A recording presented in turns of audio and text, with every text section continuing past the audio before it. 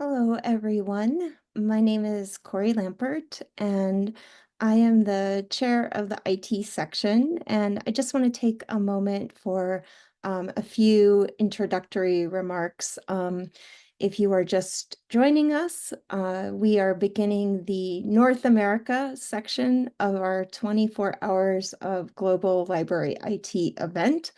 I'll be the moderator for this session, and I'm very excited to welcome everyone to the fourth time zone in our event. If you were with us previously, you saw our European presentations, and I'd like to thank the moderators for that session. Elena and Francois Xavier, both members of the IT section officers, were very helpful in getting us coordinated for that session. And I thank them so much for their moderation duties. And I will take it over from here. I'm just going to go over a couple of logistics before we move on to our speakers. I think they're backstage waiting to present. First of all, welcome. We had the idea this year because there wasn't an IFLA Congress in person to try an ambitious idea to start in the Asia, Singapore time zone and do a continuous event over as close to 24 hours as possible. So I am in the latest time zone. I'm here in my hometown of Las Vegas, on the west coast of the United States. So it is not quite light out yet today. It's only about 6 a.m. So give it a couple more presentations and the sun will come up here. But please, during these presentations, think about questions and comments you have for our presenters. We encourage you to engage in the chat so that we can have a dialogue and conversation with these experts. You really add a lot when you participate in the chat.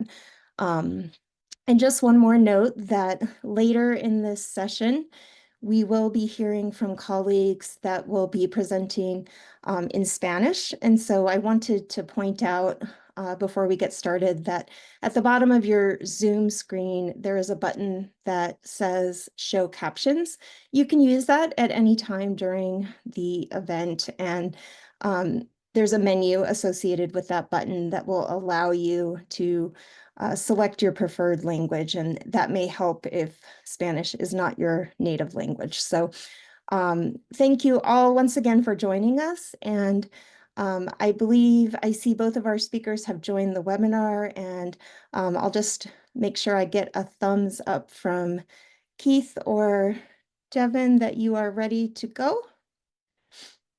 Okay, excellent. I will just do a brief introduction so that you can meet our speakers. This presentation is on the ARL CNI AI scenarios.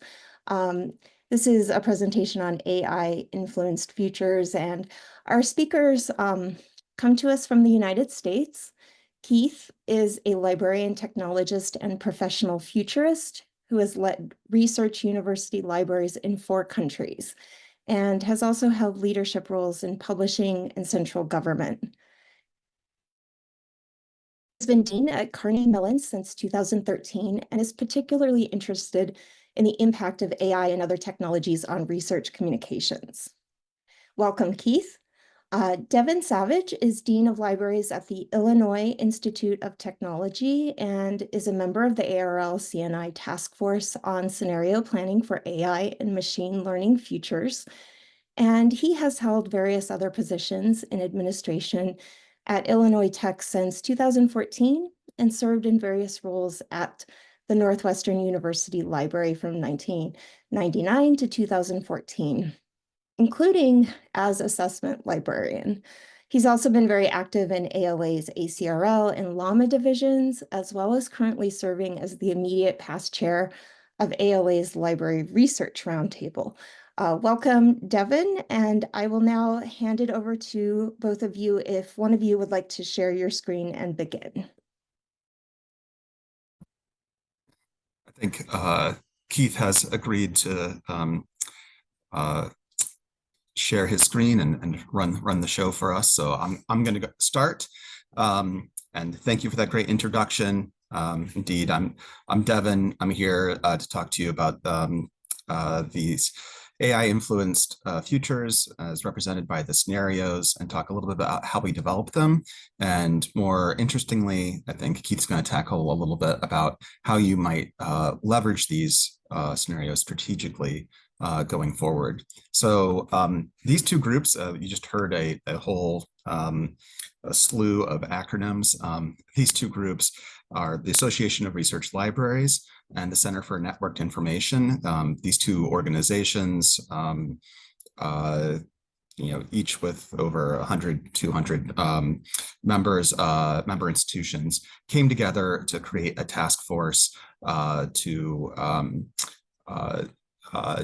look at the future and of AI and machine learning and how it's going to affect us. So if you go next, we can see the membership. I'm not going to run through every single name here. This is all available online. You can see this, but I do want to point out, it's a broad variety of people. We had a number of technologists as well as a number of library administrators and leaders of various kinds and from various institutions here. Also, you'll note at the bottom the CNI staff, such as Cliff Lynch and ARL staff, took part in this, as well as, of course, we were facilitated by Susan Stickley of Strauss LLC. And if we go to the next one, we can see the aggressive timeline that this took. The task force was pulled together just in November of 2023. Within a month, you can see a lot of community members have been engaged through focus groups and interviews. There was in-depth, what we called provocateur interviews that took place in January. And in February, there was a day-and-a-half-long workshop with the task force all coming together, pulling all this information together, and trying to figure out how to, come up with these scenarios, what would be determinative of these. And I'll talk about that in a moment. Once those scenarios were drafted, they were published in March. Immediately feedback was gathered at the CNI spring meeting, as well as in virtual sessions. And by June, the final version of the report, 2035 Scenarios, AI-Influenced Futures for the Research Environment, was released. So there's a lot there. There's additional documentation you can find alongside that report that we think is all going to be very useful. If we go on to the next slide, this is really about the why we did this, why we were looking to do this. And it was to enable the full potential of AI in the research and knowledge ecosystem, to be able to make use and anticipate the sort of impact that these tools are going to have on teaching and research and the other sort of key missions that we support and look to advance. I think for this talk, the most important thing among these other laudable goals in the bullet points was clarifying the strategic roles for libraries to add value in this new environment. And the scenarios are about there's multiple kinds of ways this can play out. So we need to think through those kind of in each scenario. And I want to point out that importantly, the time horizon for us was just 10 years. We just set a 10-year time horizon and kind of tried to work backwards and then kind of work forwards on how these things would play out. And if we go to the next slide, we can see a quick visual of how this happened. So a lot of the work of the day-and-a-half workshop was developing these two axes of uncertainty. And I think Keith will probably say a few more words about this later on. But just to kind of give you an idea and a visual representation of the scenarios I'm going to be talking about, we kind of settled on some of the most determinative and important axes of uncertainty, like what was going to happen and what sort of variables were going to happen that were going to shift things one way or the other. And there was this sort of axes of limited intentionality in process and design. The kind of design process, the implementation, was that limited or badly done, or was that very extensive and very thoughtful? The other one was societal adaptation. Were people going to widely accept it and be able to use it? and be able to apply it, or would they be limited in that, where they would be fearful and distrustful, and would that have effects? And that created these four different scenarios for us in figuring out like where each of these were. And I just want to say in this, there's no utopias or dystopias here. There is, there are opportunities kind of no matter what happens, but I think, some maybe we may find a little more preferable to others. So let's go ahead and talk about the first scenario. So this is the democratized and socially integrated AI scenario. And this is one where we really see it's highlighted by both a intentional and extensive design process, and results in a very high level of use and application and access to these new technologies. Ideally, this sort of comes together with governments, NGOs, industry, the scientific community, higher education, coming together to create standards and guidelines and sort of accepted practices, ensuring the safety and accessibility of AI tools for everyone. It will definitely have effects on research libraries, but there's a lot of, with designed guidance, there's a lot of outcomes that I think are preferable here. And if we go forward one more, we can see some of these. I think having that sort of intentional process, making sure that the tools are as transparent as can be, or trained on good data, and that we understand these sort of things. We see this playing out in a way where there's an unprecedented integration of human and computational activities. Individuals have access to AI to maximize their own capabilities, but also systems have access to AI. And in our environment, research collaborations are able to overcome barriers and revolutionize scientific workflows to create measurable progress made on grand challenges that face us at a very, unprecedented pace. So the library's role definitely changes in this. Library becomes seen more as a pipeline, less maybe perhaps about content, but also data and software are something that we more explicitly support, but they're also seen more as primary research outputs. There's some shifts here in kind of the way that we approach things. If we go to the next one, talk a little bit more about the role of libraries in this democratizing future. With AI helping break down some of the traditional barriers to collaboration or interdisciplinary work, the library becomes more woven into the research environment. Although traditional purposes of library space and physical collections, rare materials, and cultural heritage and memory, are still supported, there's a significant shift as librarians, information scientists develop their skills, apply their trusted reputation to provide their expertise and advocate for open development of algorithms and data models. So, really trying to bring forth the transparency, but also the access in this future for AI tools for everyone. And if we go to the next scenario, this is one where there is high intentionality in the design process, but it comes largely out of commercial interests and corporate investment.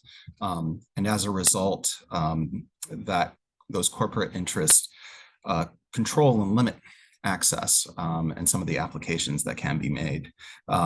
So the widespread use and acceptance and access is lower in this scenario, where even though the design is higher.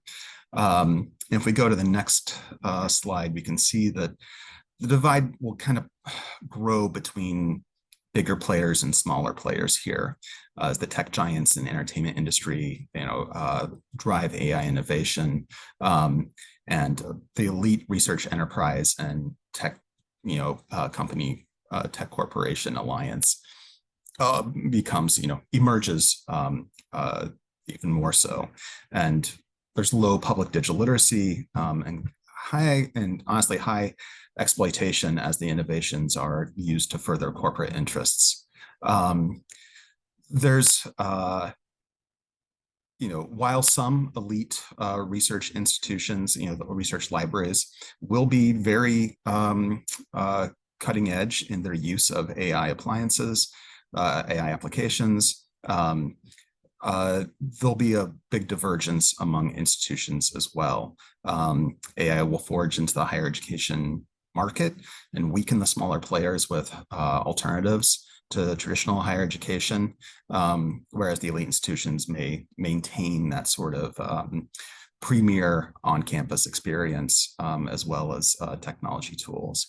When we go to the next slide, we'll see a little bit more about the role of libraries in this technocratic AI future, which is, I think, a focus on quality data and information, and the divide in the skills and capacity of information professionals. As the lower resource institutions become weakened, the capacity will also, of course, weaken in those institutions. Whereas in the more elite institutions, they'll have the capacity to select talent and train in information science and data science, and have more experience with the AI tools and able to leverage those for their own benefit. So it's, you see a very sort of competitive environment and a large divide within our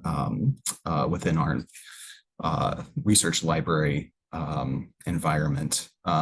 Digital literacy will almost certainly degrade, and consumer independence will be increased as the entertainment and higher education industries are transformed as a result of this.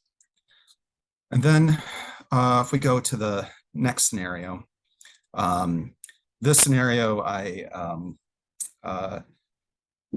sort of jokingly called the chaos scenario, but I think it is sort of it's one where both the implementation and design process of AI and the general acceptance and use are both very low, or at least wildly uneven.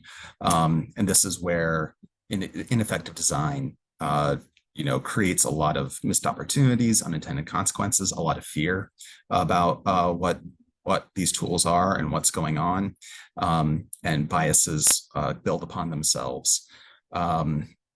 There are opportunities here for research libraries. So let's go to the next scale and kind of talk a little bit about this. I go to the next slide, and I think an important thing to keep in mind here is in this sort of laissez-faire AI, a really overzealous and hasty adoption in consumer life and professional applications in research and education leads. And I think this line, a complete regulatory failure surrounding machine learning and the underlying data, of course, that leads to AI training itself on built-in biased and false information.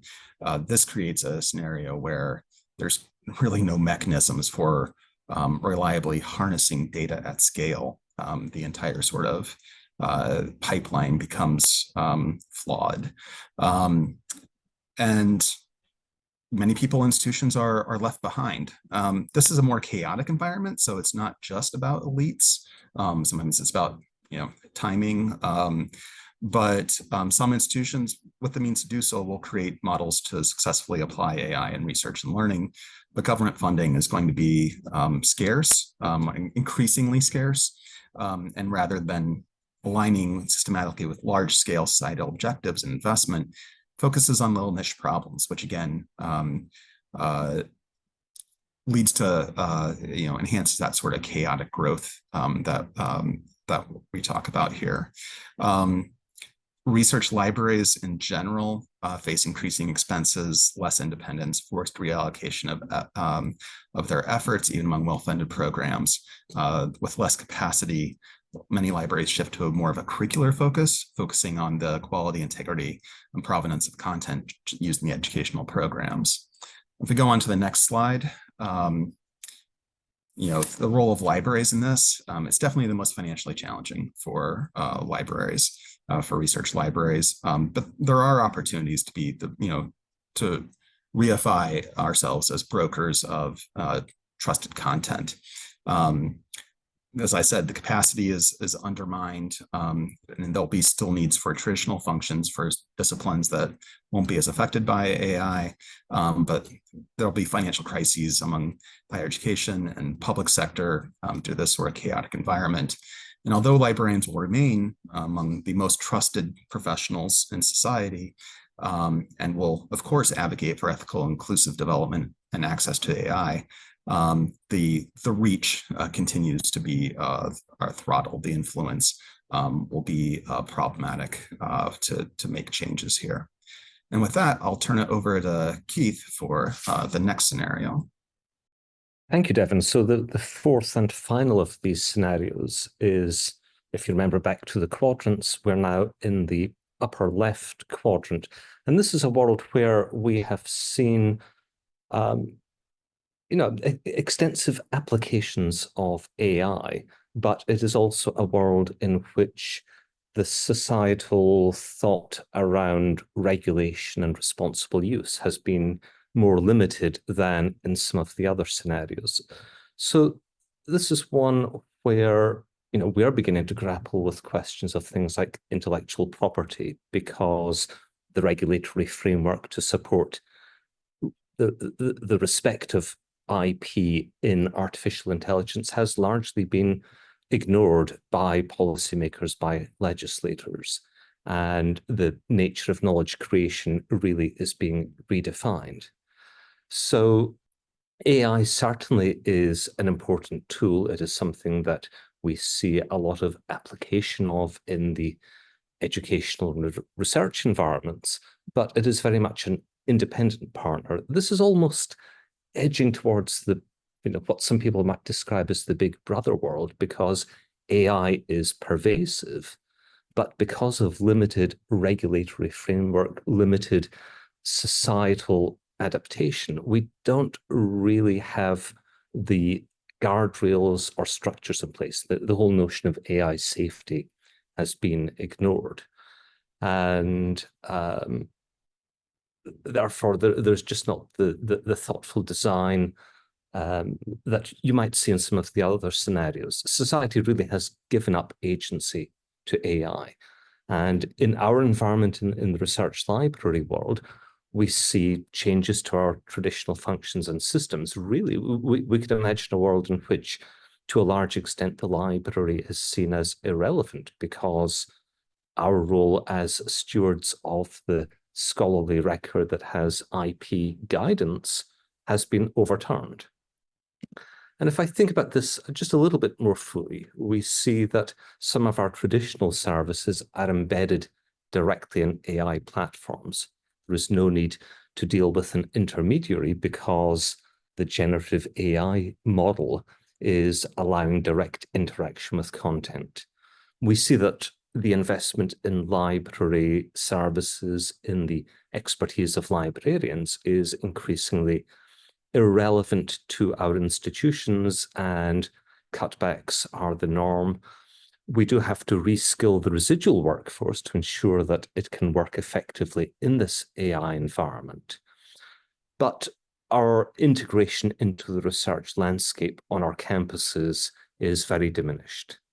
Perhaps the one beacon of hope is that there are typically special collections, archival collections that maybe have not been digitized, but remain important primary resources. And there are segments of the research community that are desperate to work with us. So it's in many ways a fairly stark environment for libraries, but one that we need to recognize. So that is a very quick survey of the 4 scenarios. Let me step into a little bit of conversation around how the scenarios were developed and how we should think about using them in our institutions. Devin already explained the axes of uncertainty that were developed by the task force. The process in arriving, and I'm speaking now as a futurist rather than as a librarian, but the process of arriving at these in any scenario planning exercise typically begins by distilling things like expert interviews, widespread reading, a canvassing of experts in the environment to try to answer a simple question. What do we see today in response to our area of interest as being drivers or signals of change? What could take us in different directions in the future? And from all of those, we begin to map out a long list of these drivers from which we gradually whittle down. Some things will be eliminated as so implausible that we're not going to fold them in, but we might keep them as wildcards, which I'll mention in a few minutes. But ultimately, we're working towards 2 key things. Now, for any of these drivers, we want to answer 2 questions. Firstly, what is the likelihood of that happening? And secondly, what is the impact of that happening? And what we're really trying to identify are those drivers of change where there is a great deal of uncertainty. If we know pretty confidently that something is going to happen, we can build our planning around that with confidence. It's those long-term uncertainties that are at the heart of scenario planning. It's important, and I'll maybe just make this point here, that scenarios are a risk mitigation tool. They allow you to reflect upon the strategic implications of each of the 4 scenarios for your unique institutional context. I'm in a position where I'm in one of the world's leading universities in artificial intelligence. There is a vast amount of research and education in AI taking place around Carnegie Mellon, and how I would think about these scenarios will be very different to some of the previous universities that I've worked in, where AI research is just not part of the landscape. But what we're developing here through this 2x2, so we've relied upon our 2 drivers and created a 2x2 matrix with the 4 scenarios that we've presented. Each of these scenarios represents something that is plausible. It is something that might happen. We're not saying that any one of those is definitely going to happen. Equally, we're not saying one of those will definitely not happen. What we're trying to illustrate is a possible future upon which we encourage you to reflect. The reality, having worked in this space for many years now, is that the future will contain some components of each of these 4 scenarios. We've already shared with you just this snapshot of what the 4 scenarios look like. And this single slide gives you a chance to see how each of these quadrants might play out. So what do you do with this? If I deliver to a library leadership team, to a library dean, to a university vice chancellor, a copy of our scenarios document, so what? What I encourage everyone to think about is these scenarios have been pretty well stress tested. We're confident that they represent plausible, high impact scenarios in response to our question about enabling the full potential of AI in the research and knowledge ecosystem. For each scenario in turn, reflect upon these 2 questions. How would we today perform within this scenario if we knew it was going to happen in 2035? Planning ahead, what do we have in our infrastructure, in our skill set, in our capacities, in our individual library that we can leverage? And where might we see things that are worrisome? And then secondly, what could we do to be better positioned? And what might it take to get us there? And if you answer those questions for each of the 4 scenarios, you begin to get a sense of how you might imagine the future play out. You can then, scenario by scenario, think about what actions you would take. And what I represent here from a completely different project is, for 4 different scenarios, a list of recommendations. And broadly speaking, that list represents prompts from groups looking at each of the 4 scenarios. So maybe the top half dozen ideas here came from the group responding to scenario A. What are the things we would need to do to perform well in this scenario? Then we've got a next few ideas from scenario B, and so on. We then have a voting exercise where we look at all of these ideas and test them against each of the 4 scenarios. And what you can see is that some ideas perform very well in all scenarios. Some ideas perform well in one particular scenario. And some ideas really would be disastrous if you went in a particular direction. Looking near the bottom, influence who pays, 4th from the bottom. You can see that in scenario D, it's going to be a pretty good thing, but for the other scenarios, not so good. And that allows us to begin to populate a slide. And the next few slides are ones where I'm really showing templates. Let me explain that the Association of Research Libraries has received a grant from the US Federal Institute of Museum and Library Services to take the scenarios and turn them into a toolkit for practical application. So I think over the next number of months, you will see some of these templates be populated to be more useful. But on the left side here, what I would be showing are those ideas from the preceding slide that play well across 3 or 4 scenarios. They're giving us a list of things to work with. On the right-hand side, we see the contingent ideas, the ones that would only play well in one scenario, so that if we knew we were heading in a particular direction, we had a playbook to play out. And then we begin to think about, across these robust and contingent implications, what are the actions we might take, and what are the capacities or investments that we would need to make in order to advance these actions? Again, we can come back to things like a 2x2 matrix, mapping each of these ideas against difficulty and impact to show the big strategies that will have high impact, but maybe quite difficult, the ones that are impactful, less challenging for us to implement, maybe some of the outlying ideas. These are maybe more on the contingent side. We can also take the scenarios and think about how they might play out across our campus, the areas where we might see different growth trajectories. And we can show this by scenario across our campus environment. Where might we see strong growth of research services, limited growth of certain things? And it begins to help us populate a map.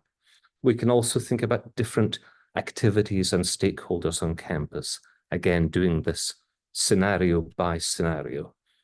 And finally, I mentioned wildcards, a chance to throw into your thinking some of the really outlandish things that we might want to be just throwing in. What would happen if a pandemic struck in 2033?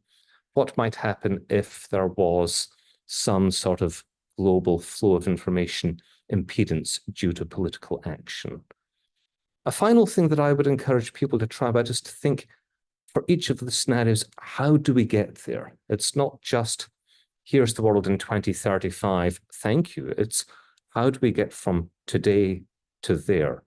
And you might begin to throw in things like newspaper headlines to show how different outcomes might happen. And again, that can help you develop an early warning system. If we see in 2030 that there are new AI responsible use guidelines, that might suggest that we're more firmly heading towards this particular scenario rather than any of the others. Just a final pointer to the scenario set. If you would like to read the document, you can scan the QR code or go to your favorite search engine, and you will find the document on the Association of Research Libraries website. With that, I am going to stop sharing and turn it back to Cory. Thank you very much, Keith and Devin. That was a very thought-provoking presentation and gives us a lot to consider. Those scenarios are very helpful in prompting discussion. Thank you very much. As I mentioned in the chat, we are going to move forward to our next presenters and take questions at the top of the hour, but feel free to share your thoughts and your comments as well as questions in the chat, and we will come back to those and present them to the speakers. But for now, I acknowledge that our next speakers, Caroline and Abigail, have arrived, and they can go ahead and start sharing their screen while I do the introduction to their presentation, Exploring Computational Description. This is a presentation from Caroline Saccucci, who is Chief of the U.S. Programs Law and Literature Division at the Library of Congress in the United States. And she has written or co-written articles published by Cataloging and Classification Quarterly, Library Resources and Technical Services, and jlis.it.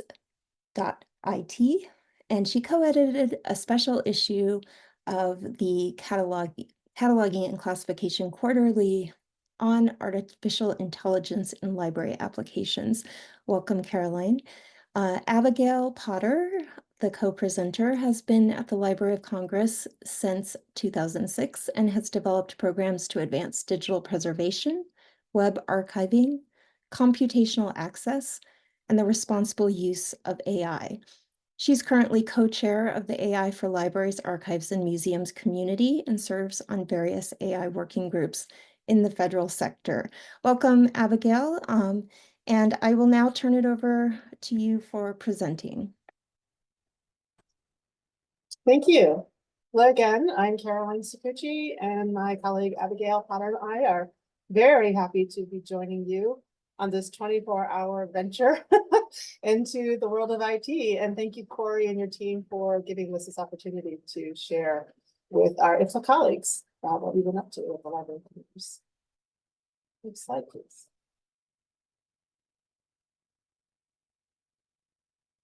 Abby, unmute. And tell you about what we're going to tell you about is an experiment that we've been doing called Exploring Computational Description. It has many phases, so but the first phase is the only one that's completely done. So we're going to report about that and then sort of show how we're thinking about those results, and then what we're going to do next. But Exploring Computational Description was the first task order on a digital innovation IDIQ, which is a contract vehicle that we put together in LC Labs to do scoped experiments in a variety of things, but especially in machine learning and AI work. So this was the first one, and it kicked off in August of 22.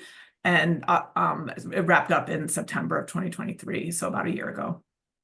But the overall experiment, the sort of guiding principles for it was an experiment co-led between Caroline and myself, and we really wanted to center the work that our catalogers are doing and their expertise in this experiment. We wanted to make sure that they weren't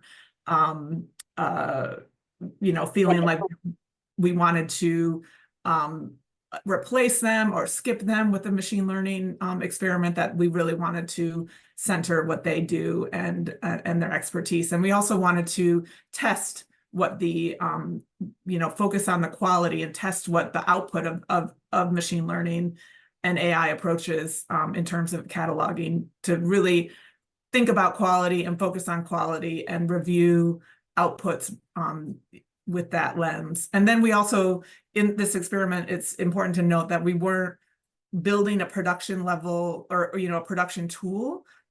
Especially these first couple of years of experimentation, we really are focusing on learning what the technologies can do, how they could help our staff, how they could help our goals. So and because of that, we have these research questions that we frame the whole experiment around. So we want to know what the and you can read them here, but what the examples, benefits, risks, and costs and quality benchmarks of automated methods for creating workflows to generate cataloging metadata for large sets of Library of Congress digital materials. We want to know which technologies and workflows are most promising to support metadata creation and assist with cataloging workflows. And we were also interested in what was happening in other organizations.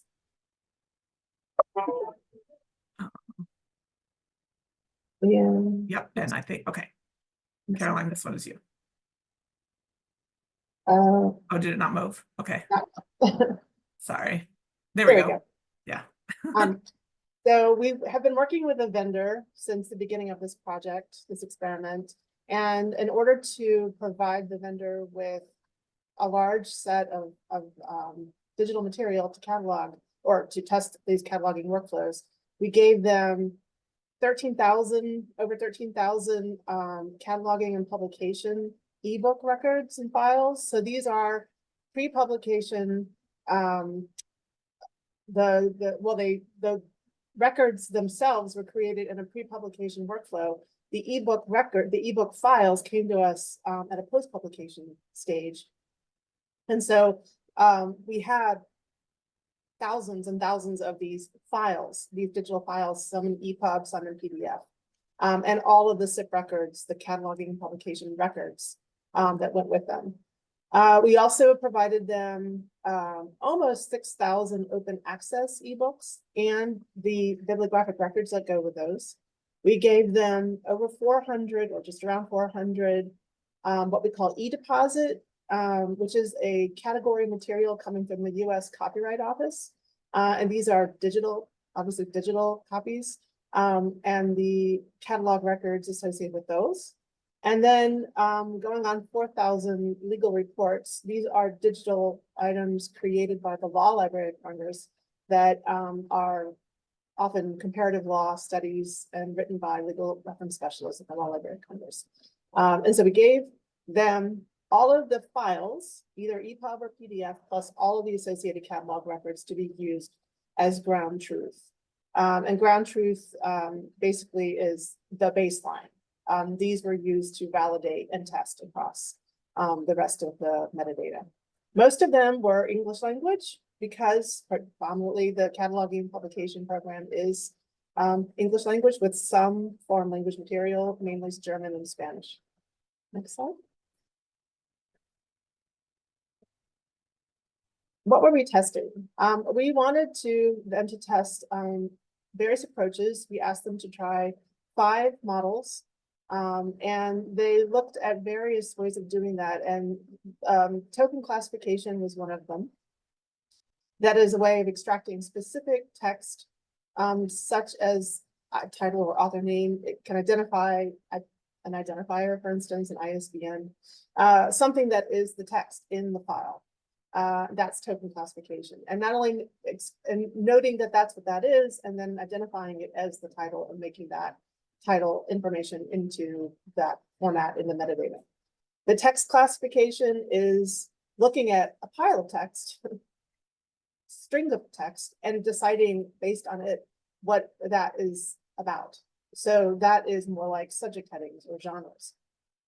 We used, as I read, the vendor used a number of models, BERT and SPACY, GPTs, with variations, natural language processing, name entity recognition, large language models, transformer, non-transformer. It's important to note that at this stage, the latest version of ChatGPT had not been released. So there was very little of that generative AI used in the metadata experiment. They were going to work with that in subsequent experiments. And then the other part of it was the human in the loop workflow. And this was combining AI output and human review and verification. So these were the various things that we were testing as they provided them for us. Slide.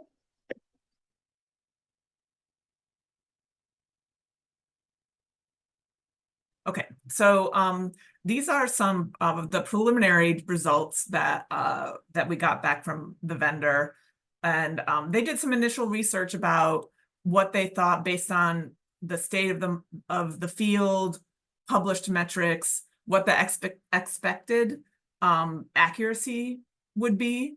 And that's expressed here in an F1 score. F1 is a combination of recall and precision. And it's a common sort of metric that is used in machine learning. And you can see by field where how the models were doing. And again, we were testing this based on what the models generated and to see if it matched what the catalogers did in the records that we provided. So that's how this data was created. And then there are some that did pretty well, you know, the identifiers, names, titles, and then the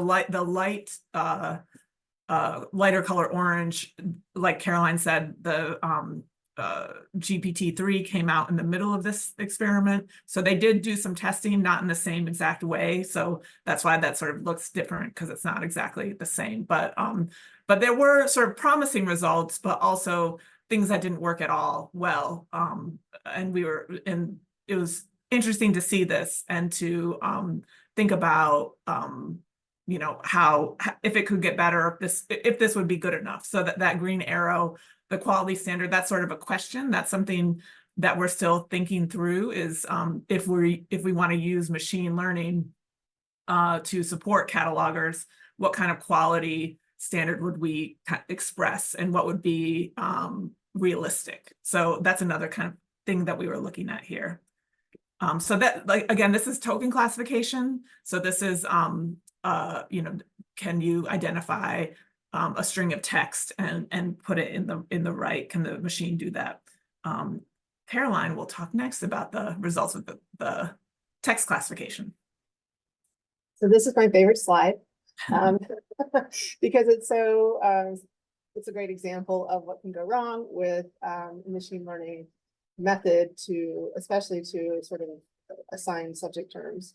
So what you see on the left side of the screen is the title page, Moontrap by Don Barry, and what's on the right are a set of terms that match in green, the ones that the machine learning model identified and that actually matched what was in the original MARC record. What's in white are the ones that the machine predicted that were not in the original MARC record. And what you don't see are the ones that are in the original MARC record that the machine didn't pick up. So there's a combination of things going on here. What you also see is what it picked up as accurate were URIs. And so the model was searching against id.loc.gov, and it used ANF for this. So if you're familiar with the National Library of Finland's product, this is what our experimenters were using. And interestingly, the URIs exist for married people fiction.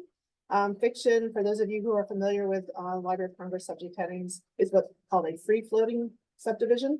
It means it can be applied to any topic with maybe perhaps some rules about what can and can't work. But in this case, anything. There happens to be a URI, a universal resource identifier for married people fiction and for trade fiction and so on. Otherwise, it would not have accepted it because it only, so for instance, cyberspace, there might not be a cyberspace fiction. That's assuming that the model even could identify that it should be fiction, which is its own sort of, I wonder if it would know that. Because typically a work of fiction doesn't identify itself as a work of fiction, except in the teeny tiny type in small letters and italic on the copyright page. This is a work of fiction. Otherwise, there's nothing to say in the text to identify it as fiction. What's also interesting, of course, are the interesting subject terms that it selected that were not part of the original MARC's record. Berries, cyberspace, beats persons. I'm pretty sure berries is what it came up with from the title page. It's got the word berry on it as the author's name, and it made the mental jump, if you will, to say, oh, well, it must be about berries. And perhaps the name or the word showed up on every page the way on, sometimes in works of fiction or in general that, the names of authors are somewhere on every page. We're not sure about cyberspace or beats persons. Those are completely random. Oregon, Clackamas River Valley and Willamette River, Oregon, are semantically close to the original in the MARC record or the original. They are, when I say semantically close, I mean in the region. So somehow it identified the region, even if it didn't identify the specific place that this book is about. And this leads to questions, all kinds of questions, but for instance, what is good enough? What's close enough? What can we accept, even if it, will it lead astray or will it provide some guidance in the right place? So for instance, if someone is looking for a book on berries and this book comes up, that would be a complete misleading and wrong and harmful to the user. Whereas if they looked up Oregon Clackamas River Valley, perhaps that would be okay, close enough. So it's just a fun slide, has a lot to say. Next slide.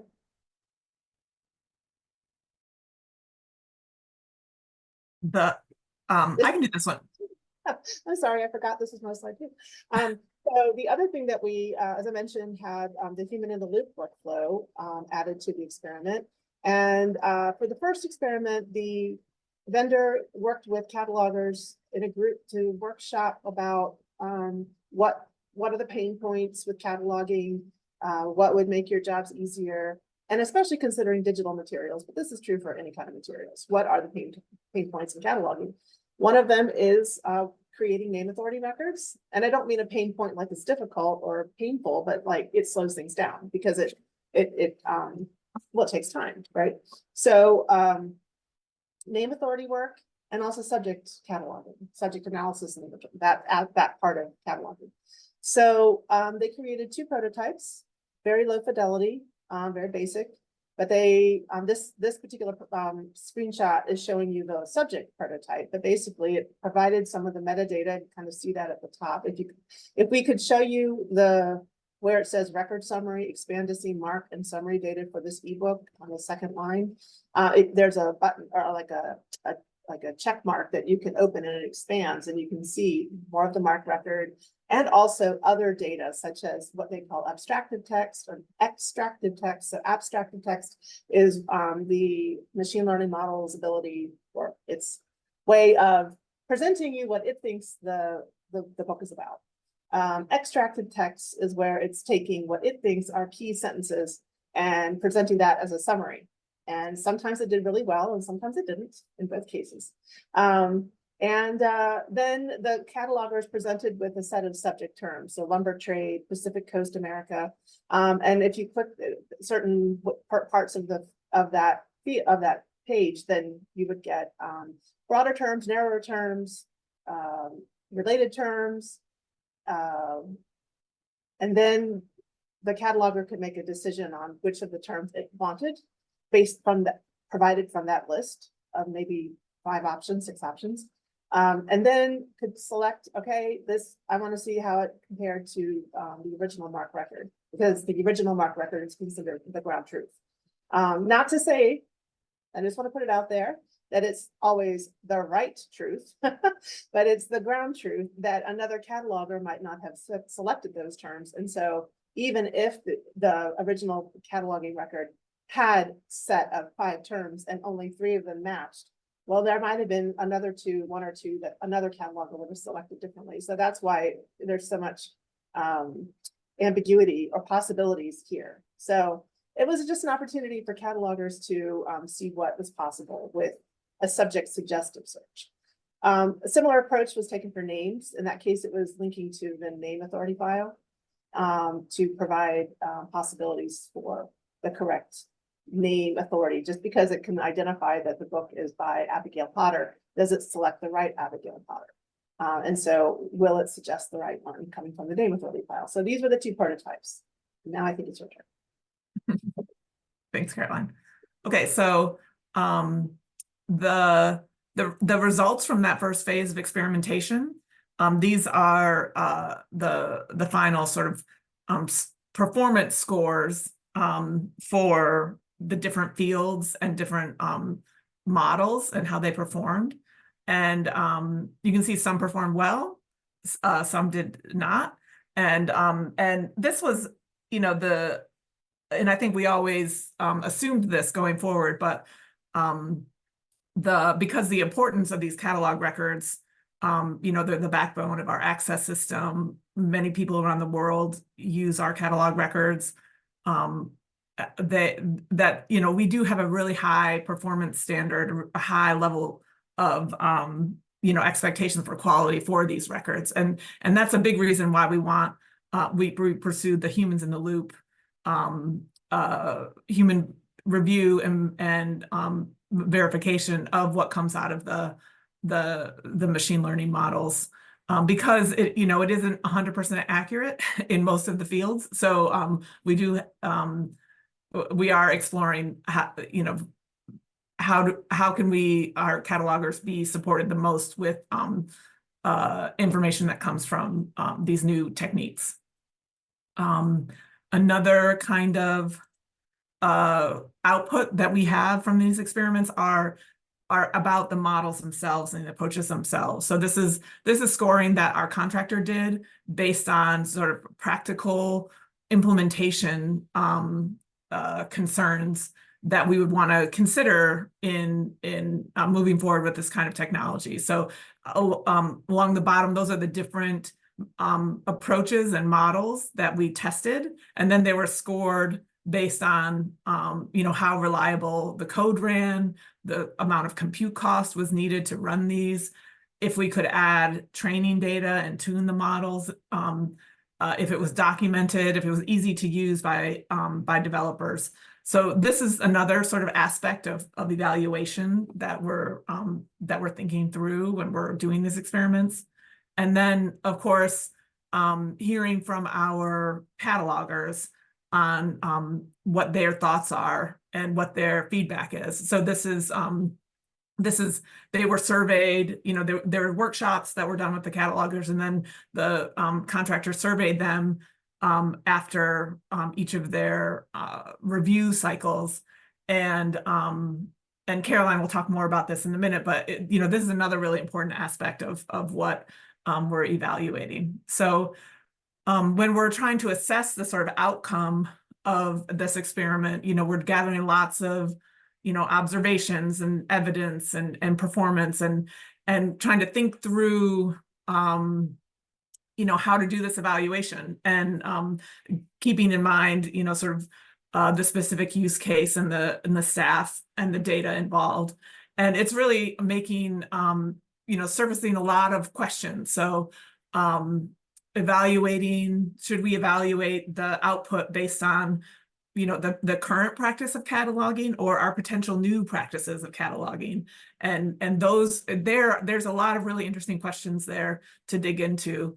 Again, like Caroline alluded to, should we evaluate based on sort of a perfect match of what we did in the past, or what is acceptable or good enough? And how do we make those decisions, you know, about subjective tasks? You know, we do this in libraries all the time, especially around cataloging.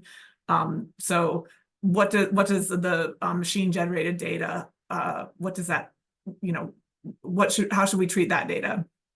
And then also a big thing we're working through, and we would love if you have sort of thoughts or ideas, but how to measure the potential efficiencies that we see in this work, and balancing the risks and the benefits that could be downstream. So we're really trying to think, these are questions, not necessarily answers, but these are things that we're trying to work through in the later phases of this project. And then we're trying to come up with rubrics of how we, because this is not the only machine learning and AI experiment that we're doing in the library. So we're trying to kind of create this framework of evaluating and assessing AI based on, you know, is it a responsible use case? Does it, you know, have we thought about risks and benefits? Can we balance them? Is it compliant? Is the tool and process, especially if it's a commercial tool, compliant with our rules around data privacy and security? Does it support our principles? We are working on principles that we'll hopefully be able to publish soon. And then, is it effective? Does it work? So have we tested it with our real data? Have we reviewed it with our experts? Does it meet our standards? That's definitely a part of assessing AI outcomes. And then is it practical? So can we afford it? Is it worth the money? Is it cost effective? Can we integrate these tools into our infrastructure? Do we have infrastructure and capability to run these tools?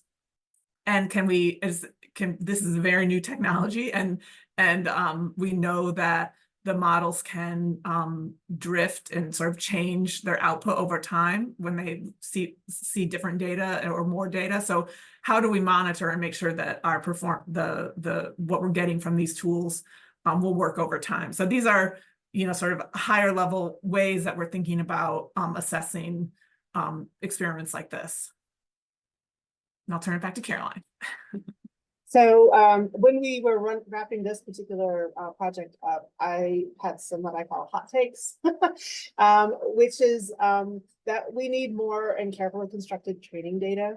We dumped on the vendor these 23,000 ebook files and didn't consider what the topics were, what language they were in, what we were giving them, any mix and match of things. That one of the reasons why they came up with such a low percentage of correct genre terms is because there weren't that many genre terms in the ones we gave them. If we had given them more of a certain topic, maybe we would have had better results on the subject terminology, for instance. What we could have done and should have done is given them all of our ebook files. We could have, but we just didn't realize we should. And so half of the training data contains similar patterns in library context subject headings, and half of them contain unique ones.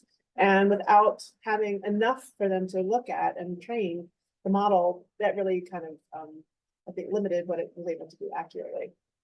We also learned that catalogers reacted more positively than expected. They were actually quite interested and overall much less afraid of it than I think we assumed they would be. So I think that was a really positive result. And then those human in the loop prototypes showed the most promise for future experimentation. So not that library staff would no longer continue to catalog, but that whatever they're doing would be augmented by machine learning. Next slide, please.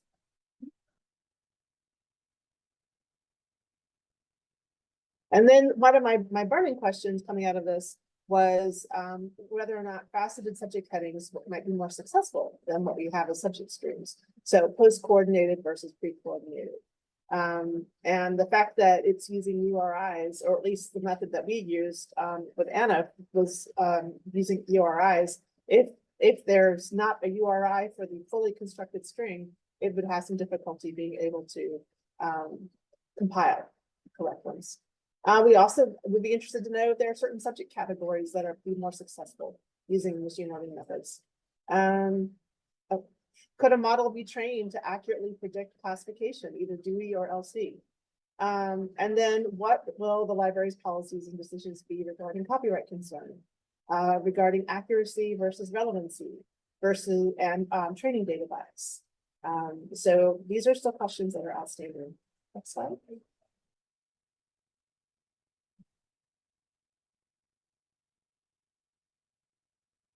Unmute, Abby, unmute.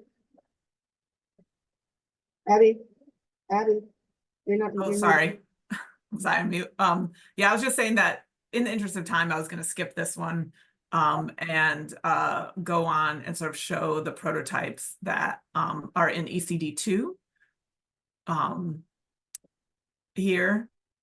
The second phase of the project, we're just about to wrap it up, but in this one, we're looking, we provided more of that data, and the contractors created more detailed prototypes like this one. You'll see this is the ebook, and on the left it shows the machine generated information, and then where it's getting that information from the ebook itself. And then here is, Caroline, do you want to talk about this one real quick? We had 400 records that the vendor provided for catalog review, and we assembled a team of 20 catalogers, so that each one was responsible for reviewing 20. And they had that view where they could see the ebook on one side and the metadata extracted from it on the other side, but they also had the ability to rate, if you will, the various subject terms. And they could see, as you see here, they could say whether it was acceptable, not because that was what the original cataloger predicted, or sorry, what the original cataloger selected, but because they thought it would be okay. And then whether it was too broad, too narrow, or wrong, and then they had the option to indicate in that little like the cartoon speaker icon thing. If they open that up, they can make a comment and tell the reviewer, tell their review about what they thought was wrong or whatever they wanted to say. So it gave them an opportunity to see how it might work and sort of a real world example. Mm-hmm.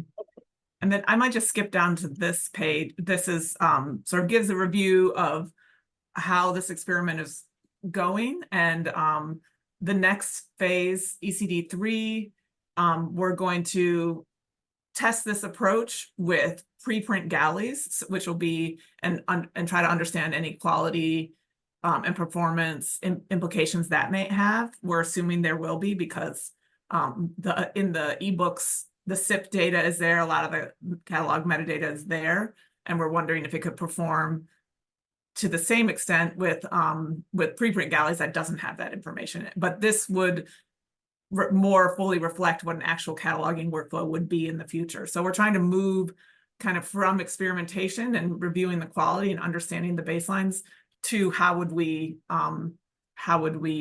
actually use this in a production setting. Another important part is ECD3. We would output in bib frame rather than mark in this experiment and see what the quality kind of implications are there. And then we're in the planning stages for, piloting this in the real actual workflow, and then what this would, what we need to put together to make it a production tool. Okay. Yes, and we want to thank you so much. Our email addresses are there if you want to contact us, and we are happy to take any questions. Thank you. Thank you very much, Caroline and Abigail. That's a wonderful presentation that gives us a lot of insight into a topic many of us are very interested in. We have about 15 minutes for questions and answers. I think probably the best thing to do is to just go to the chat as the questions and comments came in. So maybe we can start with a comment directed to Devin and Keith. This is from Andrew Cox, asking, how much, if at all, do you think the EU Act might shape the direction of travel in relation to the scenarios, including beyond the EU itself? I know you've responded a bit in the chat, but if you could say a bit more about other factors you think are key to shaping which scenarios will come into being, we would appreciate it.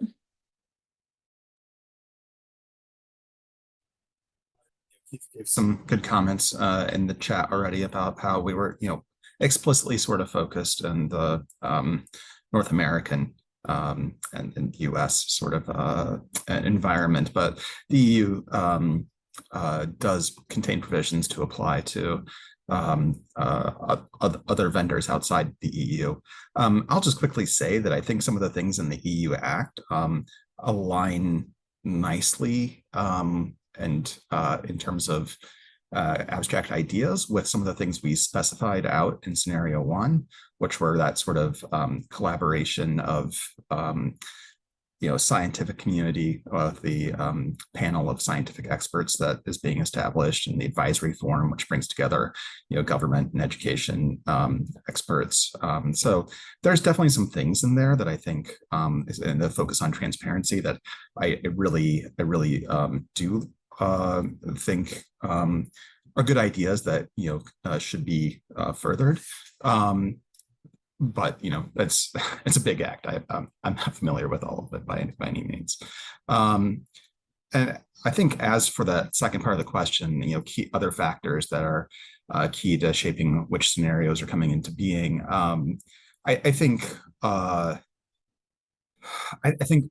lot of it is just, some of the things that we see developing right now, the way in which, regulation is rolled out, the level of testing and iteration that happens in the evaluation by the expert communities.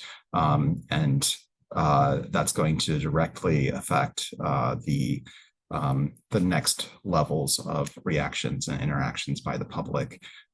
So I think there's, we're all kind of awash in AI news or hype or publications, but I think there are things that we see in terms of some of the interactions and the ways that certain corporations are trying to use this, or certain shortfalls we see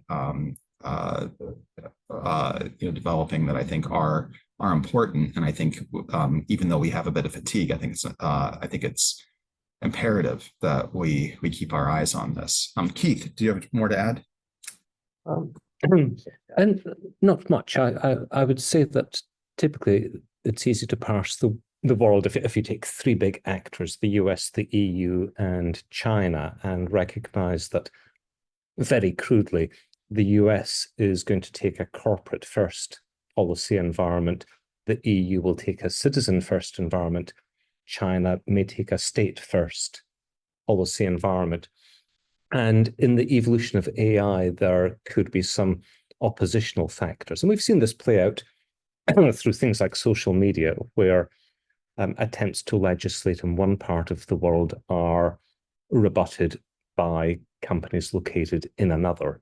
So I do wonder whether there will be attempts to have some sort of global coalition to think about how AI safety, at least, might be tackled through a legislative framework. It's not clear at the moment, and I think to a large extent it may be shaped by the outcome of the US presidential elections later this year. And in terms of other factors, I've been in and around AI for 30 plus years, and I've been through a couple of AI winters, and I think we can learn much from looking back at what led to those AI winters, where there was a burst of enthusiasm around, let's say, expert systems in the 90s that didn't lead to fruition, didn't deliver on the promise. At the moment, there's a lot of hype around generative AI, but it's just not clear at the moment how sustainable that is. There's clearly much more momentum. There is much more widespread access to high-performance computing than we saw with expert systems. But that's just a cautionary note that I would inject there. Thank you. Let's go to the second comment about the scenarios from Francois Xavier. He mentions, thank you for the stimulating scenarios. Is there a sort of prisoner complex where some major actors may pressure to meet their interest with risks for the others, leading to one scenario rather than another? Do you have any comments and reaction? And it's a good point. I would add NVIDIA to the mix. I don't think you can limit these AI conversations purely to the traditional old players. But as I mentioned in my previous comment, if you think about the bias towards corporate activity in the US, clearly these big corporate players have a lot of power. It's really fascinating to look back over the 70 years in which AI has been an established academic discipline, going back to the Dartmouth conference in the mid-50s. And what you saw for the first 55, 60 years was research was largely concentrated in a handful of universities and in government and military circles. Over the past decade, because of the cost in investing in the compute power required to deal with deep learning, the public sector, broadly based, just can't compete with big tech. And we've seen a real shift of research capacity out of universities into big tech. And I think that there really is a stranglehold that we need to understand. And I would also just throw in a word there on behalf of entrepreneurs and those thinking about startups. How on earth do you enter the marketplace when the cost of entry is so vast? And might we see some incentive programs or even legislative activities to try and level the playing field? Really fascinating questions. You can see that playing out in all of the scenarios in different ways.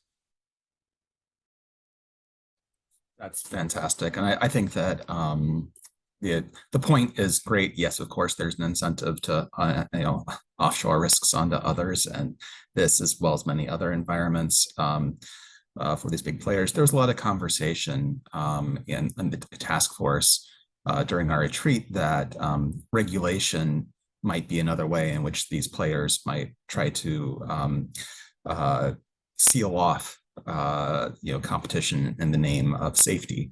Efforts to maintain safety or review or transparency, or some of these things that we do want, might actually end up concentrating power in these few major actors. And so thinking about that as we approach conversations about regulation, I think is really important for us. So, but Keith gives great background here. Thank you both for those comments. Let me bring up a question for Caroline and Abigail. Artemy Danowski writes, thank you for your interesting report. And could you say, did you take for extraction the full text of ebooks or only the metadata? Thanks for the question. I think if what that means is, did the metadata get included in the model? Yes. I think that's what that question means. So in order for the model to work effectively, it needs to be fed, if you will, the contents of the ebook itself. So all of the novel, all of the textbook, whatever is being fed to the model, and then also the metadata as the training to train it to make sure it recognizes what what was assigned or what was selected or for either text or token classification.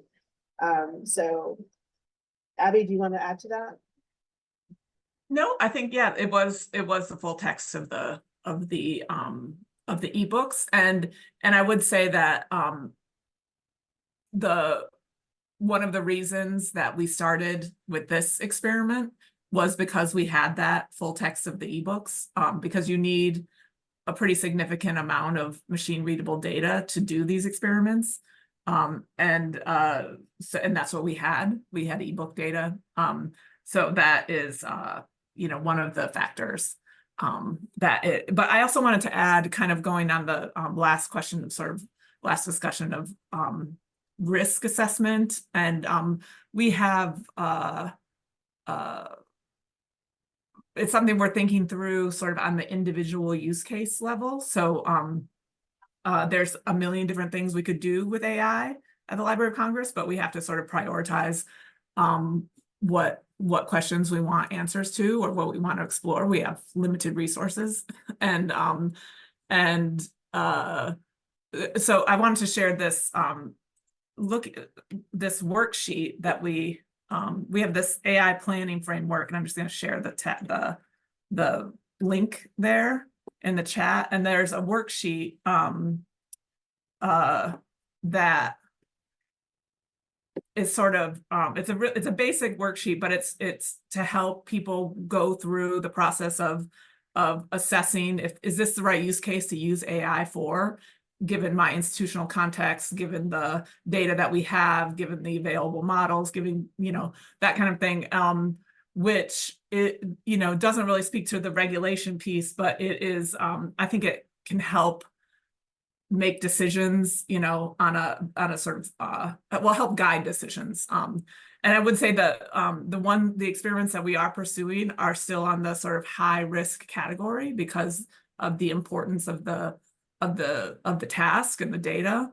But we're still, pursuing them because we think there could be benefits. So, but this is what we're prioritizing. So anyway, I just wanted to throw that in as a resource.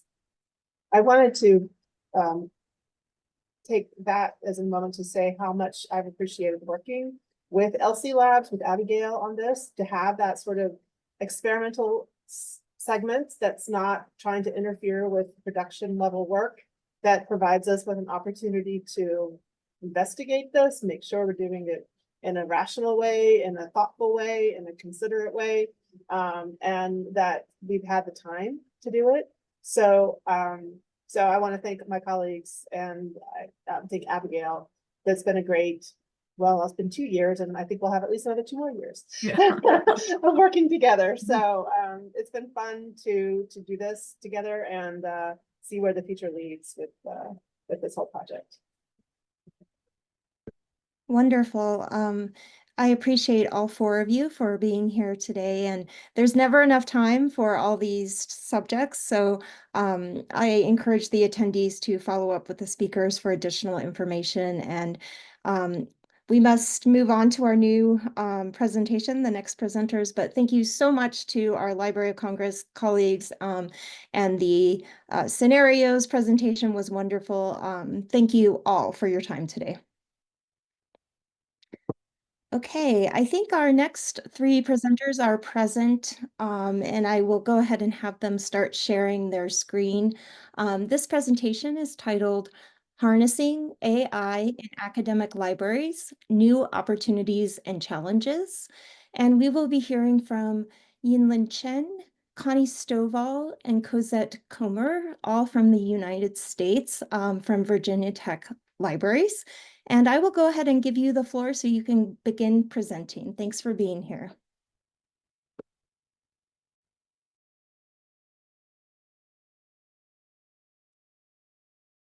Thanks. I'll go first. My name is Connie Stovall. I'm the Director for Research Impact and Intelligence at Virginia Tech. Just for your reference too, please do remember that we have all of our email addresses here too, in case there's something else you want to follow up with us on. Next. So the topics that we'll go over today are just very broadly Virginia Tech's efforts around policy and guidelines and assessing some of these resources.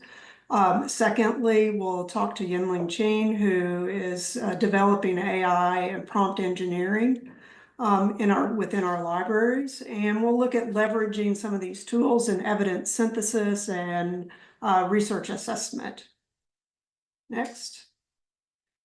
So our efforts broadly, of course, just like everybody else, we're scurrying to get a handle on the way that AI is affecting higher education.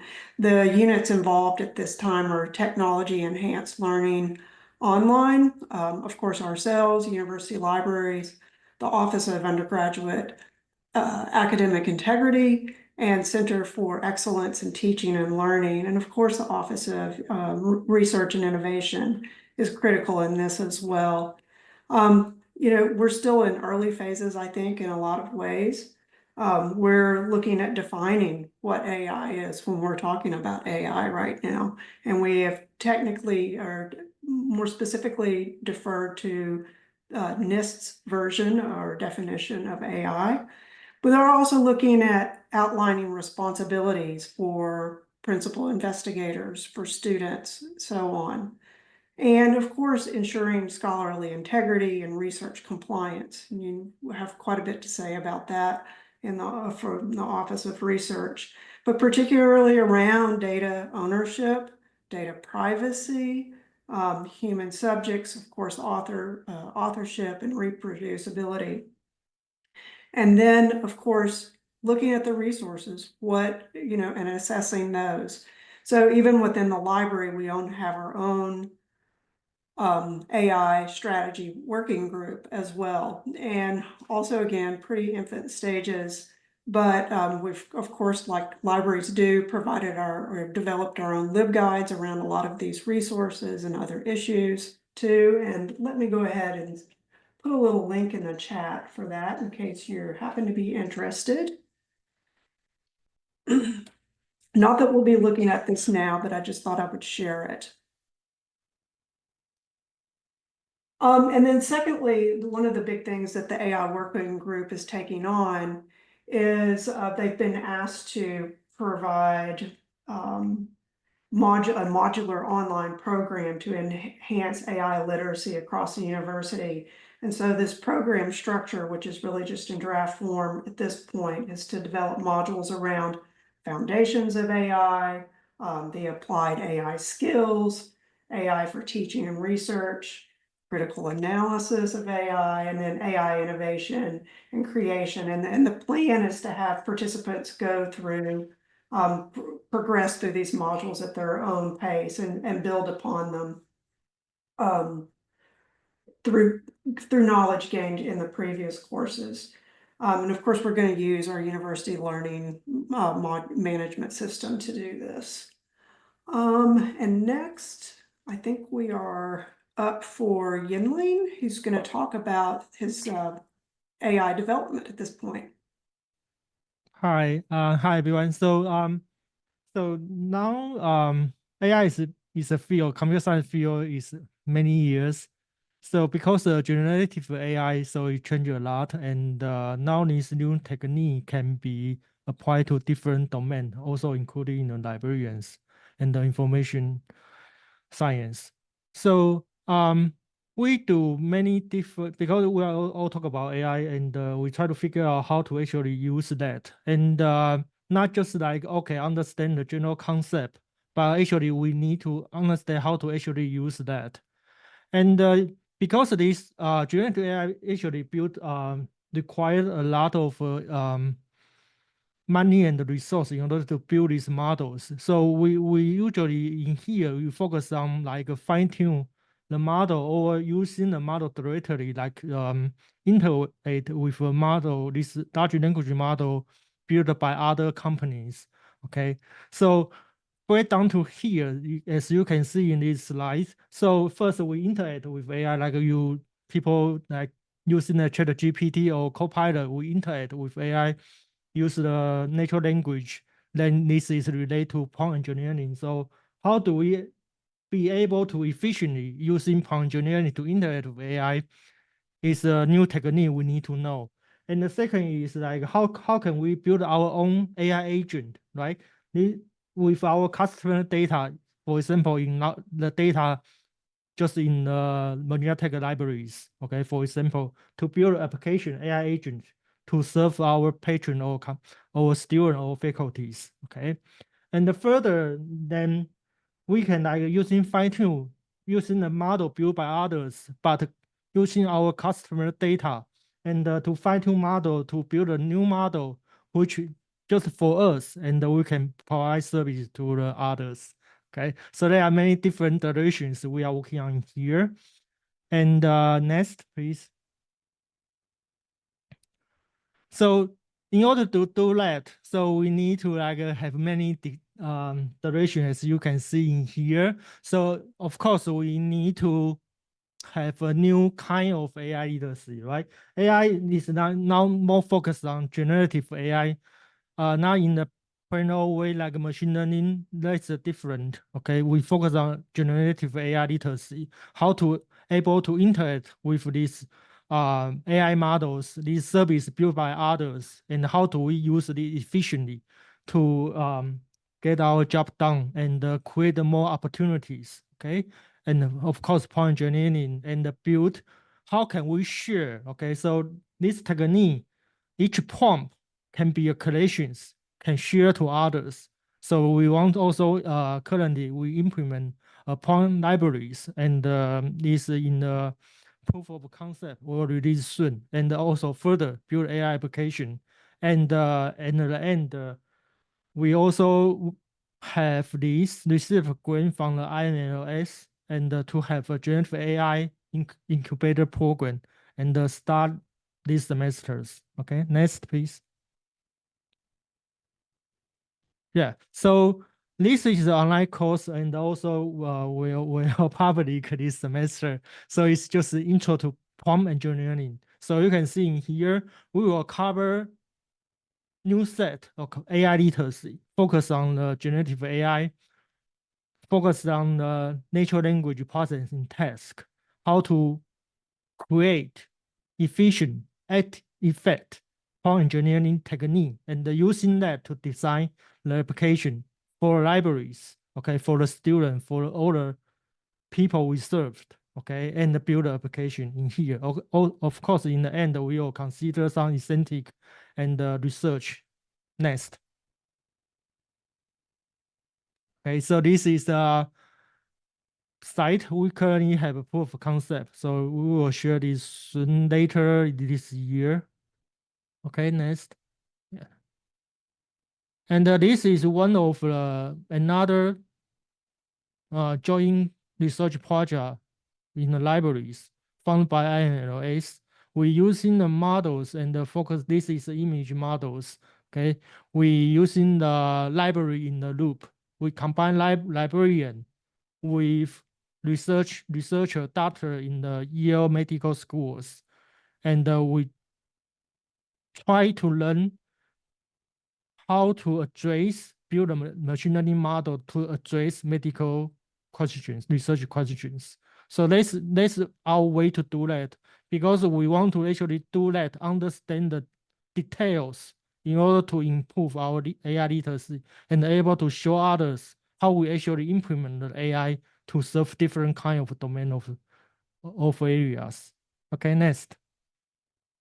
Yeah, so this is a general workflow of using the rake retrieval argument generation to build AI agent. Next.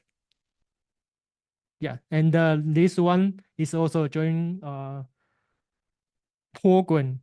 This is a incubator program, and we'll start early next year. And we will focus 4 different areas fit into a library settings: AI literacy, collation, preservation, and research. And we want to start this program to help librarians to increase the AI literacy knowledge and also apply AI to their job. Okay, thank you. Next. Thank you, Yinlin. And I'm going to share a little bit about how we are leveraging AI tools in our evidence synthesis services. So my name is Cozette. I'm the Evidence Synthesis Services Assistant Director. And if you're unfamiliar with evidence synthesis, think about systematic reviews, meta-analyses. And if that's unfamiliar, just think about, our main goal with evidence synthesis methods is to take all of the available information related to a specific research question to then synthesize it into something that can be used by policymakers or practitioners. It is a transparent method that is intending to reduce the risk of bias, thus increasing the validity of results. So this is a very specific use case, but I want to talk about how we are leveraging AI throughout that process. Of course, when it comes to service development, I'm sure you're familiar with tools that can help you to keep updated with the literature. I will call out Stork and say I think it's even better than Google Scholar alerts. We also use, of course, ChatGPT to give us some templates for some service material like MOUs or standard operating procedures. But what I want to talk today about is search development, our relevance screening process, and a little bit about data extraction, which are all required steps for the evidence synthesis methods themselves. I also want to make sure that we kind of cover some philosophy for how we see evidence synthesis and AI, or excuse me, vice versa, how we see AI through evidence synthesis. It is a wonderful place to start, but at its current form, it's a really bad place to end. So we would never end with AI in ES. We want to align the capabilities of AI with the application. Synthesis through AI is inherently not transparent, so we would not necessarily want to rely on it wholesale, and thus humans should always be involved. So looking at the steps of the evidence synthesis life cycle, the first place that we would use AI is by, we get a new research question and eligibility criteria from a team. And let's say our library team is not super familiar with that topic. We'll use Perplexity AI, Consensus, and Elicit. Those are some of the options we'll use. to better understand the topic that we've just been given. Here's a screenshot example of Perplexity AI. The reason I like to use this tool for this purpose is that they actually include citations. So this is, again, a great jumping off point if you're totally new to a topic. We also use these tools to confirm that a review has not already been published on this topic. This is a key step of any systematic review or other kind of evidence synthesis method. This is an example from Consensus. We see here in this screenshot that you're actually able to filter by meta-analyses and systematic reviews. It does provide that AI-produced summary so that we have kind of an idea of what the state of knowledge might be. But then we'll go further down the screen and we'll just look at the actual articles that they're citing in order to create that summary. And we see the review topic that we're interested in has not yet been addressed. Again, this isn't the only place that we'd be looking for those reviews, but it is a step. The next step that we would leverage AI is to locate what we call seminal articles. Seminal or seed articles in general terms means seminal to a field of research, but when we talk about it with evidence synthesis, it's seminal to the synthesis or the review itself. So we are looking for articles we know we want to include in that final synthesis. Elicit and Consensus are fantastic for this because they link directly to Semantic Scholar. So here's an example, a screenshot of Elicit. I'm sorry, it's a little bit small. I typed in a question. It gives me that same summary that you saw in Consensus. They're different summaries, of course, but the same idea. Then you can find these different articles. It's pulling those for that summary. I look at that first article because I thought it was relevant to my topic, and it opens up this screen that links directly to Semantic Scholar. And then in Semantic Scholar, I'm able to find these related papers. And again, this isn't necessarily entirely new, but it's expediting the process of discovery. Another alternative is what's called connected papers. If you already have a set of DOIs or a set of titles that you know are relevant to your topic, you can use this. It maps, I think, largely with the metadata as opposed to Semantic Scholar, which is using more of the contextual information. But it's still another great way to see what kind of articles are linked to the articles you already know you're interested in. The next step is coming up with a search strategy, and a really important aspect of that for systematic reviews is coming up with an exhaustive set of synonyms. I just use ChatGPT. Please give me an exhaustive set of synonyms for education, for example. I'm not going to use all of these terms necessarily, but it is, again, a really great jumping off point that takes way less effort than Googling synonyms for school or instruction. It's also great when you're trying to look for terms in other languages. Again, be careful with this because it's not always going to be fully accurate. And an example here, I am working on a review for immunodeficiency and specifically the team was interested in antibody deficiencies. I came up with a list of all of the different, as many of the different immunodeficiency terms that I could come up with.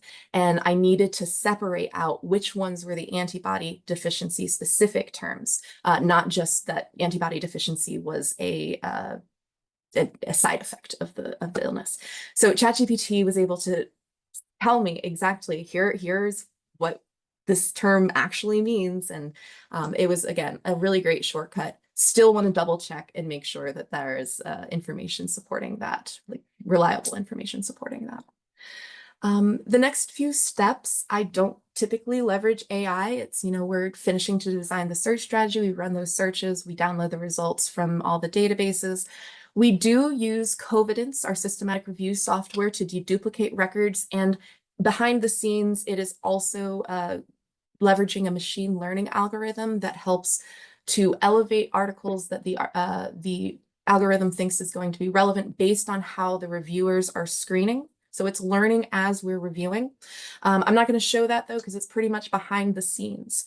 The last step that that we're looking into leveraging AI for evidence synthesis is data extraction. There's been some really cool innovation in that space. But it's still in its infancy, to my knowledge. We use Laser AI. I have been in communication with Distiller SR, and Covidence is also trying to implement similar tools. In short, these tools will automatically try to find the data that you've identified as wanting to extract in the PDF. It will link to the section of the PDF in which it found that information, and then a human reviewer can go through and just cross-reference to make sure that that information was accurate and to fill out any information that the AI couldn't choose. The reason it's still in its infancy is most of those tools are developed for healthcare contexts and for randomized control trials, trying to get the most bang for our buck at this time. But I see a really bright future for that kind of application across disciplines and across study designs. All of the tools that I've mentioned here are linked on this last page. I'm not sure if it's going to be shared, but I'm also happy to talk about the application in the Q&A or offline. And I'll pass it back over to Connie.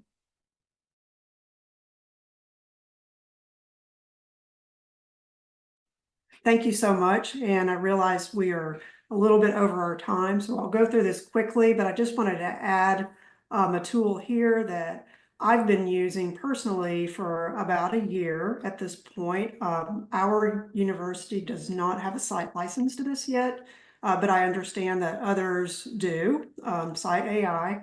But you've probably seen some components of it if you use tools like Scopus or Dimensions, and the embedded tool in it is where you see not just the number of citations an article has, but it will give you a bit of a sentiment analysis where it says, of these 10 citations, 5 support it, 5 are just 2 are just mentioning it, and 3 are actually contrasting it. And so there's a good potential there for some level of research evaluation then. The other reason that I've been using it too, and I'll go over this in just a second, is part of the nature of my job. I provide research landscapes for topics all across campus. And so obviously I'm not an expert in all of those. And so I've been testing it not only on subjects that I already know something about, but also about some of these topics that I'm asked to provide a research landscape. So I need to get a good background and also find some reliable literature linking me to that literature that will help me understand a little bit more about a topic. But when you first land onto this page, you're going to see like a ChatGPT interface. I mean, it is a ChatGPT tool for research. If you click on your assistant, which is over to your right-hand side where you see I have things squared off, that's where you can ask your ChatGPT kind of questions. You can also just search through citations as well, and then that's where you can by topic or even just add articles or a group of articles. Secondly, or thirdly, then you can also create custom dashboards with this as well. The one negative thing about that is that you can only add up to 1,000. And for some of the things that I do or that Cozette does in evidence synthesis, that is not really a lot of articles. I have not used any of the plugins or the badges at this point. Next. So this is a situation where I've just conducted a search on BiblioShiny and systematic review. I already know a lot about the literature in this area, so I just wanted to get a test of the kind of articles it's bringing back. But some of the nice things that you can do with it is you can filter down to the publication type. You can filter down to a particular journal. And on those citations, you can also filter down to where I just want to see those contrasting citations, or I just want to see those citations that support. And you can even look in particular sections as well, whether it's the abstract or the full text or the title. And next. If you choose, then you can zip all of this up into a dashboard, and then it starts summarizing data for you. And you see in the middle where it says citation types, that's exactly what it does there. That sort of sentiment analysis along your citations. And at the same time, then you can develop these network visualizations of the citation works themselves. And next. And this is just a screenshot of where you can type in your topic, just like you would with ChatGPT and what it provides. One of the nice things about this is you can ask for a longer response or make it even shorter, provide more references, and then it's going to show you where the articles that it used to create the actual conversation that you see to your left. From my personal perspective, it has been fairly accurate, but it is definitely a Cliff Notes version of the topic itself. So it is a great place, a jumping off spot, just as Cozette says. If you don't know a lot about a topic, you can generate something here. You can find articles that actually cite it, but then you're going to have to do the hard work of really understanding what's there as well. I think I will stop here just to give everybody time for questions, and we really appreciate you. Please feel free to reach out to us if you have any other questions or concerns. Thank you so much, Connie, Cozette, and Yinlin. That was a wonderful presentation, a very fresh perspective on some of these AI tools. And in the interest of keeping us on schedule, I'll jump into my introduction for our next speaker. We'll be hearing next the presentation, Enhancing Library Data Management and Discovery with AI. And we'll be hearing from Bart Murphy. Bart, if you want to go ahead and share your screen. I am going to trust that attendees can check the bio information that's on the Zoom page or in the calendar entry to read more about Bart, but we're very pleased to have you here with us today, and I'll let you take it away. Thank you, and very good conversation so far. I'm going to move fast, just a little bit of time, just so we can catch up and help Cory get back on schedule, and certainly leave time for Q&A. As mentioned, Bart Murphy, I'm the Chief Technology and Information Officer at OCLC, and from a framework perspective, this is how we look at AI. I'm not going to stay too long on some of these slides, so I will work through the deck quickly. Certainly, though, if you have questions that come up, we'll be monitoring them and answer them after this session. Today, when we look at AI, we look at it really in these three main categories. Certainly from a perspective here, I'll focus again on some of the metadata management and a little bit of how that impacts the user experience today. I'm not going to spend as much time on staff efficiency. And some of this, correlates to what we've learned or heard a little bit about the LOC, what I just saw with Virginia Tech. So there'll be some additional information. I think some of it will correlate very well. Oh, looks like I got off the page. So, when we look at sort of metadata enrichment, I look at least for us, in three different major categories. One is ingest. We do a significant volume of ingesting of data. And how at the point of entry of ingest can we actually apply these services at scale? That's a whole different set of opportunities and challenges that really lend themselves to a certain type of AI, primarily machine learning.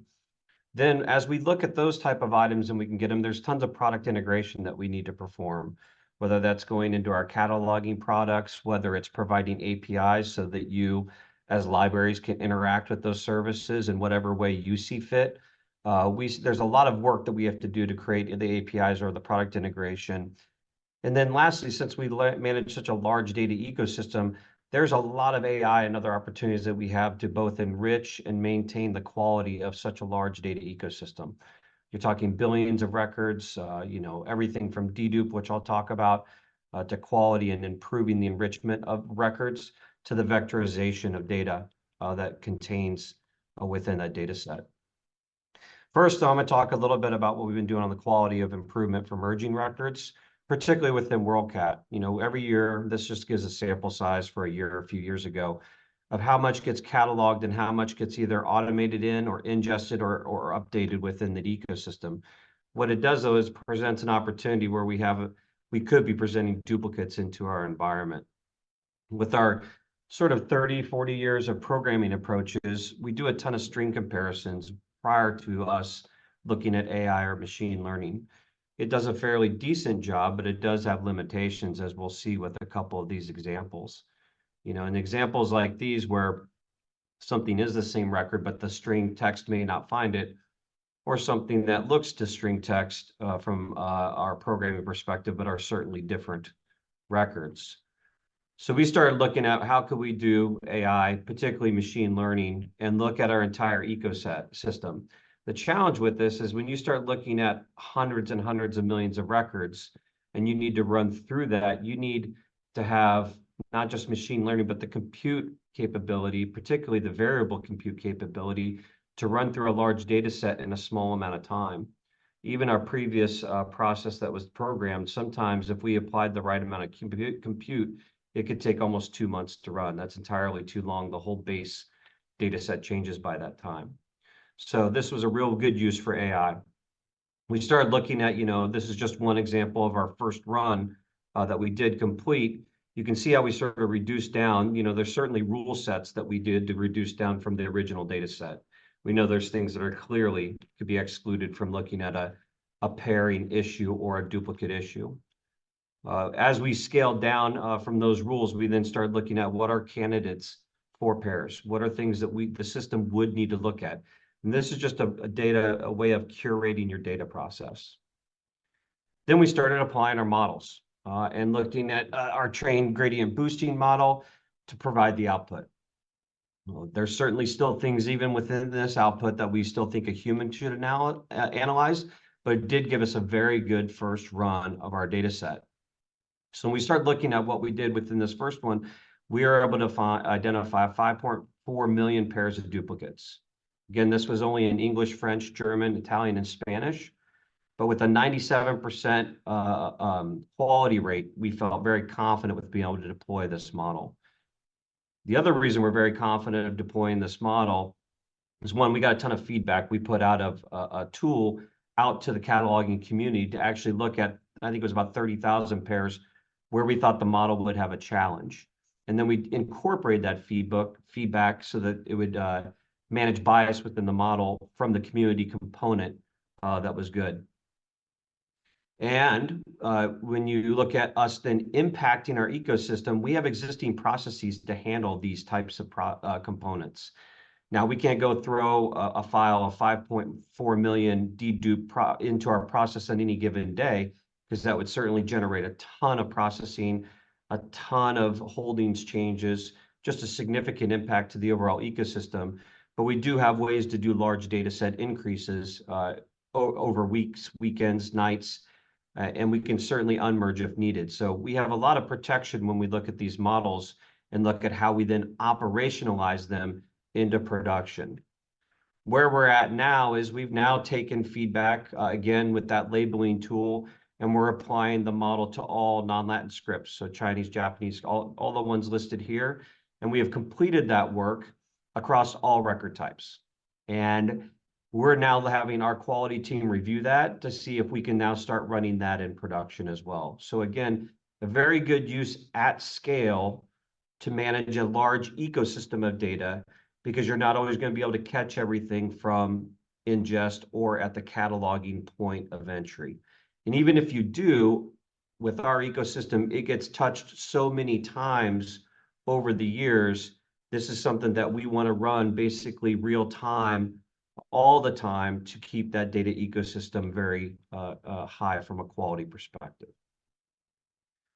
The second thing that a lot of folks are talking about, is how do you leverage linked data and graph technology? Maybe a little tangential to AI, but not particularly when you start looking at the generation of the content, the type of content, the URIs that need to be generated, and then the management of that type of ecosystem.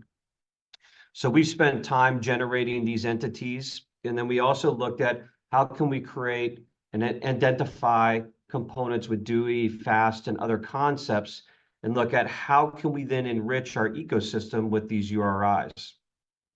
Again, another large problem, because trying to impact and update, I think, we updated 400 million records just in the last probably 4 or 5 months with these URIs to improve the capability within discovery.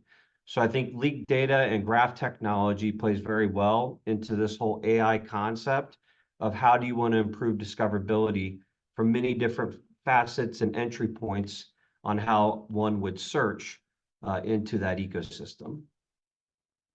You know, and then that becomes a problem for trying to then integrate into the actual product component. You got to make sure that this is available in many different areas. This is an example through Record Manager where we have APIs that are established for our editor, which is Meridian, which is based on our entities, which then can be extended out into this or any other system should you have access to that API. So this just gives an example where someone can actually add that entity to a record as they're actually cataloging it within Record Manager.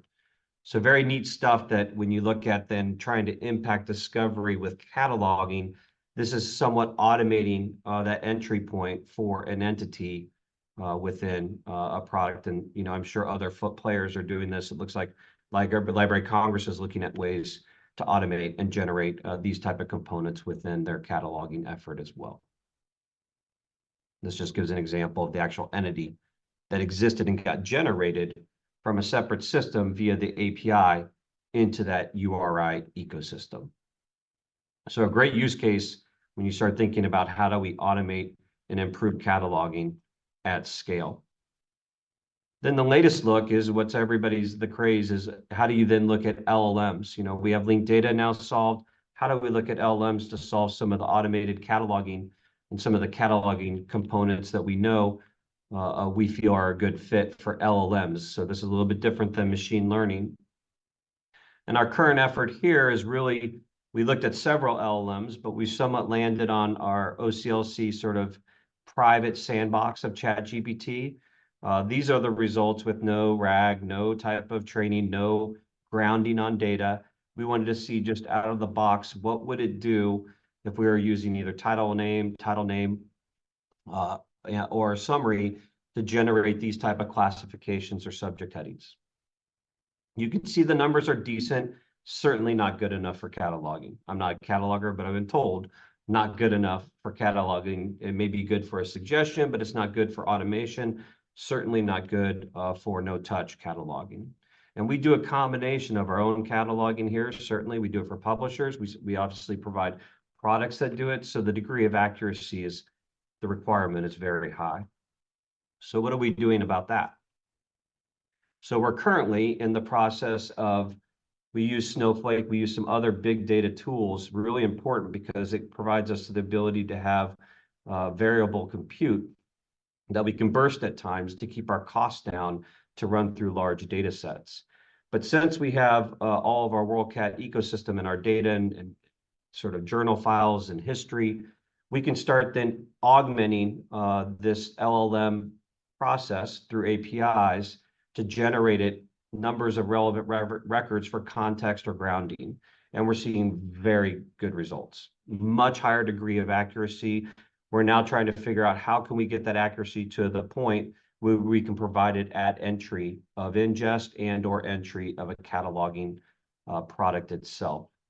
There's other things that we can do with an index where we can locate record candidates as well, and then generate an index off of that and have it walk through the index as well. So since we have a large data set with billions of items, whether it's in our CI or it's in, you know, our traditional WorldCat, that allows us then to generate these machine learning models that can pull back data to then interact with the LLM to provide a higher degree of accuracy for the actual response.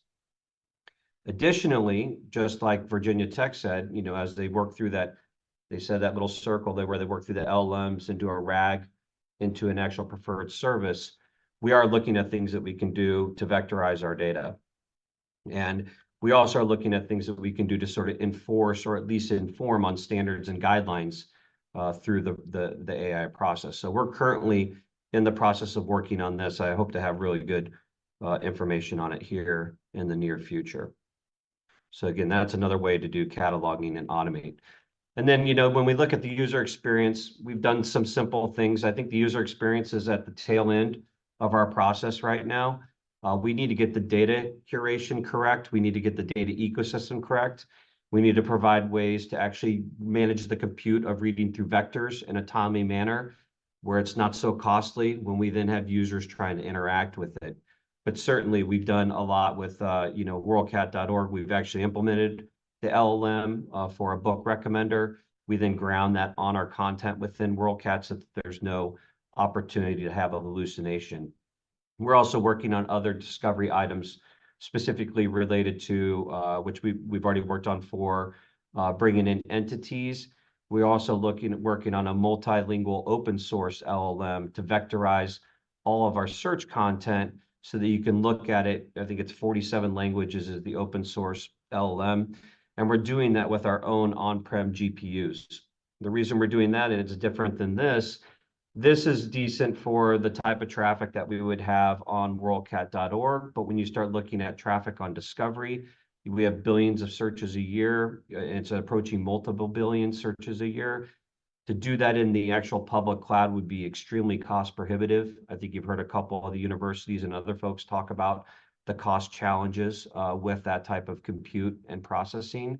So we're looking at our on-prem infrastructure, particularly GPUs, and working with NVIDIA at working at the actual chip layer with this containerized way to run vectorization of open source LLMs on our data so that we can return that back where somebody could search in Arabic and find something that matches in English. Somebody searches in English, matches it in Arabic, as an example.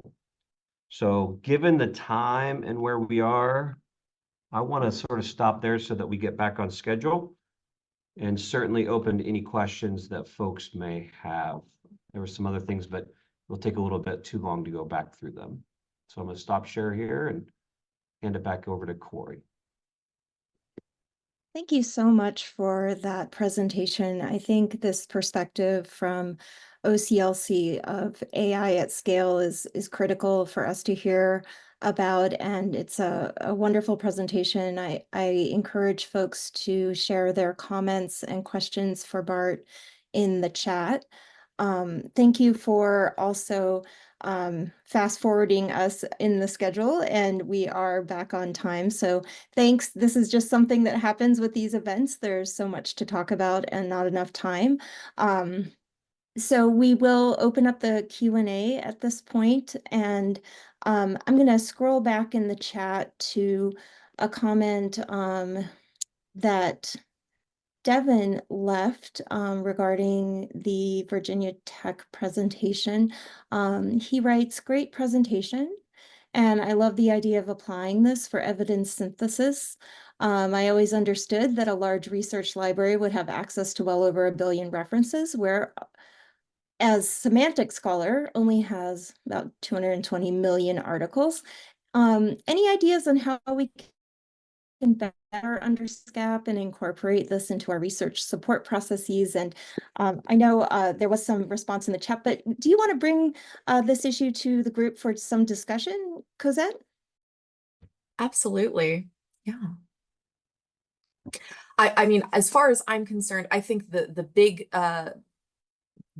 big solution right now is just to diversify, just to make sure you're not stopping with one tool and taking that answer as the end all be all.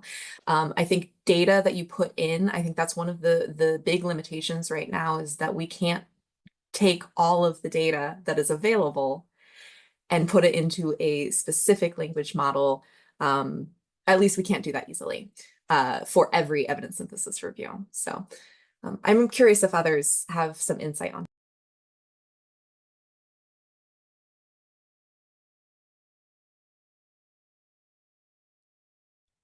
Are there others that have used these tools or worked on evidence synthesis with AI tools that could comment and add to the discussion? We really do want to have a dialogue here, so please feel free to share your experience. Or any comments in general about diversifying the sources. I think that was a very good point.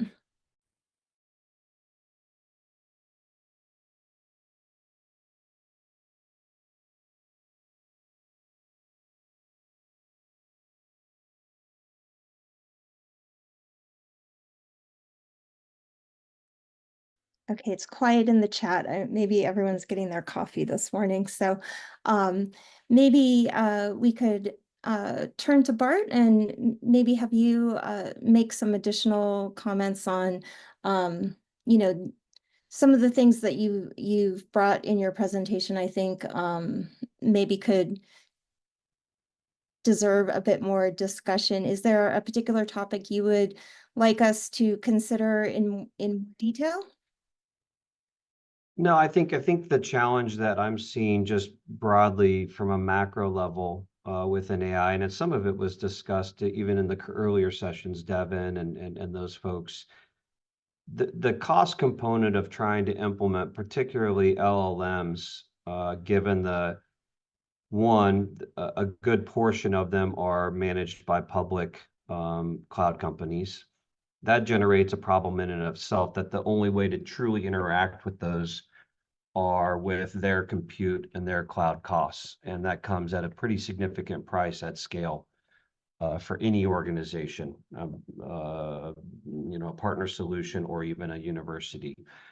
Then you start navigating to the open source ones, Llama, some of these Anthropics, others.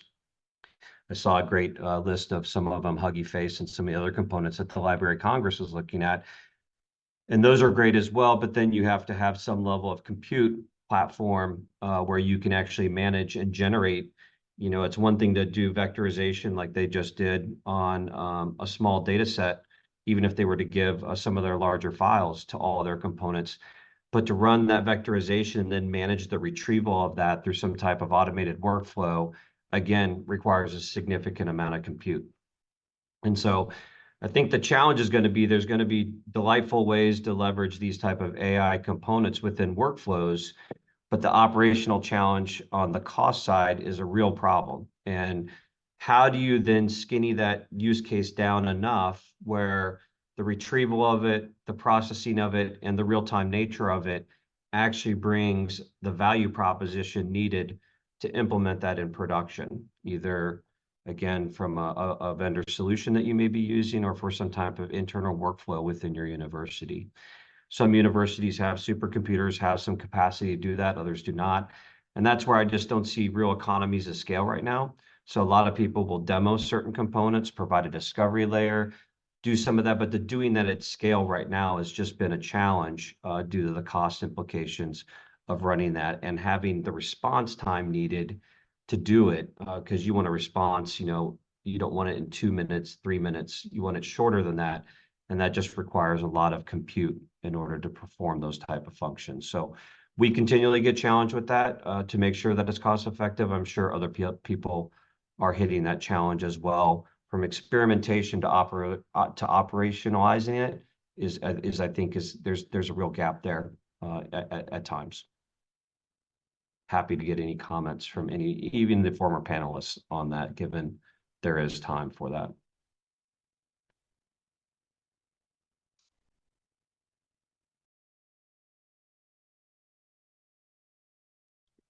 As folks are thinking, it looks like Devin has submitted a response in the chat saying that some of my friends in the corporate environment have swerved away from using AI for metadata purposes because of high error rates.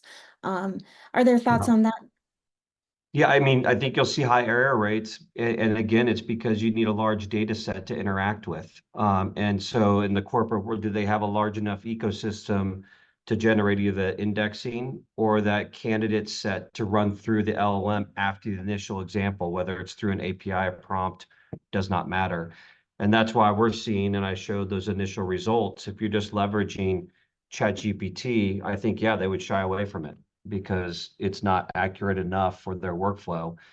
Then do they have a way to feed in? We're lucky to have large data sets, so we're hoping that we can solve that problem, but I think it's a real challenge. Looks like Cozette may have a comment there too, or not. No, I couldn't agree with you more. And I also just wanted to thank Devin for raising that, because I think that the quality and reliability is one of my bigger concerns too. I think that, like I mentioned in the presentation, aligning the responsible application of these tools with what they can actually feasibly do. I think when large language models first came out, we were like, we're done with literature reviews. We never have to do that again. Or like synthesizing information or summarizing information.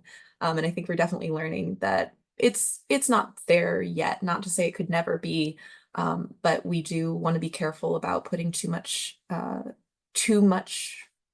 trust in these tools that can't, at this moment, to my knowledge, I'm not a computer science person, but they can't be audited, they can't be transparent. And a lot of these tools are being leveraged in policy spaces and spaces that are intended to impact practice, and it's important to recognize the limitations. I think this discussion points to something that the IT section has been concerned with in our action planning, which is the topic of AI literacy. I'm wondering if others from Virginia Tech could talk about, what has been most successful in, creating AI literate colleagues, and maybe some ideas from the other panelists or from the attendees on how we can increase capacity around AI literacy so that we're making good choices and using tools and leveraging the technology in the right places. Any comments from our speakers on that topic, AI literacy? Well, I will say, unfortunately, my colleagues have had to run to other meetings, so they are not able to speak on this at this moment. But I'm also involved in the overall initiative for developing training for faculty at the university. And we are still early on in that process, so I don't have any effects of or results of that. But our big approach is to leverage existing digital literacy approaches, information literacy approaches, because while this is very new in the technology side of it, Yinlin would be able to speak to this much better than I. But the technology side of it is very important. It's not entirely distinct from some of the literacy initiatives we've taken in the past.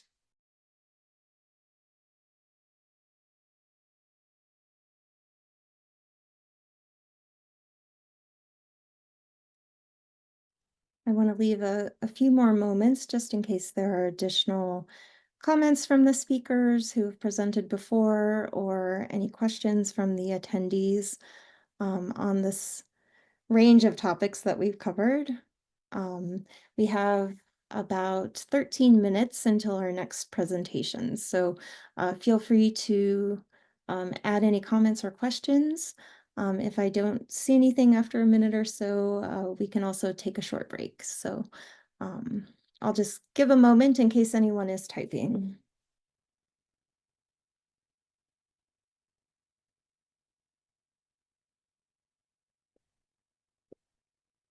And I'm not seeing anything in the chat at the moment, so I will turn it back to any of our panelists who want to say any final words or mention any additional resources before we take a pause before our next presentation.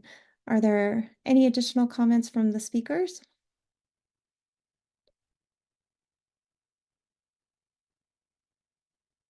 Okay.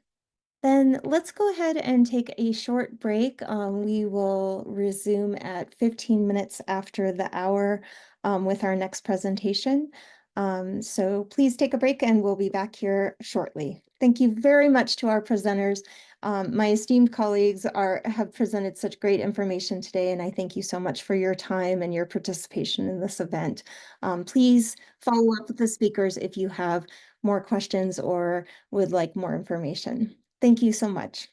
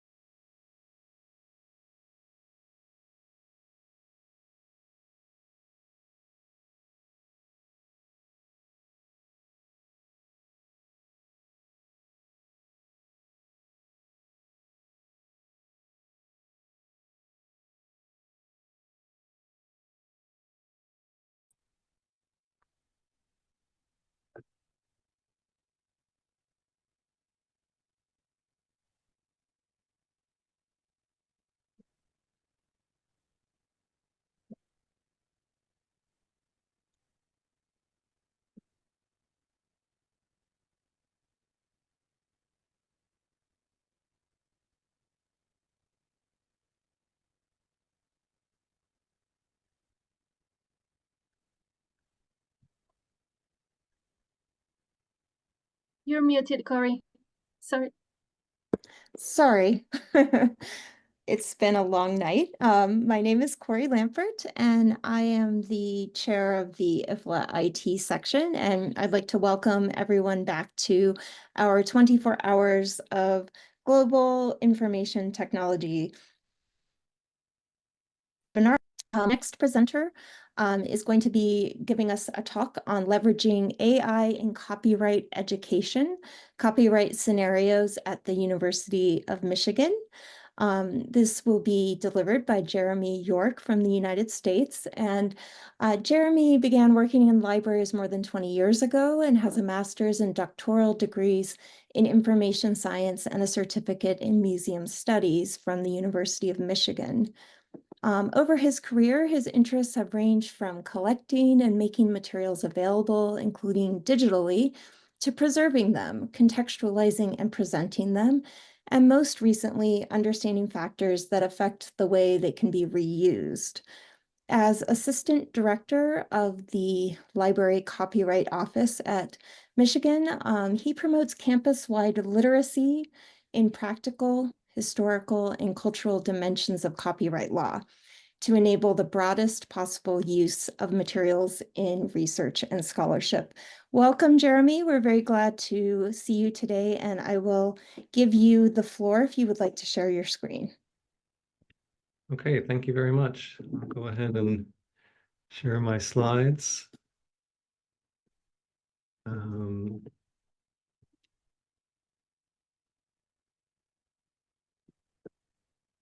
Looks good. Okay.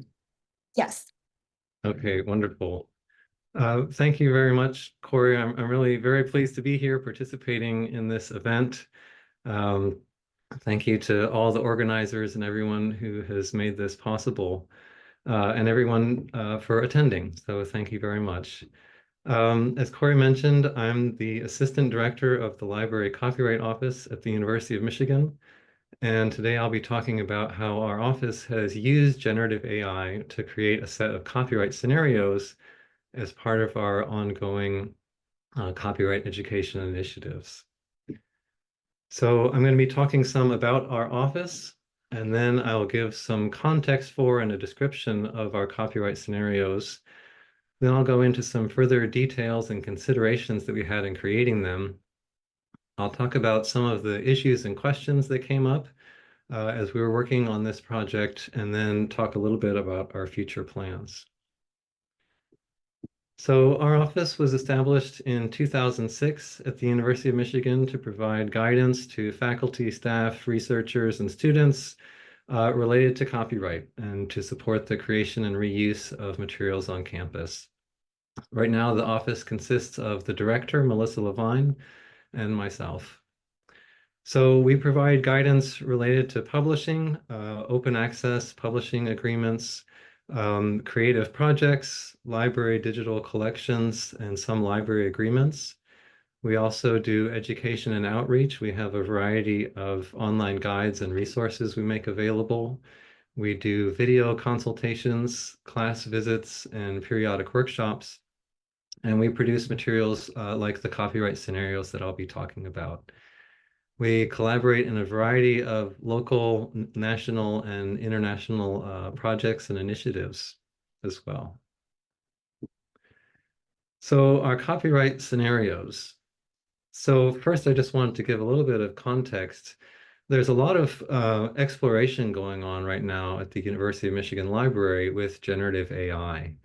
There's a prototype library book finder that's under development to help users find materials. Work to add AI-driven features to our search and discovery application, work to generate transcripts for audio and moving image materials, for materials in the digital collections, and a custom AI bot for one of our museum presses. And we've got the library copyright scenarios. There are others that are going on, but these are a sample.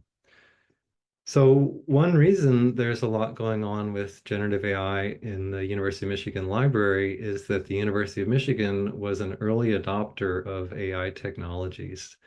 After the developments that led to OpenAI's release of ChatGPT, wanted to build and maintain cutting-edge resources that all students would have access to, not only those who were able to pay a monthly fee. Also wanted to address issues of privacy, licensing, and other concerns by making an environment where chat history was not saved and uploaded materials were not used to train the underlying model. So they created 3 main resources. There's GPT, which operates very similar to ChatGPT. There's Maisie, which allows the application of AI to customize data sets. The University of Michigan's colors are blue and maize, so maize comes from that. And there's the GPT toolkit, which allows development of more advanced workflows using AI. So maybe you pass certain things through AI, get the output, and use it in something else. So I'm going to be talking about Maisie, which is what we use to create our scenarios. So why scenarios?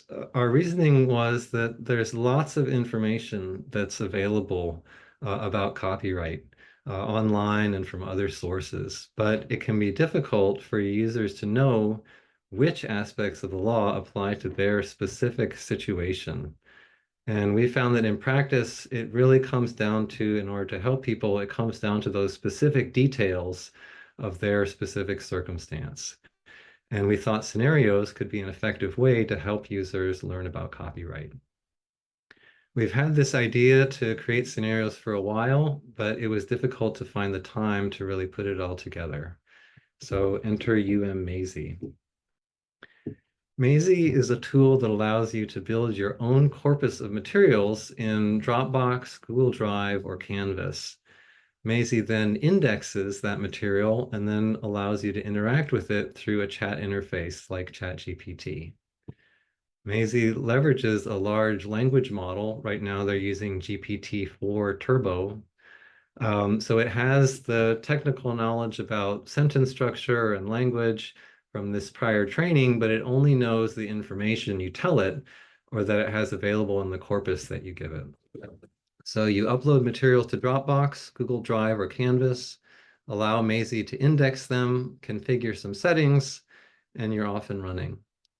You can enter prompts, and by predicting what each next word will be, the generative AI can seem to answer questions, create summaries, perform other kinds of activities we're all now familiar with generative AI. So generative AI didn't really attract my attention until OpenAI announced the capability to use ChatGPT on custom data sets. There were a lot of concerns about generative AI hallucinating, being out of date. And so I really wasn't interested. But the idea that you could know exactly what the AI tool was consulting had me immediately interested. And I saw a number of use cases for a corpus focused specifically on copyright. So what we did was we took a LCO, there stands for Library Copyright Office. We took a knowledge base that our office has been developing over the last 15 years or so, consisting of guides, documents, articles, workshop materials, website materials, and we added in other information like the US Copyright Act, the US Code of Federal Regulations for Copyright, the Copyright Office circulars, and a variety of other additional articles and resources. And then I started to experiment with ways of using Maisie. As part of that, it occurred to me to ask Maisie about particular copyright scenarios. So we had a sizable library of existing scenarios from workshops and presentations given by staff members in our office over the years. And these reflected the kinds of issues our users encounter. So I thought they'd be ideal for this purpose. So I started putting them into Maisie along with other additional scenarios we created to see what I would get. So here is what the user interface to our Maisie instance looks like. You interact with it like any chat interface. There's a user entry form there at the bottom. On the left here, I'm showing some of those settings I mentioned that you could configure. And generally the ones I'm concerned with are temperature, the chunks, and the system prompt. So the temperature configures how creative you want Maisie to be, or how much you want it to hallucinate. And that can be useful in some circumstances. For instance, for brainstorming, maybe I want it to be very creative in suggesting some options to me or some possibilities. I've got this set pretty low right now because we really want it to just tell us what's there and not make a lot of stuff up. The chunking has to do with the way that Maisie indexes the content, and more specifically, once you put in a prompt, it will select certain parts of that corpus that it believes are relevant to the prompt to surface, to include in a response. So there are different advantages for chunking in different ways, but that's something that I use. And then the last one is the system prompt. And here you can basically program Maisie with natural language to act in certain ways when it responds to you. I'm showing this kind of a blown up view on the right here. And this is a relatively short prompt. In some of our projects, I have prompts that are many pages long. Excuse me. But you can see here, I'm telling it it's an expert consultant to copyright librarians, helping us answer questions, prepare new educational materials like presentations, videos, lecture transcripts. It's helpful and resourceful, using all the information it has. And then it's supposed to use the information in the prompt. It's supposed to just say it doesn't know if it doesn't know the answer and not make one up. And that's actually one of the default lines that's in Maisie. So I really think it's this system prompt, this ability to kind of program Maisie along with the ability to create this custom corpus that are really some of the special and powerful features of Maisie. So here you can see what we did. We put a prompt into Maisie with the scenario, and I'll zoom in on these in a moment. And Maisie would produce some output based on the corpus that we've given it to work on. So in this one, you can see we're saying, please use the informational resources at your disposal to detail what issues of copyright and licensing need to be considered in the following hypothetical situation. Please include references to relevant portions of copyright law, including exceptions to copyright that are important to consider, then provide an answer to the hypothetical scenario. And this one it's really geared towards copyright restoration, or the copyright status of works in the United States. And here is the response. So Maisie, Maisie would give the response here. And what our process was, we put in the scenario, we get the response, and then Melissa and I went through several rounds of editing, going back and forth about the considerations, the copyright considerations in each scenario, and the language that we were using to communicate about the different copyright considerations. Excuse me just a moment. I'm recovering from an illness. So I just want to emphasize that the editing was no small part here. The AI gave us a great start. It helped us efficiently produce a set of responses, but the human expert judgment was really still needed to produce our final product.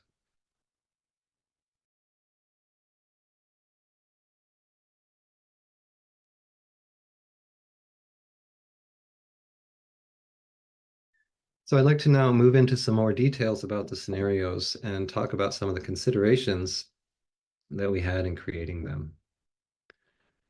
There's actually two implementations of the scenarios. One is a Google Doc, just a long document with a table of contents in plain text like a report. The other is in Zotero, which is an open source citation management system that allows note-taking and tagging. So here I've zoomed in on the Zotero web interface. You can see in the middle column where the citation entries would normally be, here I've entered our scenarios. So I actually entered these as forum topics in Zotero. In the right pane where the bibliographic information would go, here I'm including information about the scenario, like the title, the author, the date, information about rights and attribution, and then some administrative information about when it was created. So in Zotero, there's a tab for notes. And excuse me just 1 second more.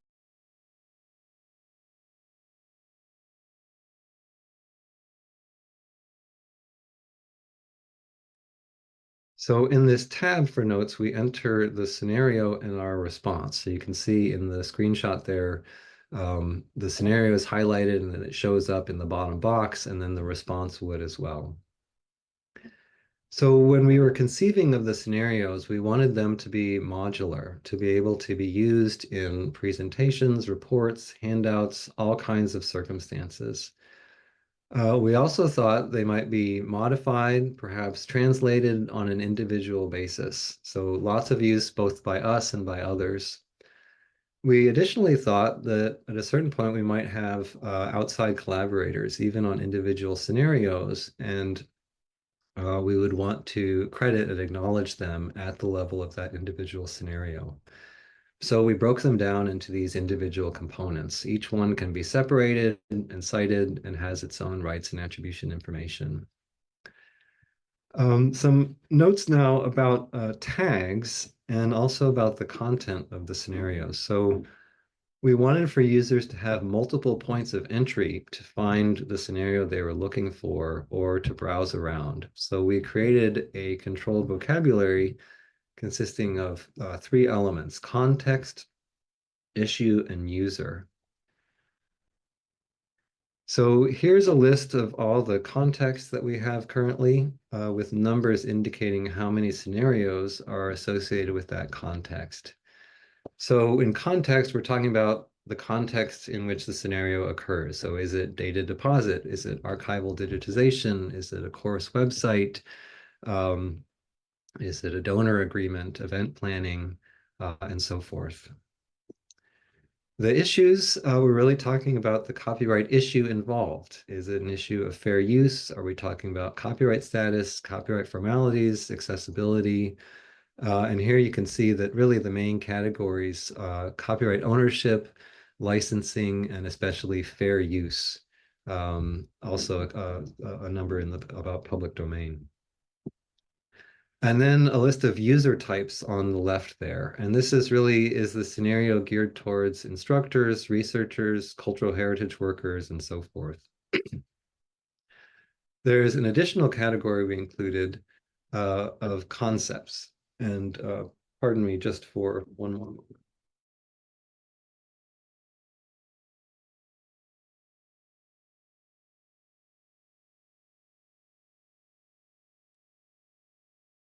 So we call them our copyright scenarios, but the scenarios also include information about different concepts in copyright, like authorship, copyrightability, infringement, de minimis copying. And we refer to these throughout the scenarios. So we want to give users a point of reference to learn more about them. Another note about content, if I scroll back, is that you'll see here, there's really a lot of these where there's just one entry or 2 or a couple. And maybe some of these categories could be combined, or I noticed in looking back at this in the first column, I've got context condensation, and I didn't know what that was at first, but when I made that earlier, it was really a summarization, which I've got over here. So I've corrected that now. But I wanted to point that out because the approach that we've taken to this, based on the time that we had, is we wanted to put out something that was useful and that we felt good about as a first effort. And then we planned to iterate and continuously enhance and improve the scenarios. For instance, there are some entries where we reference specific court cases, and we may expand those references over time. As we learn about scenarios that are useful to our community, we add them. and we'll continue to do that. If we find an issue with one of our entries, maybe the law has changed or we discover the wording isn't exactly what we wanted, we update it. So this is an active and ongoing effort. And we're always pointing back to the principle that if you have questions or need help, seek guidance. The scenarios are really meant to be a starting place. We hope that by looking at one scenario or many together, users will gain an understanding of the issues at play in their circumstances and the kinds of decisions that they will need to make. But of course, the details are crucial. And so we urge users to consult a lawyer or a copyright librarian often. I wanted to say a little bit about accessibility. So as I was thinking through how we would implement or how we could implement and deliver these scenarios, Zotero was the first thing that came to mind. Given our approach based on modularity, tagging, and reuse, users can easily browse Zotero library using the tags. They can find information, they can export entries, they could even download the entire Zotero library. I was aware that Zotero had some accessibility issues, particularly in their desktop application, but I thought what we would do is provide a text version that would be a supplement to that because I thought these features in Zotero were so valuable. And my view on that changed after I consulted with our digital accessibility team in the library. They did an accessibility evaluation of the read-only interface to Zotero, and that included an evaluation from the user's point of view, but also from the staff side, thinking of how this resource would be maintained by the library in the future. And this kind of evaluation is part of our library's practices around accessibility. It's also in response to a university-wide policy about accessibility that was recently put in place. So after the evaluations we received, and in consultation with Melissa, it became clear that we should conceive of the Google Doc as our primary mode of delivery and enable the browsing, all the features that we wanted in the Google Doc and see that as primary rather than secondary. The digital accessibility team provided an accessible Google template, and they advised us on how to implement the tags and the features that we wanted. And so this is our primary document that we refer to, and we have Zotero as a supplement for people who would like to use and access the features through that interface. I actually understand that Zotero has just released version 7, which I think was supposed to have a lot of accessibility improvements. I haven't had a chance to investigate those yet, but I'm hopeful. Okay, I wanted to briefly step through some of the aspects of the Google Doc, just particularly to highlight some of our thinking in putting it together. On the main page, we indicate the license we're making it available under, Creative Commons by attribution. This is our library policy for resources available on the website, but we also intend for the scenarios to be available for reuse and customization if desired. We have a link to our Zotero interface and also a link for feedback. We've actually only had one response so far, which was to say thank you, but we see this as a mechanism for people to tell us what they liked, what could be improved, and to submit additional scenarios that they would like to see. We have an introductory section where we give an overview of the scenarios. They're drawn, from our experiences of the Library Copyright Office staff over the years. We talk about our audience. We're producing these for University of Michigan users. So we make University of Michigan specific references throughout and point to resources. We keep it at a high level of analysis, the scenarios, and it's really to provide a context and a framework for thinking. We're not trying to answer specific questions. We're trying to give some guidance. And we encourage users to visit our web resources and contact a copyright librarian or a lawyer. We made them for use locally, as I mentioned, but we hope that they'll be useful more broadly. And then we have our disclaimer. So we do not provide legal advice. Our scenarios, they're not definitive or comprehensive. The specific facts of situations really matter, and we encourage people to seek legal advice. And then we have a note on the bottom about how to use the scenarios, that they can be browsed using the tags. The next page has some more information about licensing. And here I just wanted to highlight, we say, to the extent that the scenarios are protectable by copyright. So we're presenting factual information. Facts in the United States are not copyrightable, and significant amounts of the content were produced by generative AI. And in the United States, mechanical authorship is not recognized. We have an explanation of how we used Maisie, how we created these scenarios, which I described earlier. And then we have some attribution information for the human creators of the scenarios and responses from our Copyright Office. We have additional information here that more guidance might be needed. And we have information about our implementation in Zotero, kind of how it's set up and how to use it. Okay, as I move toward the end of the presentation, I wanted to talk for a little bit about some of the issues and questions that have come up in the project and which are common these days in dealing with generative AI. Specifically about ethics, privacy, licensing, and copyright. So the University of Michigan has framed its adoption of AI in a few ways. First, as an issue of equity. They want all students to be able to explore and use the cutting edge generative AI technologies, and not only those students who are able to pay for the commercial services. Second, they've taken steps to mitigate issues. I mentioned this earlier related to privacy and copyright by providing isolated and insulated environments. So information entered into the chats, it's not used to train the underlying model, and it's not stored by default. Third, related to larger ethical questions, for instance, about the environment. does not have answers for this, but says that by using and understanding the technology, it can be part of the conversation and assert its own values and positions into those discussions. So these are very helpful, but they don't necessarily address issues of bias in the corpuses that are used for training, issues of consent in the content used to train the AI or used in Maisie, issues of how the output of AI is used, including issues of content in the style of, and so forth.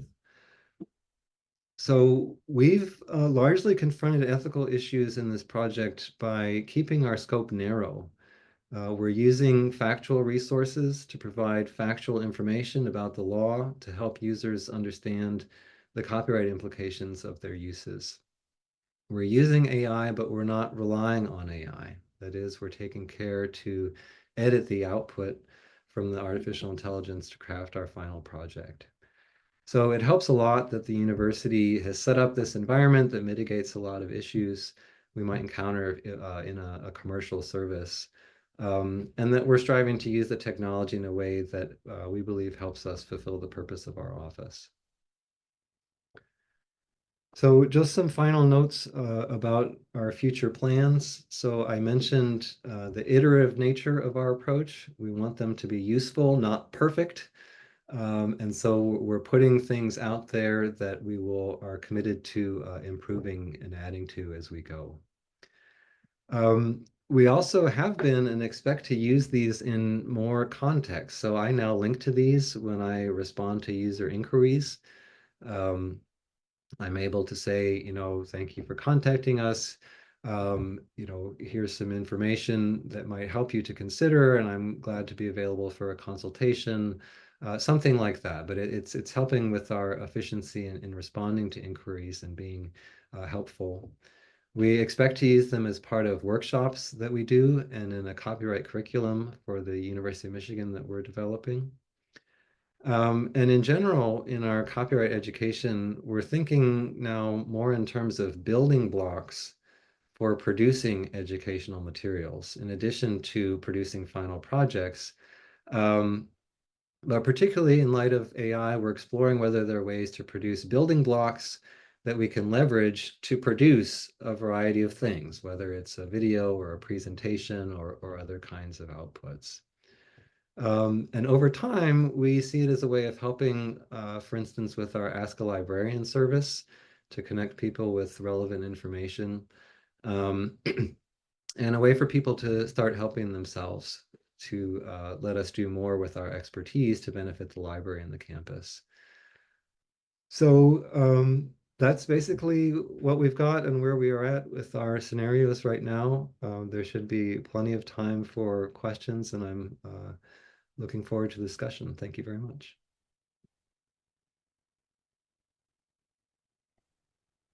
Thank you very much, Jeremy. That was a great presentation. A very novel way to be using AI tools. And I would now like to encourage our attendees to share your questions or comments in the chat. We are hoping to have this be a dialogue with the speakers and the attendees. And if you have questions, would like clarification, or want more information about any of the resources that Jeremy has shared, please share your comments and questions in the chat. I'll just give a moment for people to type or process, and we'll give it a moment. Just see what comes in through the chat.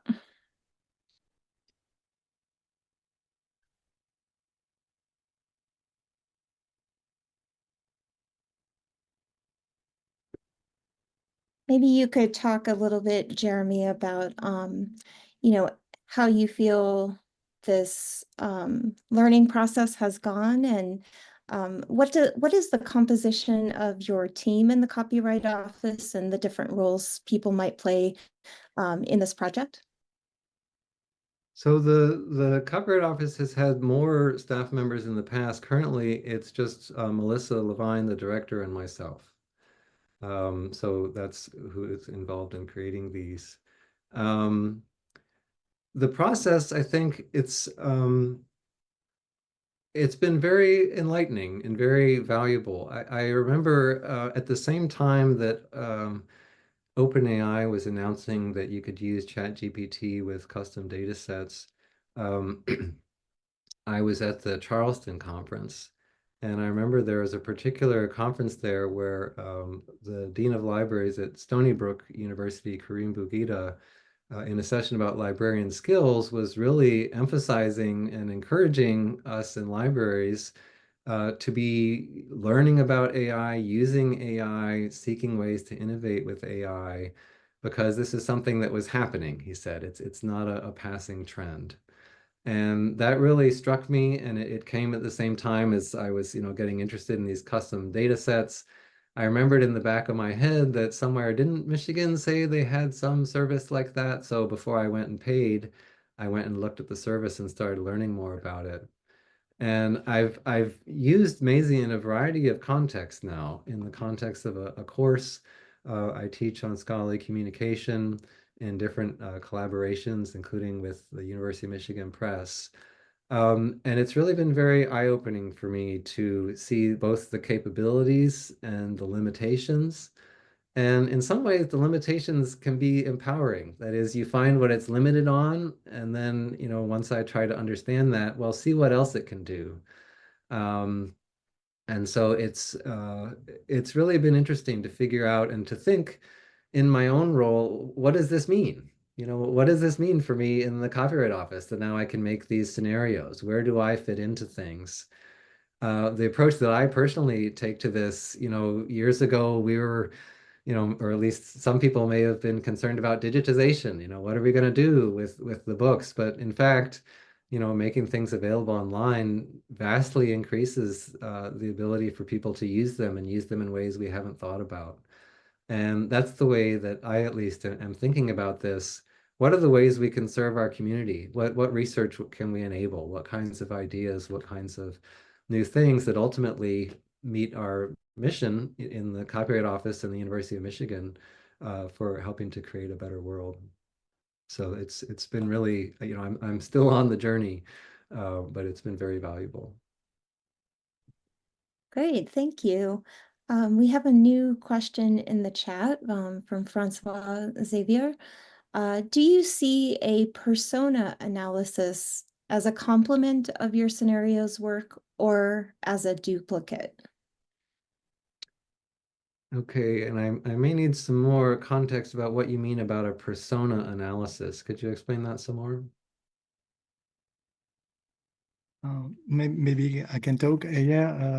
The use of persona archetypes of users or people placed in a situation where we can analyze what their needs and so on. I see. So this is a little bit different. It's different from other persona work I've done. For instance, if you're creating a website or thinking about, creating personas of users. And I guess that I've thought more about the copyright problem than about the user. That is, there's a problem of maybe putting digital collections online. And so there's a cultural heritage worker who might be doing that in a library or an archive. And so that context matters and what they're trying to do with it. So I guess in that way, maybe it's not as detailed as other persona analysis work. I think I maybe have to think about it more, but I think about it more in terms of the copyright issue that's there, and then dealing with that issue could happen in a variety of different contexts. And so we're trying to highlight, maybe this one is particularly for instructors because it's about a course website. And maybe that's something that would be in the wheelhouse for someone else, but it's more about discovery, I think, in that way than necessarily fleshing out the personas. Does that answer the question? Yes, thanks. Okay.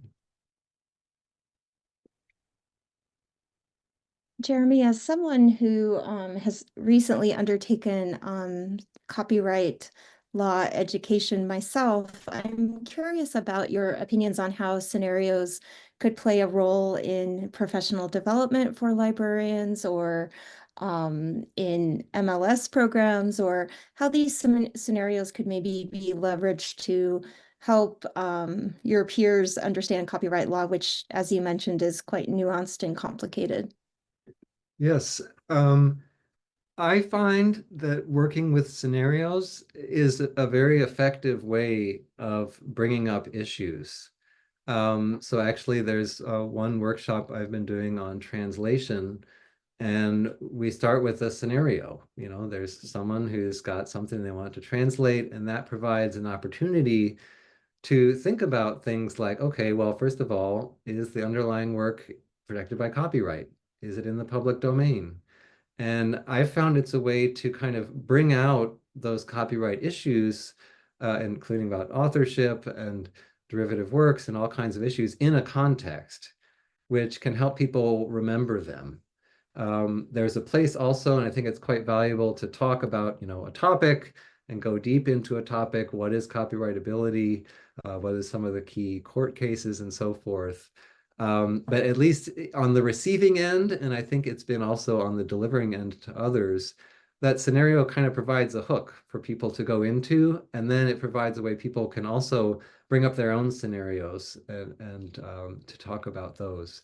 Sometimes in a large group, you can't really have everyone talk about their scenario. But we try to choose ones that might be generic enough for a particular topic, and then invite people to come to talk to us individually for more specifics.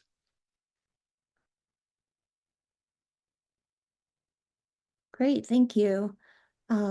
Wonderful presentation. I know that copyright is often on our minds in our work, and I appreciate your presentation today. I'm just going to pause for a moment, make sure there aren't any additional questions in the chat that people are writing. And I'll also express my thanks for working with us to get this presentation scheduled, and your content is very much appreciated for this group. We are very glad to have you in the event, and I encourage anyone who has any follow-up questions or wants to connect to talk more about these copyright scenarios to reach out to Jeremy. The presentation was shared with me, so we can provide that after the event is over. So please join me in thanking Jeremy for his presentation today. Thank you so much. And we will actually take about a 5-minute break. I just want to check in with our next round of speakers. Thank you so much, Jeremy. Thank you. I really appreciate the invitation, and I'm so glad to participate in this with all of you. So thank you, and please contact me with any questions. Great, thank you so much. For those of you who are sticking with us for the next round of presentations, I do want to let you know that we will be hearing from some of our colleagues who will be speaking in Spanish. So I want to point your attention to the captions button at the bottom of the Zoom screen. Please feel free to enable this at any time if you want to read captions. But we can also use this as a way to indicate your preferred language, and that may help you as we shift into our next round of sessions. And I am just going to pause here for about 5 minutes to check with my colleagues that our speakers have arrived. So hang on for just a few minutes. I'm going to put up the placeholder slide.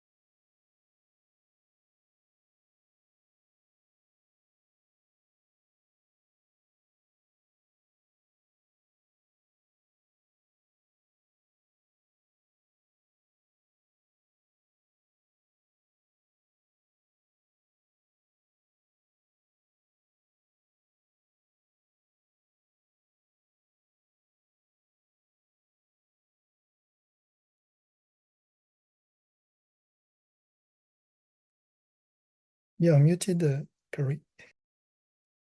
Sorry, everyone. Hello, my name is Cory Lampert, and I'm the chair of the IT section. I want to welcome you all to our event today, the 24 Hours of Global Library IT. I'd like to take this opportunity to introduce my colleague, Maria Loreto Puga from the IT section. She is a member of our section and will be helping with the moderation for this next phase of the event, where we will switch into the Spanish language. Please be mindful that we have captions available at the bottom of the Zoom screen if you would like to use them. And now I'd like to turn it over to Maria for some remarks from the region and for introductions of our next speakers. Maria, take it away. Muchas gracias, Cory. Bueno, muy buenas tardes. Acá en Chile ya son, bueno, casi las 12. Para mí es un placer estar presente en esta conversación en torno a la tecnología, las bibliotecas, la información y muchos otros tópicos que nos atañen a nosotros y que nos encantan por lo demás. Bueno, ha sido una tarea titánica para la sección, y digo titánica porque cuesta mucho unir los usos horarios, pero ha sido una tarea maravillosa. Y es por esto que quiero agradecer a Cory, especialmente a Cory Lampert, la chair de mi sección, a François Xavier y a Elena por todo el trabajo y la coordinación que han realizado y porque podemos estar presentes también en esta conversación. A nosotros como región nos alegra estar inmersos en todas estas temáticas, ya que acá se están realizando muchas cosas entretenidas, tanto en Chile como en Latinoamérica. De hecho, durante el mes de abril se realizó el 4º simposio de inteligencia artificial en la región, y que para nosotros fue un honor recibir a colegas como Pavel, que lo veo por acá, de Rusia, algunos colegas de Perú, de Colombia, así que fue gratamente enriquecedor. Además que se pudieron concretar muchas actividades concretas, digamos, como lo que se está generando en el CENIA, que es el Centro Nacional de Inteligencia Artificial a nivel latinoamericano. Entonces fue un trabajo maravilloso y que generó muchas redes, y que eso es lo que en realidad nos une a nosotros alrededor del mundo como bibliotecarios. Bueno, así que ahora les voy a presentar, ahora viene la región Latinoamérica y el Caribe. Nuestra primera presentación se llama Redefinir el valor, métricas mejoradas con IA para medir el impacto social y financiero de la biblioteca. Esta presentación la realiza Cristian Maturana, que es el coordinador de innovación y tecnología de la Biblioteca de Santiago de Chile y académico del Centro de Formación Técnica ENAC. Y Santiago Villegas, estratega en transformación digital y bibliotecario. Hola, Cristian. Te Hola doy el Loreto, ¿cómo paso. estás? Muchas gracias, Bien, muchas gracias. gracias, Cory, François, Elena, muchas gracias por la invitación. La verdad es que estamos muy contentos por un tema puntual de último minuto. Lamentablemente, Santiago no va a poder estar presencialmente, pero sí efectivamente nos va a acompañar. La presentación del día de hoy, como decía María Loreto, es en español, porque nuestro público fuertemente cierto es iberoamericano. Así que la idea es que puedan utilizar ahí la opción que tiene Zoom para traducción. Y partimos, en este caso, con Santiago, que nos compartió, como les decía yo, un pequeño video para comenzar esta presentación. Así que lo voy a compartir.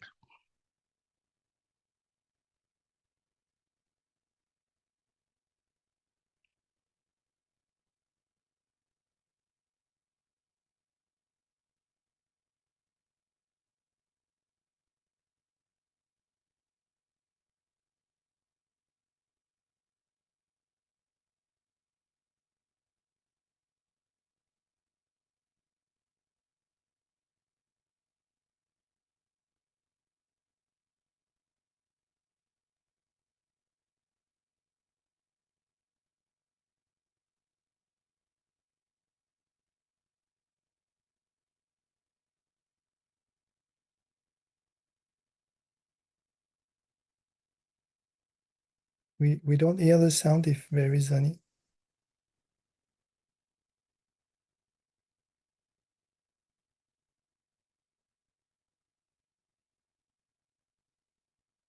todas soy Now, @Medellín. yes. Así que empecemos con el tema porque es un Yes. tema español, porque nuestro público es mayoritariamente Thank you. hispano, pero por supuesto hemos creado las diapositivas de manera bilingüe para que ustedes puedan disfrutarlas tanto en inglés como en español y esperamos que puedan usar la inteligencia artificial propia de Zoom para traducir en tiempo real esta charla. En nombre de Cristian Maturana y yo, Santiago Villegas Ceballos, quien les habla, y de nuestra iniciativa IA para Bibliotecas, agradecemos mucho esta invitación.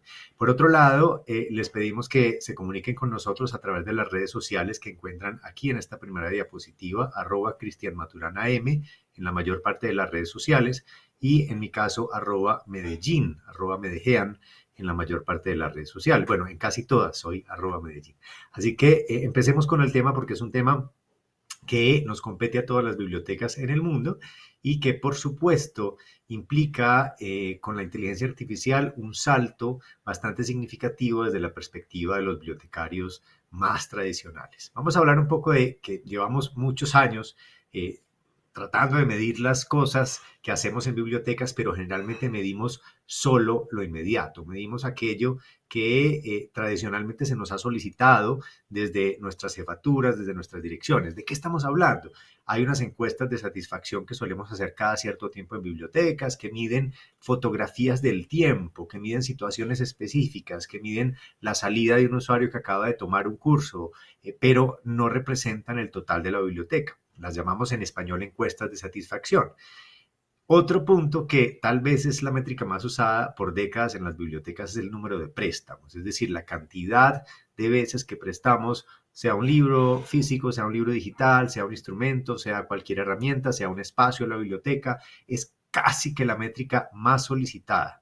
Y por sí sola tampoco nos dice mucho. Hemos visto, claro, reducciones significativas dependiendo de ciertos contextos, pero siempre lo podemos explicar en escala superior, aunque también se trata de una fotografía casi siempre del corto plazo. Medimos los usuarios en las salas, medimos el número de consultas dentro de las salas, la cantidad de eventos que programamos, las sesiones de formación, los cambios en las colecciones. Y cuando me refiero a cambios en las colecciones, hablo, por ejemplo, de la compra de nueva colección, de la actualización, de la salida de colección. Esto suele hacer parte fundamental, sobre todo hoy en día, de aquellas universidades y bibliotecas académicas que están apostando mucho más por los recursos electrónicos y en tanto está transformando la colección hacia el mundo digital. Solemos simplemente poner números allí, cantidades. No podemos generalmente hacer una evaluación tan profunda de calidades en la colección, que es uno de los llamados que vamos a hacer hoy y que está habilitado justamente por las inteligencias artificiales. Y una métrica que a partir del advenimiento del mundo digital también solemos integrar en nuestros análisis es lo que llamamos interacciones digitales. Una interacción digital puede ser desde la visita a la página web de la biblioteca hasta la consulta en el catálogo de la biblioteca o incluso en redes sociales, la cantidad de lo que llamamos engagement, es decir, conversación, compromiso del usuario con los medios sociales de la biblioteca. Pero también nos limitamos a momentos, situaciones específicas o incluso las variables que traen ya estas redes sociales y no las propias que podríamos hacer. Para poner un ejemplo, muy pocas veces las bibliotecas hoy en día miden las búsquedas fallidas en los catálogos electrónicos. Casi todas y todos tenemos catálogos digitales, incluso las más pequeñas públicas tienen acceso a catálogos digitales colaborativos, pero pocas veces solicitamos se nos entreguen las búsquedas que no dan resultados. Cuando esa búsqueda que no da resultados es un indicador de lo que podríamos comprar nuevo para la colección. Miren que hay métricas desconectadas. Llevamos décadas usando estas métricas desconectadas, estas variables desconectadas, y hace algún tiempo, hace poco más de una década, venimos viendo ya lo que llamamos modelos de impacto o propuestas para medir el impacto de la biblioteca como un todo. En este caso, estamos hablando en particular de 4 grandes modelos, aunque por supuesto hay más.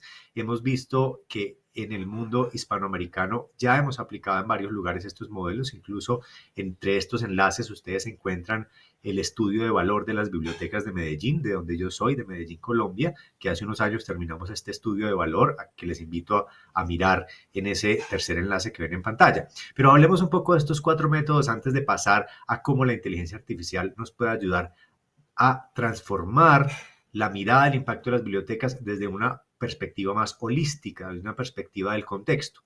Estas métricas de impacto o estas formas de medir el impacto bibliotecario generalmente están basadas en marcos que miden los servicios tradicionales de la biblioteca, es decir, aquello para lo que esperan trabajemos las bibliotecas.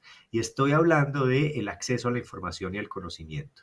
Las bibliotecas y a los bibliotecarios se nos ha enseñado que nuestro papel es dar acceso a la información y al conocimiento. Lamento informarles, como decimos muchas veces en nuestros cursos de IA-para-bibliotecas.com, que ese no es nuestro papel. Nuestro papel no es garantizar el acceso a la información y al conocimiento.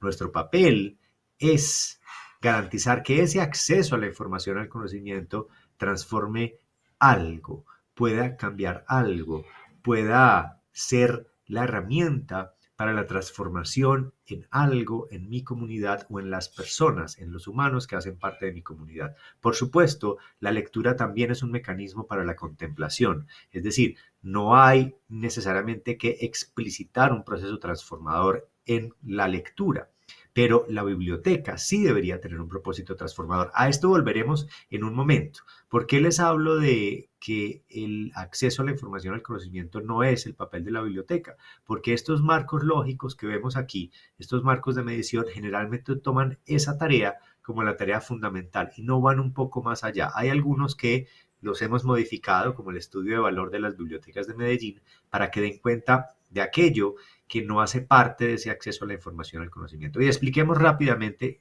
de qué se trata. El término retorno de inversión, Return of Investment, ROI, lo hemos usado, lo hemos empezado a implementar en bibliotecas como una métrica que venía del mundo empresarial, que indicaba cuánto del dinero que yo pongo en una empresa se devuelve en términos de utilidades, ¿no? Para los accionistas de estas empresas. Para las bibliotecas, cuando hablamos de retorno de inversión, generalmente estamos hablando del retorno de inversión social, Social Return on Investment. Esto quiere decir que no solamente medimos el impacto financiero, sino el impacto social de esas decisiones. Y voy a poner un ejemplo muy claro para bibliotecas académicas. Cuando un estudiante presta un libro en una biblioteca académica, se está ahorrando el costo de comprar ese libro, incluso el costo de fotocopiar ese libro. Algunas bibliotecas entregan a la hora de enviar el recordatorio para la fecha de devolución de ese libro, entregan el costo, lo que le habría costado a ese estudiante comprar ese libro, lo que le habría costado fotocopiar ese libro. Ahí hay un costo financiero que él o ella se está ahorrando y que se puede sumar al final del semestre, dependiendo de cuántos libros haya prestado, para que tenga una idea de cuánto la biblioteca le devolvió en términos de lo que no tuvo que invertir. Pero además, esa persona tiene una percepción diferente de la biblioteca, tiene una percepción de la calidad, del acceso, de la capacidad de estudiar mejor gracias a este servicio de la biblioteca. Eso no tangible, ese cambio en la percepción de calidad de los estudios, de la capacidad de estudiar y de investigar mejor, gracias a lo que la biblioteca le presta, lo mide también el SROI, es decir, no solamente el componente financiero, sino el componente del impacto cualitativo en el estudiante. Y al lado del SROI encontramos métodos como el método de valoración contingente, que justamente se apropia de esos conceptos que no son tangibles desde el punto de vista financiero y cuantitativo. Ese método de valoración contingente trata de hacer de alguna manera unas analogías con aquellas cualidades, aquellos sentimientos, aquellas métricas cualitativas que pueden transformarse en el usuario de la biblioteca y ponerles un valor que pueda ser medible, sea en un modelo de desarrollo o en cualquier otro modelo. El tercero que vemos aquí es el análisis de contenido temático. Y el análisis de contenido temático viene justamente del mundo de las humanidades digitales, del mundo de los análisis de textos, del mundo en el que queremos darle al contenido de la biblioteca, ya no solamente a la capacidad que tenemos en los servicios, a la capacidad que tenemos en crear eventos, sino al contenido mismo de la biblioteca, un valor, ¿sí? Entonces, por supuesto, nuestras colecciones, en los términos en las que sean diseñadas para nuestras comunidades, tienen un valor diferente a aquellas que son colecciones más o menos estándar. Si nosotros creamos colecciones suficientemente desarrolladas para nuestras comunidades específicas, el valor percibido de esa colección será mayor. Esta metodología tiende a evaluar ese tipo de factores. Y también hay unos marcos un poco más amplios, como el que propone la PLA, la Asociación de Bibliotecas Públicas Americanas, que nos propone un benchmark, un análisis comparativo en bibliotecas basados en métricas que comparten las bibliotecas. Entonces, miren cómo llevamos más de una década proponiendo modelos de análisis de impacto de bibliotecas que nos dan un retorno en términos casi siempre de dinero, porque sabemos que a nuestros jefes, a nuestros directivos, los tomadores de decisiones, a quienes aportan el presupuesto para las bibliotecas, les interesa saber esa cantidad de dinero cómo impacta también en su lenguaje, que es el dinero, y hemos llegado a decir que, por ejemplo, en Latinoamérica, un peso invertido en una biblioteca puede dar hasta 3.6, hasta 7, hasta 10, dependiendo de la ciudad o de la región, pesos de regreso a la sociedad. Es decir, el medir eso hace que un gobierno, que una institución pueda aportar mejor capital a las bibliotecas y verlo reflejado en su impacto social. Por eso hay que medirnos. Pero entonces la respuesta o la pregunta aquí es: ¿la inteligencia artificial cómo nos ayuda? ¿Qué estamos proponiendo desde IA para bibliotecas para transformar esta forma en la que medimos el impacto? Y básicamente, lo primero que tenemos que decir es que nuestra especialidad, hablo de Cristian Maturana y yo, que llevamos mucho tiempo trabajando con innovación en bibliotecas y con la implementación de tecnologías para potenciar el impacto social, sabemos con certeza que lo que le da valor a una biblioteca, lo que más valor le da a una biblioteca, lo que dice aquí, es definir su propósito superior, es tener claro cuál es su misión en su comunidad específica. Si nos devolvemos un poco en el discurso, les decía que tener claro que el acceso a la información, al conocimiento es parte de nuestra tarea, ya es algo, pero el acceso a la información, al conocimiento es solo un mecanismo para. Tenemos que definir ¿para qué es ese mecanismo? Un ejemplo que suelo poner en nuestras conferencias es aquella pequeña biblioteca en Oceanía que se transformó, que ayudamos a transformar gracias al programa Beyond Access de la Fundación Gates. Y en esta pequeña biblioteca el gran problema de la comunidad era el embarazo adolescente. Uno se pregunta, ¿cómo la biblioteca pública puede ayudar en esto? Básicamente, se crean mecanismos para que el acceso a la información, al conocimiento de esa biblioteca, que en este caso estamos hablando de educación sexual, estamos hablando de clubes, por ejemplo, de literatura erótica, donde se empezó a hablar de un tema que no se hablaba ni en el colegio ni en el hogar, el sexo, la responsabilidad sexual y afectiva. Ese mecanismo de uso del acceso a la información y al conocimiento, habiendo definido que el propósito superior de la biblioteca era ayudar a mejorar el futuro de la comunidad, disminuyendo el impacto del embarazo adolescente, hace que esa biblioteca tenga un impacto social mucho más significativo que aquella que no se preguntó para qué en su comunidad específica era la biblioteca. Esto entonces nos lleva al asunto de cómo la inteligencia artificial nos ayuda justamente a transformar la medida del impacto de las bibliotecas en dos factores fundamentales, para darle paso a Cristian, que nos va a mostrar herramientas específicas que nos ayudan en casi cada una de estas etapas. Primero, los bibliotecarios y bibliotecarias, ustedes me dirán si no, muchas veces desconocemos el valor de la estadística, el valor matemático y financiero de las estadísticas, porque no nos educaron en esa línea, porque no aprendimos las matemáticas en nuestro pregrado, para el caso hispanoamericano, en donde la biblioteconomía suele ser un pregrado, o en nuestro posgrado para el caso anglosajón. Pocas veces profundizamos en las capacidades y las habilidades matemáticas. Las inteligencias artificiales generativas hoy permiten que a través del lenguaje natural podamos acceder a habilidades matemáticas que no tenemos.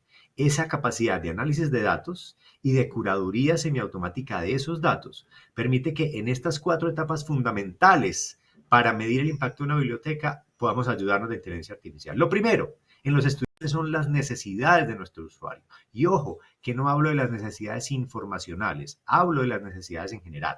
El embarazo adolescente no era una necesidad o digamos un problema que teníamos que cubrir tradicionalmente con acceso a la información, pero teníamos que saber que eso estaba ahí. Entonces el estudio de usuario, para eso nos ayudan mecanismos de la inteligencia artificial generativa, para crear encuestas, para desarrollar métricas, para encontrar datos en grandes datasets de demografía, de datos sociodemográficos de las comunidades. Luego, para la co-creación del propósito superior, para reunirnos con la comunidad y hablar de para qué la biblioteca. Luego, por supuesto, para definir métricas asociadas a ese para qué de la biblioteca. En eso nos ayudan muchísimo algunas de las herramientas de inteligencia artificial generativa especializadas en el mundo académico. Y al final, podemos incluso crear mecanismos potenciados por inteligencia artificial para medir constantemente el impacto, que no sea una situación de un momento en el tiempo, sino que podamos entrar cada semana, cada mes o incluso cada día a agregar datos, aquellos que no se agregan automáticamente, para que la medida del impacto se haga no solo a corto y a mediano plazo, sino a largo plazo. Esto lo podemos hacer creando, por ejemplo, chatbots personalizados, que es algo que podemos hacer gratis hoy. Así que para ver un poco de esto, vamos con Cristian Maturana y les agradezco mucho este tiempo. Lamento no poder estar en vivo, pero estaré, por supuesto, respondiendo preguntas a través de redes sociales. Espero que nos veamos pronto y un abrazo desde Colombia. Ahí está la presentación de Santiago. Tal como él comentaba, hace muchísimos tiempos venimos midiendo lo que realizamos en biblioteca y sin duda hoy las herramientas de inteligencia artificial son un gran aporte para facilitar justamente esa medición. Ayer en la noche veía un par de charlas justamente cuando comenzaba el evento, particularmente de Singapur, y vi lo avanzado que efectivamente están en términos de evaluación. Ya, pero hablamos de grandes bibliotecas. El tema es qué sucede cuando son bibliotecas más pequeñas, cuando son bibliotecas públicas, cuando no hay una infraestructura, por ejemplo, adecuada para montar grandes sistemas, ¿cierto?, que permitan hacer análisis y evaluación. Y la presentación que viene ahora justamente de mi parte es cómo desde una biblioteca prácticamente sin recursos en términos de una gran infraestructura tecnológica, es capaz, ¿cierto?, de implementar, por un lado, herramientas de inteligencia artificial y al mismo tiempo evaluar el impacto dentro de la organización. Así que les voy a compartir la pantalla. Dame un segundo.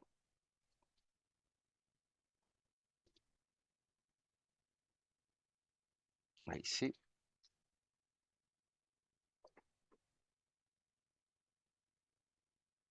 Ya, perfecto. Entonces, les comentaba, ¿cierto?, qué pasa cuando las bibliotecas, y nos sucede a muchas, ustedes lo saben, a muchas bibliotecas, que no tenemos una infraestructura o un presupuesto muy grande para efectivamente implementar estos sistemas que sabemos que requieren una plataforma importante, un procesador muy grande, ¿cierto?, que efectivamente requieren muchos recursos para poder implementarlo de forma eficiente y acorde a las necesidades de la biblioteca.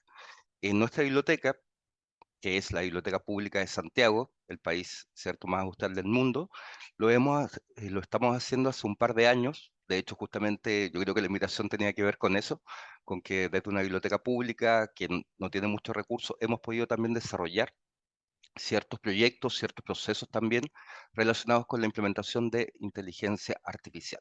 Entonces, esta biblioteca del sur del mundo, que es un modelo de biblioteca pública para el país, el próximo año ya cumplimos 20 años, una biblioteca bastante joven, por así decirlo, pero el foco, y un poco lo comentaba Santiago, ¿cierto?, tiene que ver con satisfacer necesidades de una comunidad. No solamente necesidades de conocimiento, de información, sino que efectivamente satisfacer distintas necesidades. Y ustedes pueden ver, si nos siguen en nuestras redes sociales, que efectivamente trabajamos con distintos públicos, tenemos una gran oferta de servicios, desde servicios Makerspace, servicios relacionados con fandom, servicios relacionados con capacitación, o sea, es una oferta muy grande, pero siempre enfocada en la comunidad.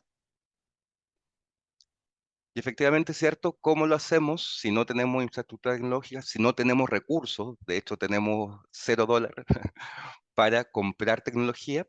Lo que hacemos efectivamente es utilizar herramientas freemium que nos permiten realizar varios procesos, realizar también servicios, estrategia y también, que es la parte que justamente les quiero comentar hoy, en la cual nos vamos a detener al final, que tiene que ver con la evaluación. Entonces, ¿qué hacemos acá en la Biblioteca Santiago con inteligencia artificial? Nos permite particularmente administrar las redes sociales de la biblioteca, que tenemos muchas redes sociales y tenemos una gran comunidad superior a las 300.000 personas en las distintas redes. Nos permite generar contenidos también. Ahí pueden ver, ¿cierto?, a Sherlock Holmes, que estaba anunciando una actividad que tenemos en la biblioteca todos los años. Para el Día del Libro celebramos toda la biblioteca. Cada sala va adquiriendo la personalidad, ¿cierto? Se va disfrazando de alguna forma de cada libro, y ahí Sherlock Holmes estaba justamente anunciando esa actividad. Tenemos también un proyecto que está justamente ahí abajo, que es de descripción documental. Nuestro proceso de catalogación particularmente es copia de catalogación. Vamos a la Biblioteca Nacional de Chile, también a la Biblioteca del Congreso, traemos registro bibliográfico y es bastante simple. Por lo tanto, no hemos utilizado las herramientas de inteligencia artificial en ese proceso, porque la mayoría de nuestros libros son libros que ya existen. Pero sí, teníamos la problemática con juegos de salón y con imágenes y en algunos casos también con fanzines, ¿cierto? Que un tipo distinto de publicación, o también nosotros tenemos libros cartoneros, donde efectivamente ese material no estaba en ninguna parte. Y partimos con un proyecto hace ya un poquito más de 7 meses, que partimos con Gemini, ahí abajo, de hecho, justamente está uno de los resultados, donde subíamos la portada del juego. Si era un juego cierto, conocido a nivel mundial, era muy fácil recuperar la información. Con los locales costaba un poquitito más, pero en general la respuesta fue muy buena para la descripción automática, utilizando Gemini en ese minuto. Hoy día estamos trabajando con Cloud para la descripción automática de material, con herramientas, insisto, que son completamente gratuitas, ¿cierto? Y que podemos utilizar y que no requieren una infraestructura en la biblioteca. Y otro elemento muy importante tiene que ver con la formación hacia la comunidad en justamente herramientas de inteligencia artificial, introducción, herramientas de marketing, apoyo a la investigación, donde ya tenemos más de 20.000 personas de la comunidad capacitada, tanto en formato virtual como en el ámbito presencial. Entonces, venimos efectivamente trabajando, como les digo, sin recursos asociados, sin infraestructura tecnológica apropiada, pero efectivamente estamos ocupando lo que nos permite el medio para seguir innovando y utilizando estas herramientas.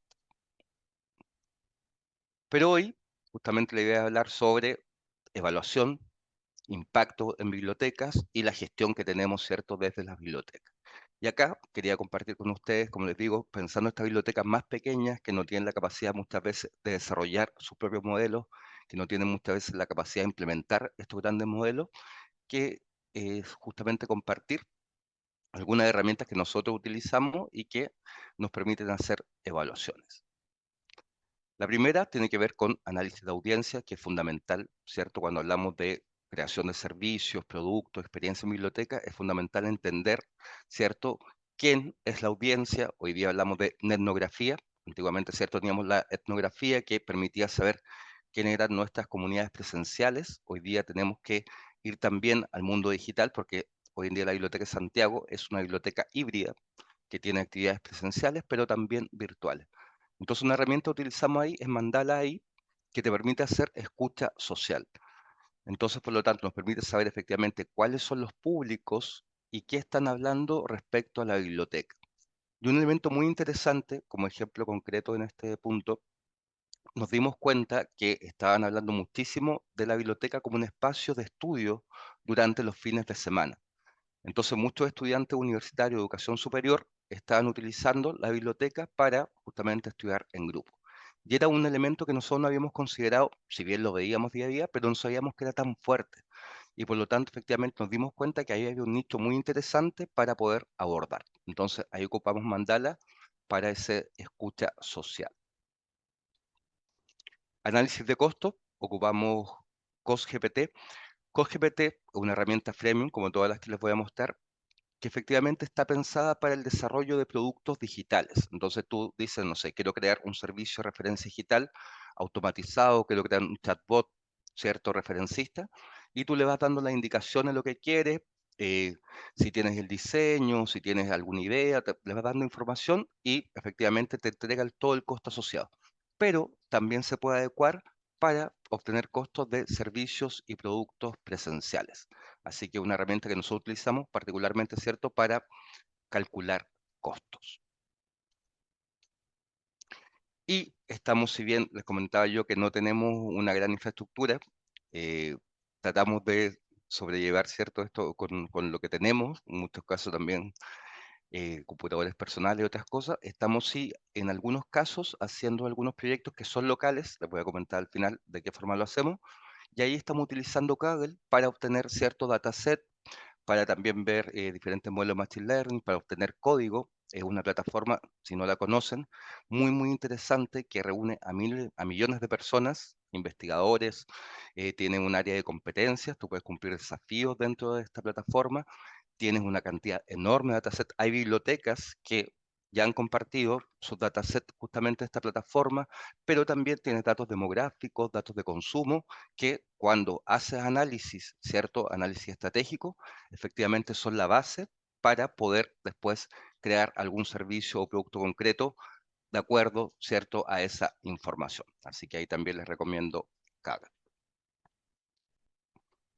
Otra herramienta que utilizamos es SQLI, que lo que hace es conectarte con la base de datos. Por ejemplo, si tienes un sistema, sobre todo si tienes sistema abierto, recordemos que a veces los sistemas cerrados no me puedo conectar directamente con la base de datos, pero si tienes un sistema abierto, te puedes conectar mediante esta herramienta y en lenguaje natural haces consultas SQL a la base de datos para sacar algún dato específico. O sea, te permite hacer minería de datos de forma directa. Otra herramienta que utilizo bastante es Julius. Lo que permite Julius está fuertemente enfocado en archivos de Excel, ya en formato Excel y CSV.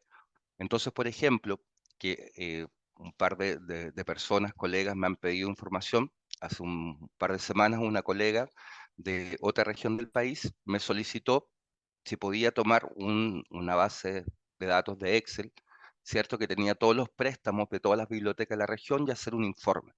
Entonces, Julius te permite subir ese archivo de Excel o archivo CSV, lo puedes resumir, le puedes preguntar datos concretos, incluso te realiza tablas, gráficos, ¿ya? Y también de forma gratuita. Así que una herramienta muy interesante cuando hablamos de archivos de Excel. Otra herramienta interesante es DocuPanda. DocuPanda lo utilizamos fuertemente. Acá en Chile particularmente, no todo nace digital, ya no toda la información inmediatamente está digitalizada. Hay muchos documentos que efectivamente se escanean, que en algunos casos la organización o la biblioteca no utiliza OCR, y por lo tanto, si tú quieres subirlo a estos lectores de PDF, ¿cierto? Como Chat PDF, Umata u otros, no puedes, ya porque no tienen OCR incorporado. Lo que hace DocuPanda es que cualquier imagen, ya, aunque no tenga OCR, es posible de leerla mediante esta herramienta. Entonces, muy útil, por ejemplo, si tienes archivos físicos, ya, pasarlos directamente a esta herramienta, sacar una fotografía y la herramienta es capaz efectivamente de analizarla, hacer resúmenes, extraer datos concretos. Así que también una herramienta muy útil. Y Cloud, que en su versión 3.5 Sonnet es de alguna forma también, como les comentaba yo, partimos con Gemini en el proyecto de extensión de juegos de salón. Hoy día pasamos a Cloud porque es mucho más potente, y de hecho también mucho más potente entregando encabezamientos de materia o en descripción bibliográfica. Es muy, muy interesante porque funciona muy, muy bien con niveles de verdad que son sobre el 95% de resultados en fiabilidad. ¿Ya? Entonces es una herramienta muy útil y acá también lo ocupamos para análisis de datos. Y les comentaba que tenemos pocos recursos, efectivamente, pero aún así hacemos algunas pruebas con computadores más bien personales. Por ejemplo, recordemos que todas estas herramientas de inteligencia artificial utilizan más que nada la tarjeta gráfica. Por lo tanto, por ejemplo, un computador gamer efectivamente te permite implementar estos sistemas. Yo lo ocupaba con el computador del hijo de mi pareja, particularmente, y ahí lo que estamos haciendo es hacer un rack, ¿cierto? Esta recuperación aumentada con inteligencia artificial, con LM Studio, que es una plataforma gratuita que se puede descargar, sumando Anything LLM, que también es una plataforma gratuita. Entonces, con LM Studio tú bajas algunos de los grandes modelos de lenguaje, sobre todo estamos trabajando con Llama, y luego, con esta otra herramienta, te permite hacer rack, es decir, subir tus propios documentos, tu propia información, tus propios datos y generar ese análisis. Así que esa ha sido un poco la experiencia. Quería compartir con ustedes, tal como les comentaba, hay muchas bibliotecas que no tienen los recursos suficientes y era justamente mostrar que existen alternativas freemium y algunas gratuitas también. Open source en Hugging Face pueden encontrar muchísimas también que pueden descargar. Hay muchos modelos también de grandes bibliotecas que puedo utilizar, así que tenía que ver con eso justamente, era ver que no solamente las grandes bibliotecas pueden implementar herramientas de inteligencia artificial, sino también las bibliotecas pequeñas y sobre todo pensando en este contexto que es la evaluación. Así que muchas gracias por vuestra atención.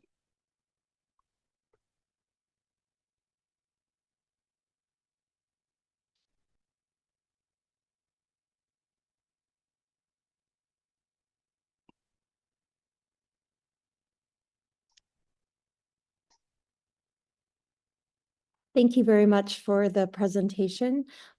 We will take questions at the end of this section, so please hold your questions in the chat. You can enter those questions and we will circle back to those during the question and answer period. Now I can introduce the next presenter. Thank you so much, Christian, for time. Thank you.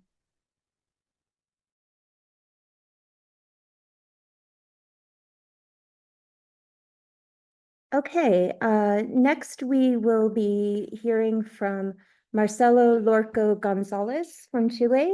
The title of the presentation is Elements to Consider for a Machine Learning and Artificial Intelligence Workshop for Libraries.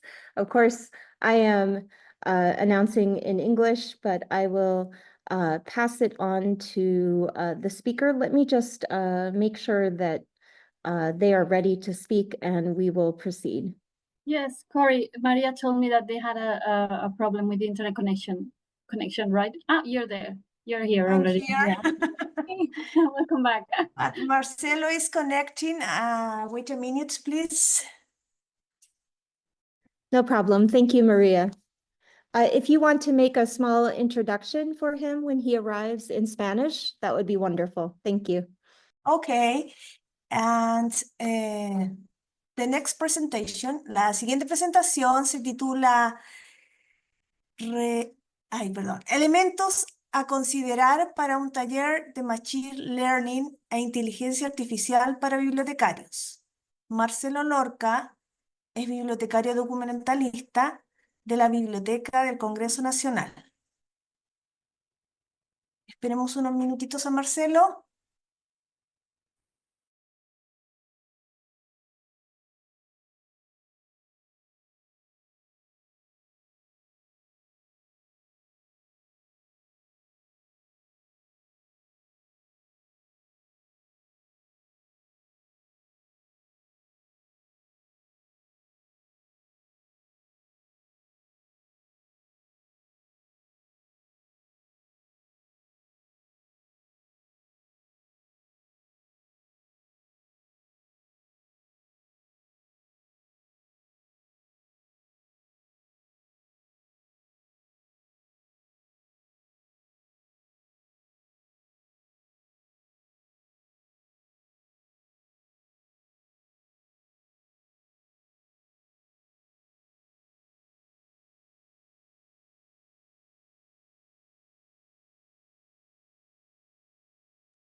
Hola Marcelo, bueno, estas son cosas que pasan, así que te doy la bienvenida y el micrófono es todo tuyo.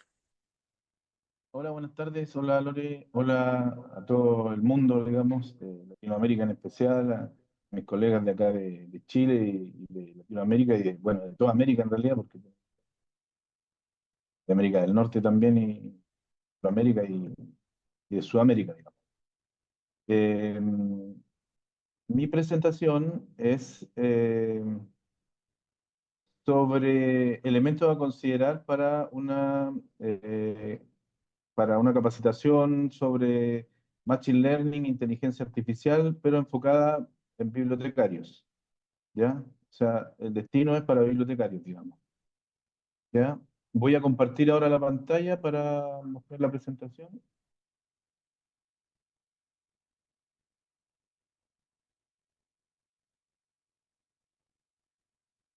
Me parece que ahí debería estar viéndose.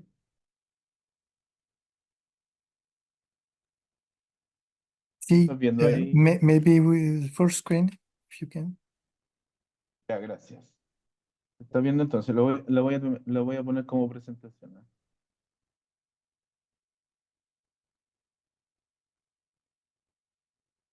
Perfecto.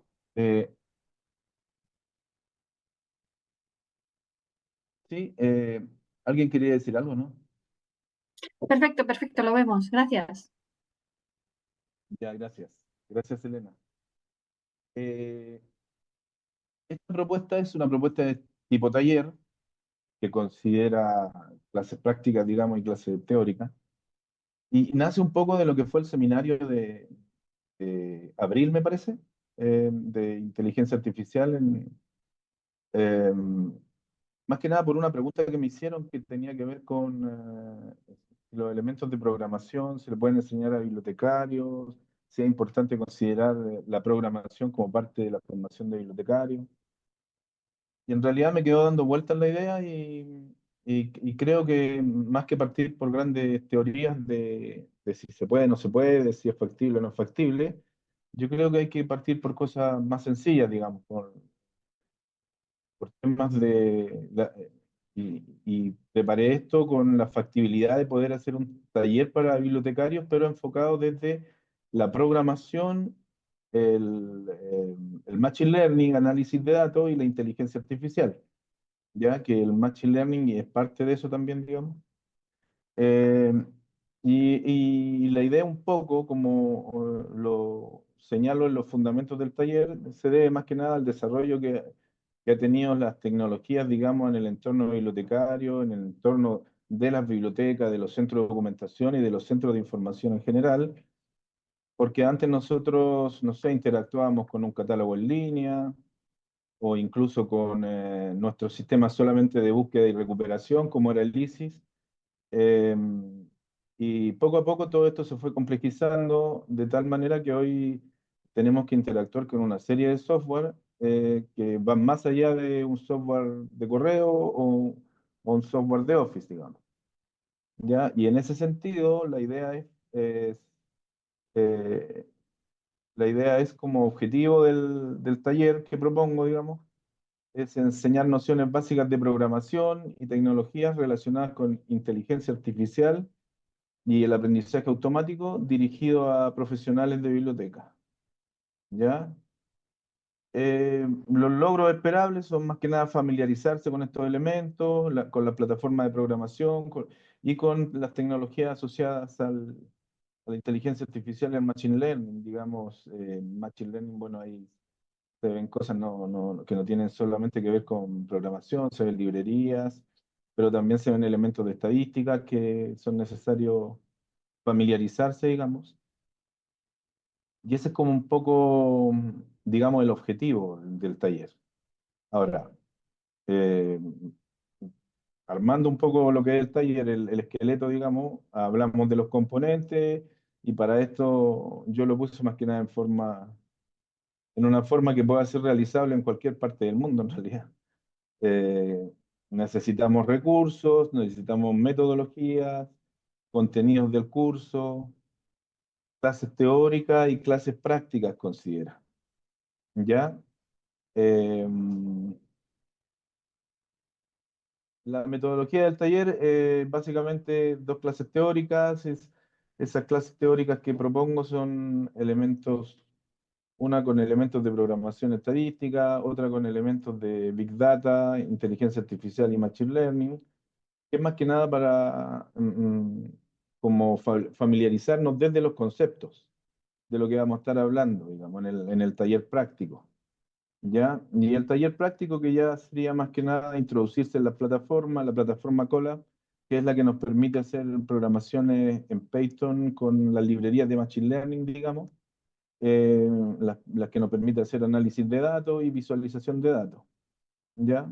La duración de las clases, principalmente 90 minutos para las teóricas, por un tema más que nada de pedagógico, digamos, de que tener más tiempo a las personas tomando atención sobre un tema va a ser agotador, digamos. ¿Ya? Y los módulos de clases prácticas ya yo propongo de 120 minutos porque creo que cuando uno está ahí metiendo las manos y trabajando o armando estas plataformas, subiendo sus datos y todo eso, ahí como que el tiempo pasa más rápido y se nos hacen cortos los 90 minutos, digamos. Eh, también propongo una jornada de reflexión sobre el taller, más que nada como un cierre del mismo y que tiene que ver un poco con tratar de sacar un sharing de esto, de un taller que tampoco es tan habitual, digamos, más bien qué les puede parecer a las personas, cómo se sintieron y qué se puede seguir haciendo en el ámbito un poco para seguirlos motivando también y seguirnos motivando en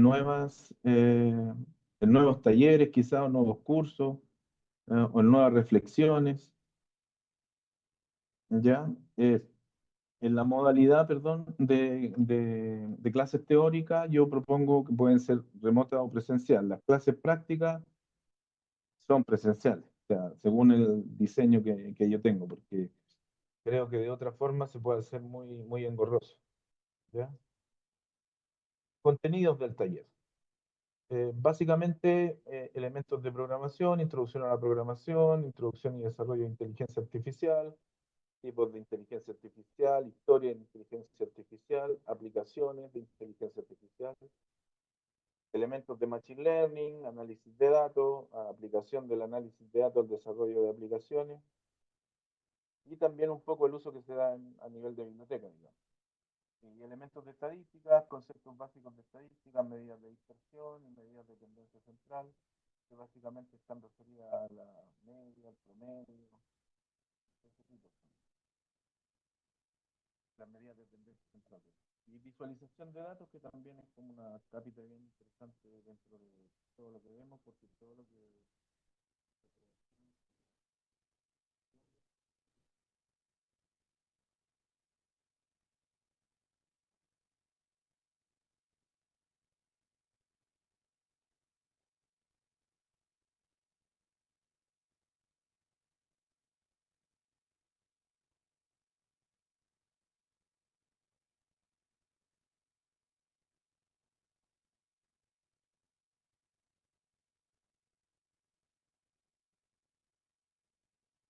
Marcelo, we don't hear you anymore, I think.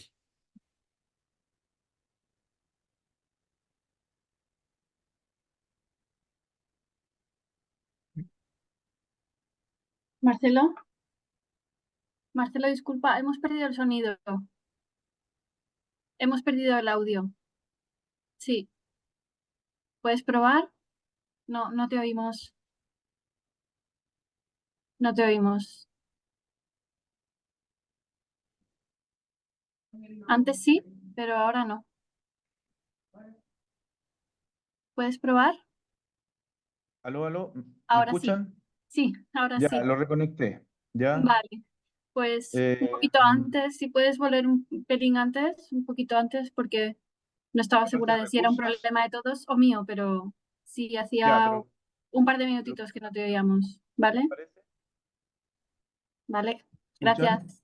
Ahora sí. Ya, Vale. ya, recursos. Los recursos asociados al taller, recursos tecnológicos, bueno, como les decía, equipos o notebooks para uno o dos bibliotecarios. Yo no pienso más allá en un equipo para más de dos bibliotecarios, o sea, ya, porque si no se dispersa mucho el trabajo, digamos, con la plataforma, ¿ya? Y queda uno trabajando mucho menos que los demás. Entonces creo que el ideal por ahora es empezar, el ideal es una persona, pero si hay que hacerlo con dos, se puede hacer con dos. Tres ya me parece que es demasiado. Infraestructura, bueno, acceso a Internet, cuentas en Google, porque Colab trabaja con Google. Colab es la plataforma creada por Google para desarrollar aplicaciones de inteligencia artificial, digamos, de Machine Learning.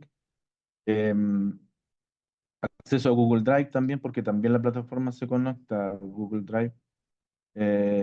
Plataforma de Office y plataforma de comunicación remota, que es para las clases teóricas más que nada. ¿Mm? Eso como recursos, digamos.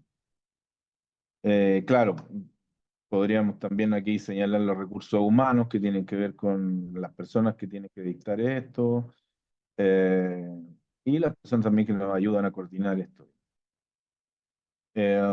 Elementos de programación, bueno, más que nada elementos básicos de programación que tienen que ver con lo que son los algoritmos y los lenguajes de programación, digamos.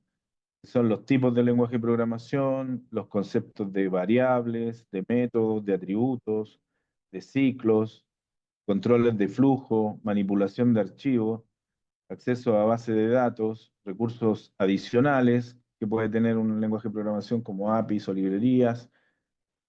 Y todos estos conceptos que les nombro son parte de gran cantidad de lenguajes de programación, entre ellos Python, que es con el lenguaje base con que trabajaría el taller, digamos, y que es uno de los que se usa bastante en desarrollo de aplicaciones de inteligencia artificial, digamos. ¿Ya?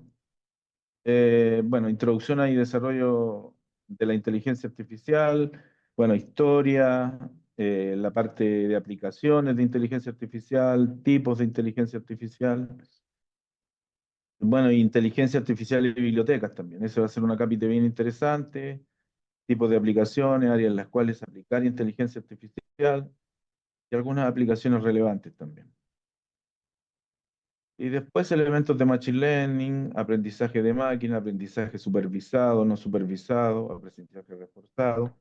Son como tres tipos de aprendizaje bien relevantes en el tema del análisis de datos, porque el análisis, eso apunta a los tipos de datos y también a los tipos de análisis que podemos hacer. Hay análisis que nos permiten clasificar resultados, otros que nos permiten segmentar resultados, otros que nos permiten hacer predicciones.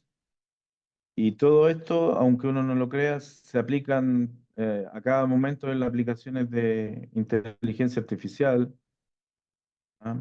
Como por ejemplo en el tema de las imágenes, eh, cuando se hacen aplicaciones que trabajan con las imágenes, utilizan elementos de segmentación para diferenciar imágenes, ¿ya? Y ese es un tipo de aprendizaje dentro del análisis de datos, digamos.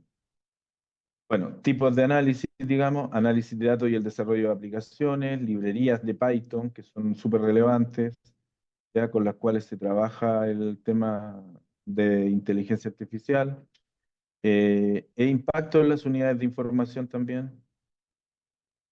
Y bueno, elementos de estadística, que tienen que ver más que nada con estadística, tipos de estadística, digamos, y conceptos básicos de estadística. ¿Ya? Todo esto son a modo de propuesta, digamos, porque son elementos más o menos básicos que están en los análisis y en los resultados que se obtienen de metodologías de Machine Learning, digamos. Eh, y todo esto obviamente que se puede ir ajustando mucho mejor con profesionales del área también, que es lo que sería recomendable, para hacer una buena definición de todos estos conceptos para nuestra área en específico, ¿ya? Y bueno, los últimos conceptos fundamentales de visualización de información, relacionado todo esto con visualización de datos, porque todo esto que producimos nosotros, sobre todo a nivel de análisis de datos, tenemos que visualizarlos, y la idea es que sean visualizaciones acordes a la información que estamos entregando, digamos, ¿ya? Que sean relevantes, digamos. Bueno, trabajar los conceptos fundamentales relacionados con la visualización de información, presentación de las librerías de Python y trabajar con esas librerías también, como Matplotlib y Seaborn, diseño e implementación de gráficos simples, diseño e implementación de gráficos avanzados también, visualización básica de datos de texto, visualización básica de datos espaciales, ¿ya? Y después también, como les mencioné en un momento, también proponer una jornada de reflexión del taller, sobre el taller, aporte en lo personal y grupal, y también formas de darle continuidad también a esto, que yo lo veo como un paso a, a seguir explorando estas áreas de enseñanza, digamos, dentro de la profesión, digamos. ¿Ya? Y bueno, en base a eso, agradecerles la atención. Esto es más que nada una propuesta que puede ser sometida a ajustes y correcciones por parte de todos. No hay una verdad absoluta dentro de todo esto, pero es más que nada una propuesta para poner en práctica como a nivel de taller, que a mí la modalidad que más para mí tiene impacto dentro de la enseñanza de todos estos elementos, porque si uno empieza a explicar teóricamente lo que son los elementos de la programación sin verlo en la práctica misma, se hace muy engorroso, se hace muy difícil, y siendo que a veces son temas o términos sencillos, pero se hacen muy engorrosos. ¿Ya? Entonces, para mí la modalidad más práctica en estas herramientas, sobre todo estas plataformas, es usándolas, ¿ya? Y aplicándolas, y también nosotros poniendo nuestro quehacer y nuestro día a día para ir generando propuestas de soluciones donde aplicar estas tecnologías. ¿Ya? Les agradezco por su tiempo, por la oportunidad de poder compartir todo esto a nivel global, digamos, y bueno, agradezco la iniciativa, que me parece que es súper interesante, de darnos una vuelta por el globo, casi gráficamente, digamos, exponiendo temas relevantes de nuestra área. Así que muy agradecido y bueno, eso quedo a su disposición.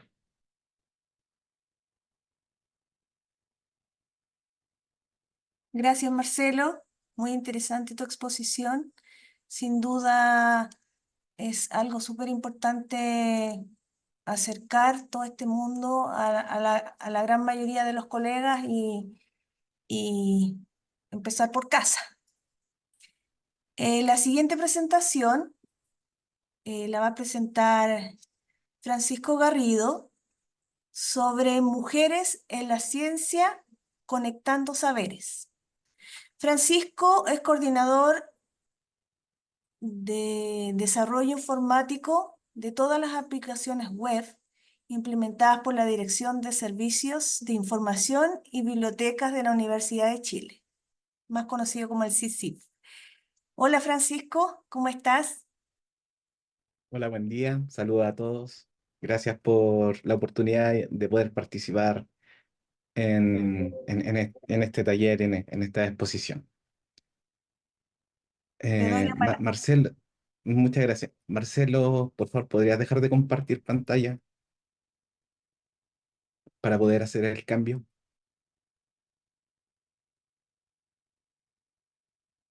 Muchas gracias.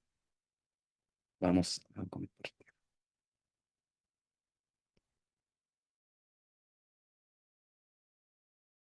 Mi nombre es Francisco Garrido. Eh, Vengo en representación de la Dirección de Servicios de Información y Bibliotecas de la Universidad de Chile. Y les quería presentar un proyecto en el cual estamos trabajando aún, está en proceso de desarrollo, el cual denominamos Mujeres en la Ciencia Conectando Saberes. Eh, eh, Como me mencionaron, aquí la idea de hablar un poco de tecnología. Yo soy ingeniero civil en informática, trabajando en el área de bibliotecas, y me encomendaron mostrar cuáles son las tecnologías que estamos utilizando para el desarrollo de este proyecto y mostrar un poco cómo funciona y cómo estamos tratando de integrar varias plataformas en una sola para tener un proyecto más robusto, con mayor información y sin necesidad de estar replicando información en muchas partes, que es un problema que tenemos habitualmente. Bueno, ¿cómo se nos presentó este proyecto? Este proyecto fue levantado por un área de la Universidad de Chile, el cual nos indicaba que siempre las mujeres investigadoras han estado un poco más escondidas que los hombres. Entonces, se busca de alguna forma poder dar una plataforma donde ellas tengan mayor visibilidad y esté aglomerado o bien junto toda la producción que como mujeres académicas de la universidad han podido realizar en sus años de investigación. ¿Ya? Bueno, acá primero vamos a comenzar con la pequeña pauta de la presentación que se va a realizar, mostrando los objetivos generales del proyecto, viendo las tecnologías que estamos utilizando y cómo se están implementando dentro del mismo servicio. Nosotros nos estamos basando en DSpace 7 para utilizar su nueva funcionalidad, que son las entidades que trae para poder realizar relaciones y despliegues más amigables con los usuarios, ¿ya? Para eso hay que hacer la implementación de esta funcionalidad. También hicimos análisis acerca de las diferentes plataformas que tiene la Universidad de Chile para poder obtener información, además de salir a buscar afuera a través de estas plataformas más globales como Wikidata, Wikipedia, que también fue una rama bastante importante, ya que implica tener capacitaciones con los usuarios y con Wikidata para poder hacer ingreso de información en sus plataformas. Además de una cosecha en el portal institucional, que también será mencionado más adelante, y terminaremos con pequeñas pantallazos acerca de cómo se está implementando, que todavía está en proceso de implementación, todavía puede tener cambios, pero ya los avances que hemos tenido. Comenzamos. Entonces, el objetivo principal del proyecto de Mujeres en la Ciencia, de la Ciencia Abierta tiene como objetivo la creación de un repositorio integral, accesible, que visibilice y reconozca la contribución de las mujeres y las investigadoras. El resultado final de Mujeres en la Ciencia será un recurso valioso para todos los académicos, estudiantes y el público en general, promoviendo la igualdad de género en la investigación, ofreciendo una plataforma donde las contribuciones de las mujeres en la ciencia y la academia sean fácilmente accesibles y reconocidas. Ese es nuestro objetivo final con este proyecto. Yo vengo enfocado un poco más a la parte tecnológica, así que vamos a pasar para allá. Sí, una de las cosas importantes o de las cosas que más nos llamaron la atención en el desarrollo de este proyecto fue poder utilizar Wikidata como fuente de información. Y para poder utilizar Wikidata como fuente de información, mm, tuvimos que crear un perfil en Wikidata para la investigadora y para esto generar el número Q, que sería el identificador en Wikidata para ellas, ¿ya? Y esto nos permite recolectar la información de la plataforma de forma directa. Bueno, aquí les voy a nombrar o les voy a mostrar el análisis que hicimos al inicio del proyecto para poder enfocarnos y ver de dónde obtener la información que está presente de la investigadora. Como mencioné en un principio, nosotros nos basamos en DSpace 7 como plataforma central y desarrollamos un aplicativo en paralelo para poder hacer la carga de información de forma rápida, sencilla y conectando todas las fuentes de información que están disponibles. Primero vimos que Wikidata es una buena opción para tener, y lo que mencionaba del mágico código Q, para poder guardar la información y obtenerla de las investigadoras. También integramos Wikipedia. Wikidata se integra a través de consulta a su API, que es a través de consulta en SparkQL. También fue un desafío y está siendo un desafío para nosotros poder utilizar esta plataforma a través de sus consultas en SparkQL. Integramos Wikipedia, también con consulta a través de su API, pero de su API REST. Identificamos dentro de la misma universidad de donde nosotros podemos obtener información. Dentro de la universidad existe un desarrollo propio que se llama plataforma habilitante, que está enfocado para poder obtener información básica de todos los académicos, funcionarios y alumnos de la universidad a través de su identificador propio. En plataforma habilitante podemos tener los datos personales, también podemos tener las publicaciones que ellos tienen registradas en la universidad y datos básicos acerca de estas publicaciones. Y esto a través de API REST. También en biblioteca digital, que es el catálogo institucional, que es manejado por las bibliotecas. tenemos más publicaciones de los académicos y de las académicas con sus datos básicos y su enlace a texto completo para poder integrarlos también dentro de la plataforma y poder tener toda la información guardada y las publicaciones de las personas. Y así tenerla de una forma mucho más rápida y con mejor acceso. Y además, como bonus, que fue algo que nos surgió, la universidad tiene una plataforma de difusión, que es el portal institucional, donde existen diferentes noticias acerca de lo académico, bueno, y noticias en general de la universidad. Entonces nosotros también utilizamos esto como fuente de información para poder obtener noticias y estas poder ser mostradas en nuestro nuevo portal, en nuestro repositorio de Mujeres en la Ciencia, y tener mayor información y más visual y más entretenida acerca de las diferentes mujeres que están ingresadas en estos momentos. ¿Ya? Como les mencioné, DSpace 7 es la base de todo esto. DSpace 7 en su última versión ya viene con entidades para poder hacer relaciones, que es un problema que antes se presentaba en DSpace 6, ya que estaba todo enfocado en el ítem o en el recurso, pero ahora nos permite generar diferentes entidades para poder almacenar información básica de cada una de ellas, ¿ya?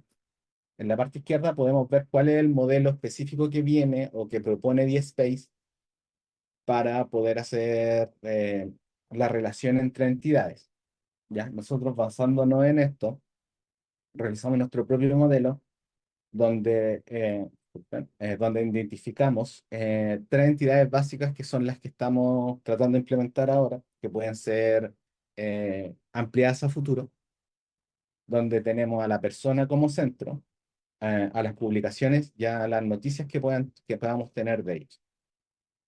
La persona tiene publicaciones y la relación es, la persona tiene publicaciones y una publicación tiene personas. La misma con la noticia. Una persona tiene noticias y una noticia tiene personas, ¿ya? Estas son nuestras entidades generales para poder hacer las relaciones que necesitamos para hacer los despliegues en el sitio.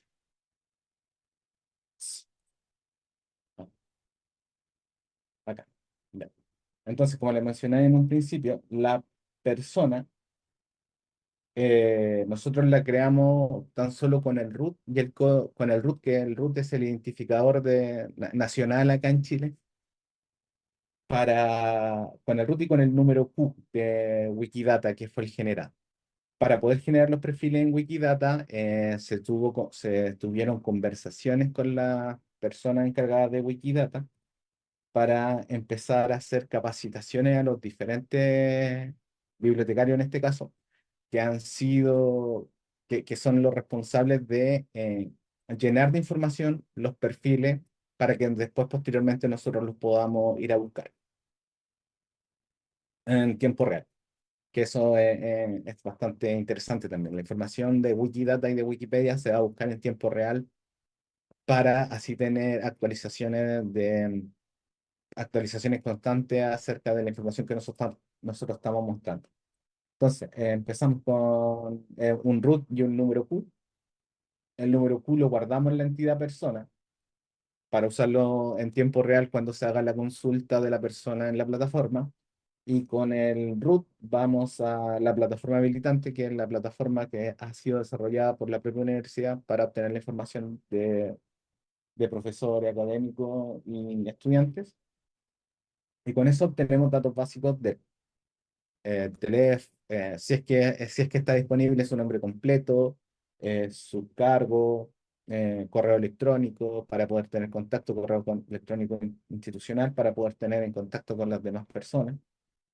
Y esto a través de SparkQL con Wikidata y a través de la API REST que retorna en formato JSON, una estructura en JSON para que nosotros la podamos leer y generar la entidad directamente en DSpace 7. Con respecto a las publicaciones, como mencioné, existen dos fuentes de datos distintas para poder obtener publicación. Una de estas fuentes de datos es la misma plataforma habilitante que funciona en JSON, que también funciona con API REST y hace retorno en JSON. Y la biblioteca digital, que en el caso específico de la universidad estamos utilizando Alma Primo. ¿Ya? A través de informes de analytics con Alma Primo, somos capaces de identificar todas las publicaciones de una persona y teniendo el root de esta persona a través del modelo de entidades también en Alma, podemos ir a buscar todas las publicaciones que tiene asociado y también traerlas y poder cargarlas en el repositorio en el repositorio de mujeres. ¿Ya? Y como tercera parte, que es la otra entidad, el portal web de la universidad, realizamos un scrapping de sus noticias, obteniendo sus títulos y su descripción, su bajada, que es lo más importante. Y con esto creamos la entidad de noticias y podemos hacer la búsqueda de relación a través del nombre, a través de texto plano, utilizando un poco de inteligencia artificial para poder obtener las coincidencias, ya que si primer nombre, segundo nombre, un primer apellido paterno, apellido materno, buscar las diferentes formas en las cuales esto se pueda fusionar y las noticias que vienen en texto completo, buscar estos textos y poder hacer la asociación de la noticia en sí. Esta ha sido una parte bastante compleja, ya que gracias a la inteligencia artificial hemos podido buscar similitudes, ya no exactitud en las palabras. Y así poder tener mayores coincidencias, ya que si el nombre no está escrito completo, como viene desde la plataforma habilitante, no lo encuentro. Y habitualmente en las noticias no se escribe completo, más que primer nombre y primer apellido. Entonces, bueno, esas son las tecnologías que estamos utilizando. Y como les mencioné, los más relevantes son DSpace 7 con sus entidades. Utilizamos bastante la conexión a través de API para poder obtener la información de las diferentes funciones que aparecen en la plataforma habilitante. Scrapping junto con inteligencia artificial para poder hacer la asociación de las noticias. ¿Ya? Ahora les quería mostrar un poco los avances que hemos tenido acerca de esto. Bueno, esta es una versión preliminar de lo que estamos haciendo. El nombre no lo toman en cuenta, estamos también en conversaciones para ver si mantenemos eso o no. Los colores y todo eso, pero la distribución. Entonces, esto ya vendría siendo DSpace 7, modificado por nosotros para poder mostrar los avances que vamos teniendo acerca de la inclusión de las investigadoras dentro del mismo repositorio. Eh, Acá podemos ver un perfil de un perfil o una entidad de una investigadora con la información obtenida de diferentes fuentes. ¿Ya? Tratamos de hacer énfasis las fuentes de obtención de la información a través de pequeños iconos que están en las esquinas de cada uno de los segmentos que se están mostrando. Ya en este caso, las fotos las estamos yendo a buscar en tiempo real a Wikidata. Una pequeña descripción, una breve descripción. Esta descripción viene desde Wikipedia, que también está extraída en tiempo real.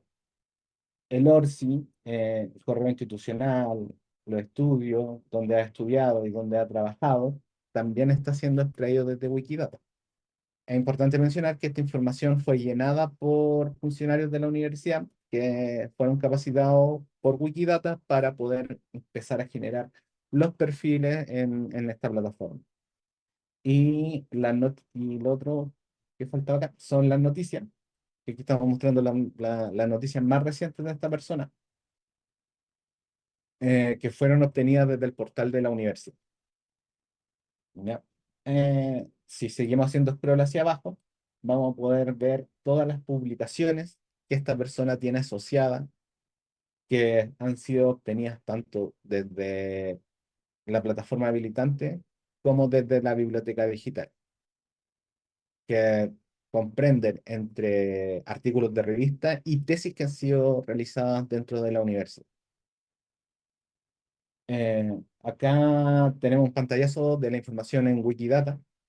¿Ya? Desde acá venimos a buscar información y, desde acá sacamos la foto y acá en la parte superior podemos ver que están los enlaces hacia Wikipedia y nosotros nos ayudamos de esto para venir primero a Wikidata, sacamos la información básica que estábamos mostrando, su fotografía y después desde aquí mismo sacamos el enlace a Wikipedia para poder obtener la descripción que fue la que se mostró.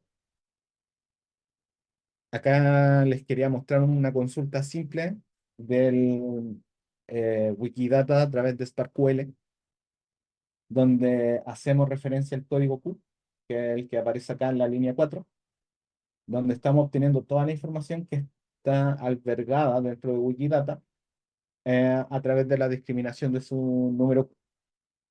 Y acá abajo, en la parte inferior, aparece el resultado que esto nos está trayendo, que son el país de nacionalidad. Aquí aparece la foto, que es la que estamos utilizando. El lugar de nacimiento, que se debe hacer una segunda consulta para poder obtenerla.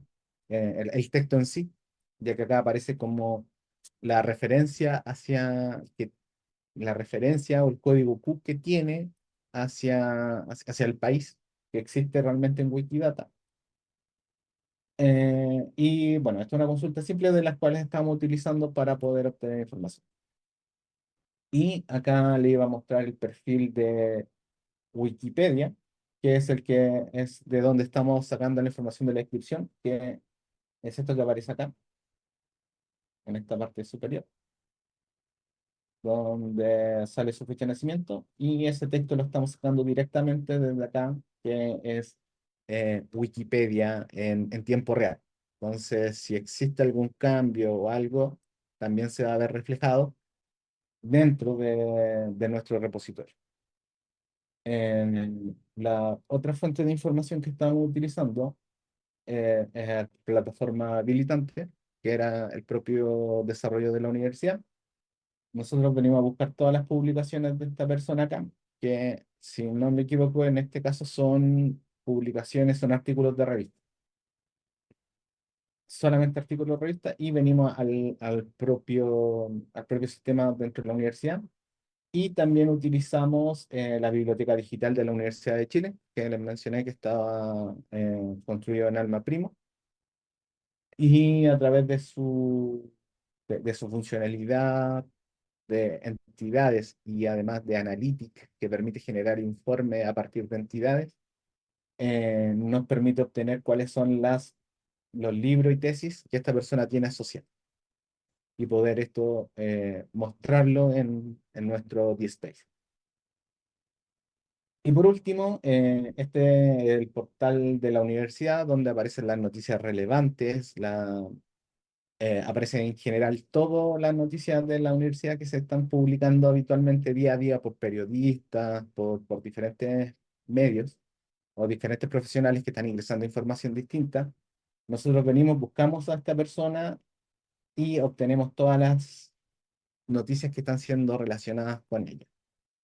En este caso utilizamos también inteligencia artificial para, en vez de buscar por textos exactos, buscamos por similitudes.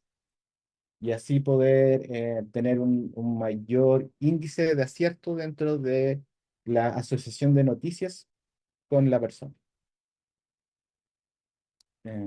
Clic. Y esta es la aplicación paralela que dije que se había construido en base a DSpace 7 para hacer la asociación completa, que lo hicimos de la forma más fácil que se nos pudo ocurrir para que pueda ser utilizado por cualquier persona, donde se ingresa el root de la investigadora. Sabemos que DSpace se basa en comunidades y colecciones.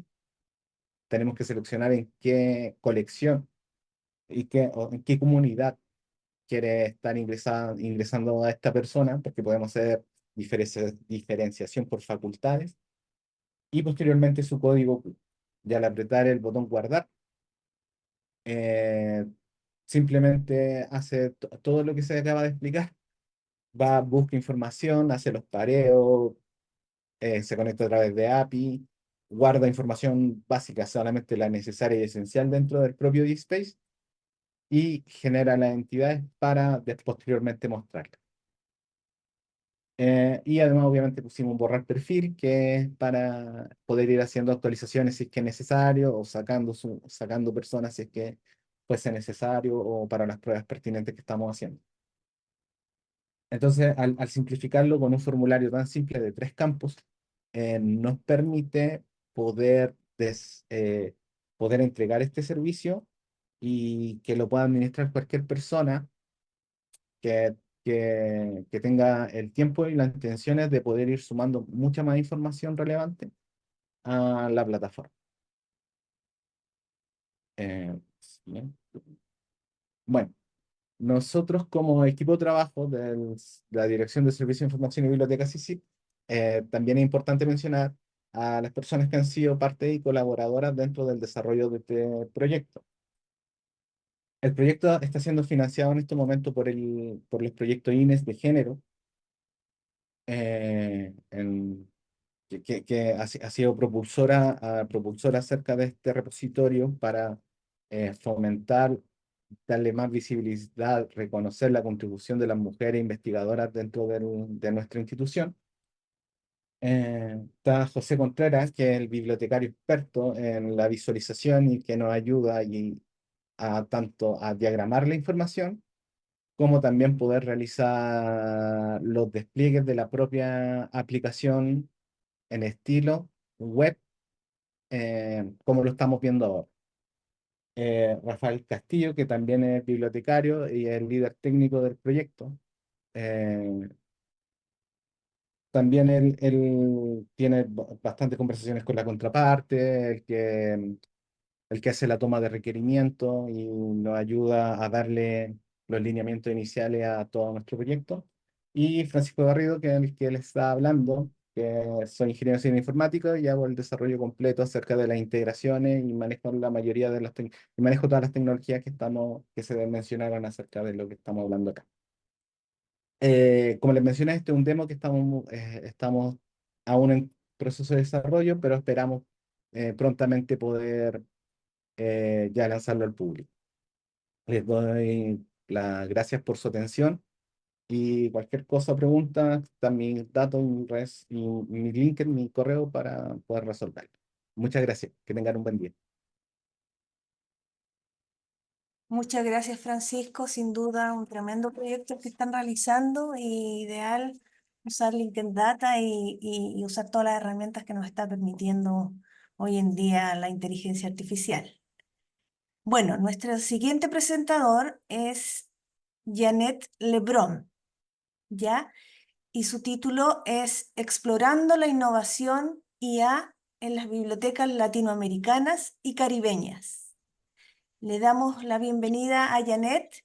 Ella es Chair de la División Regional de Latinoamérica y el Caribe de IFLA. Es una bibliotecaria académica y referencista de la Universidad de Puerto Rico. Querida Janet, qué bueno verte de nuevo. Te vimos por acá en el Simposio de Inteligencia Artificial. Así que un agrado tenerte de nuevo con tus presentaciones. Te doy la bienvenida y te doy el micrófono. Muchas gracias a todos. Para mí siempre es un placer poder compartir información y ser parte de este tipo de eventos, así que quiero comenzar agradeciendo tanto a IFLA como a María Loreto, a Elena Sánchez y a todos los organizadores de este evento por la invitación que me han hecho y por el esfuerzo, por supuesto, que han realizado para que sea un éxito. Así que voy a comenzar rápidamente. Por favor, me dejan saber si están viendo ya la presentación. Sí, perfecta. Excelente. Bueno, pues en la presentación que les voy a mostrar, voy a estar hablando un poco sobre lo que es la inteligencia artificial y cómo esta se está aplicando en algunas bibliotecas de América Latina y el Caribe para mejorar los servicios y optimizar el rendimiento laboral. Presentaré los resultados de un sondeo que realicé en algunas bibliotecas de la región, resaltando cómo éstas están aprovechando las ventajas de la inteligencia artificial y los retos encontrados. A partir de esos hallazgos, yo voy a ofrecer unas recomendaciones prácticas para que los profesionales de la información puedan formarse, identificar e integrar herramientas de inteligencia artificial, adaptándolas justamente a las necesidades específicas de cada biblioteca. Así que comienzo. En general, ya nosotros hemos escuchado mucho sobre lo que es la inteligencia artificial y aunque no es un tema o un concepto nuevo, ha ganado mucha relevancia en los últimos años, especialmente con el lanzamiento de ChatGPT, que es una de las herramientas que han impactado significativamente nuestra percepción sobre la inteligencia artificial. Y menciono ChatGPT porque es una de las primeras que nos viene a la mente cuando hablamos de inteligencia artificial. Entonces, la inteligencia artificial se define como la capacidad de los sistemas informáticos para realizar tareas que normalmente requieren inteligencia humana y que se caracteriza por la habilidad para tomar decisiones en contextos específicos, aprendiendo y adaptándose según la información que recibe. Y de hecho, actualmente la inteligencia artificial se utiliza para resolver problemas específicos mediante algoritmos que emulan la inteligencia humana o que realizan tareas que normalmente requieren de esta, como por ejemplo asistentes virtuales, entre ellos muchos de ustedes los conocerán, Siri, Google Assistant, Alexa, también sistemas de reconocimiento facial, reconocimiento en imágenes, en videos, plataformas como Netflix, Amazon, que utilizan también algoritmos para conocer cuál es nuestro comportamiento, ¿verdad? Y luego hacernos recomendaciones de contenido personalizado. Pero también está emergiendo un nuevo enfoque conocido como la inteligencia artificial generativa, que se centra en la creación de contenidos nuevos y también contenidos que son creativos, como son la generación de imágenes que son realistas de personas, herramientas de música generativa o herramientas de textos generativos que producen textos coherentes, relevantes sobre diversos temas o sobre diversos estilos. Y con esto yo solamente le estoy dando algunos ejemplos. Yo estoy pues segura que muchos de nosotros también hemos tenido la oportunidad de participar en conferencias o hemos visto videos o hemos escuchado, ¿verdad?, definiciones con ejemplos específicos sobre inteligencia artificial. Y en el proceso sé que hemos escuchado cosas que son muy positivas, muy convincentes, pero también cosas que no son tan positivas, cosas que podrían ser alarmantes y que nos preocupan. Y en cierta forma también crea reservas con respecto a cómo vamos a utilizar la inteligencia artificial. Y la verdad es que la llegada de la inteligencia artificial ha sido realmente sorprendente gracias a sus notables capacidades. Pero precisamente esa cosa de la inteligencia artificial que nos sorprende es lo que también nos puede asustar. Y así que en este sentido, yo entiendo que es totalmente natural sentir algún temor ante algo que es innovador y desconocido, especialmente cuando nos ofrece ciertos desarrollos o hay circunstancias nuevas que no sabemos qué esperar de ellas. Sin embargo, es un hecho que esta nueva tecnología llegó para quedarse y nosotros tenemos que entenderla para poder aprovechar esos beneficios que nos da para maximizar su potencial. Y pues reconociendo que aunque ese impacto representa un cambio significativo, las capacidades que tiene son fundamentales para transformar y para mejorar nuestras funciones en la vida cotidiana, en nuestra vida profesional, y esto por supuesto incluye a las bibliotecas. Entonces vamos a hablar un poco sobre la inteligencia artificial en las bibliotecas. Este tipo de tecnología ya lo hemos estado utilizando hace bastante tiempo en nuestras bibliotecas de diversas maneras para mejorar nuestras funciones y servicios y hemos tenido la oportunidad de ver cómo han ido en aumento a través de los años. Y con esto me refiero a herramientas que nos ayudan a mejorar la forma de buscar la información en las bibliotecas, como por ejemplo en las bases de datos, herramientas que nos ofrecen resultados relevantes y precisos a nuestras investigaciones, sistemas que nos permiten analizar grandes cantidades de datos en las bibliotecas, obtener estadísticas que a su vez nos permiten desarrollar mejor nuestras colecciones, También tengo que mencionar los chatbots que nos brindan asistencia, ¿verdad? En este caso, la referencia para atender las consultas de los bibliotecarios. También podríamos hablar de herramientas de traducción automática que se utilizan específicamente en las bases de datos que utilizamos, herramientas para digitalizar y preservar los materiales y los documentos de nuestras bibliotecas, plataformas de accesibilidad y apoyo para personas con diversidad funcional, que en este caso ayudan a reconocimiento de voz, a navegación de forma adaptada, ¿verdad? Y estas son solamente algunas de esas herramientas que yo puedo mencionar con las que, por supuesto, ya hemos estado interactuando. Y dicho esto, podría entonces mencionar que se consideran herramientas de esta primera etapa de la inteligencia artificial, pero es la reciente o el reciente auge de la inteligencia artificial generativa lo que ha creado este boom o ha despertado la curiosidad y a la misma vez la inquietud en muchos de nosotros, ¿verdad? Con respecto a cómo la vamos a utilizar. Entonces, disculpen que me moví mucho.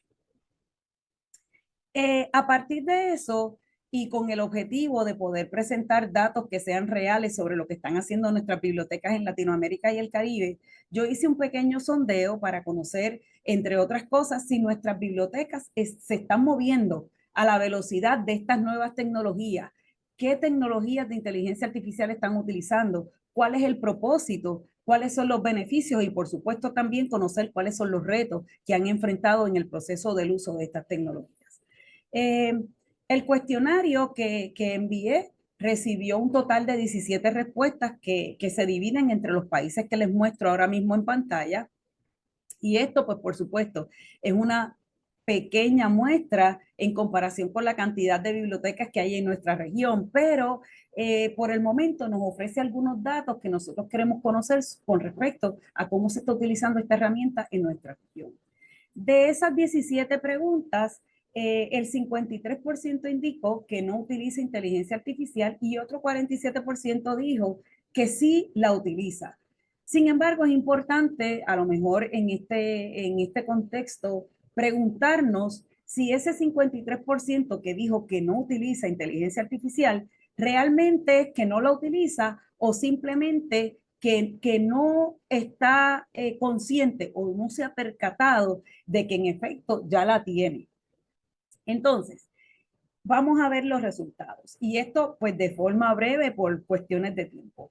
Entre las herramientas de inteligencia artificial que se mencionaron como parte de los resultados de este pequeño estudio, se encuentran ChatGPT, un chatbot, Gamma y Canva, Grammarly, DeepL, Semantic Scholar, Handwritten Text Recognition y Gemini. En este caso, el uso de forma general, ¿verdad? Porque no lo he agrupado por cada una de las herramientas, el uso que ellos han mencionado, pues revisión y corrección de texto, generación de ideas de contenido, servicio de referencia virtual, generación de presentaciones, corrección de errores gramaticales y ortográficos, traducción de texto, búsqueda y recuperación de fuentes bibliográficas, reconocimientos de textos escritos a mano, entre otras cosas. ¿Cuáles han sido los beneficios? En su mayoría, el ahorro de tiempo, pero también mencionaron que mejora la eficiencia y la calidad de la comunicación, tanto escrita, en este caso escrita en el entorno laboral, mejora múltiples consultas, ¿verdad? Mejora el proceso de contestar las consultas en el caso de referencia virtual, comunicación efectiva con el usuario y reducción de carga de trabajo del personal. Por supuesto, vuelvo y les repito, esto es un resumen.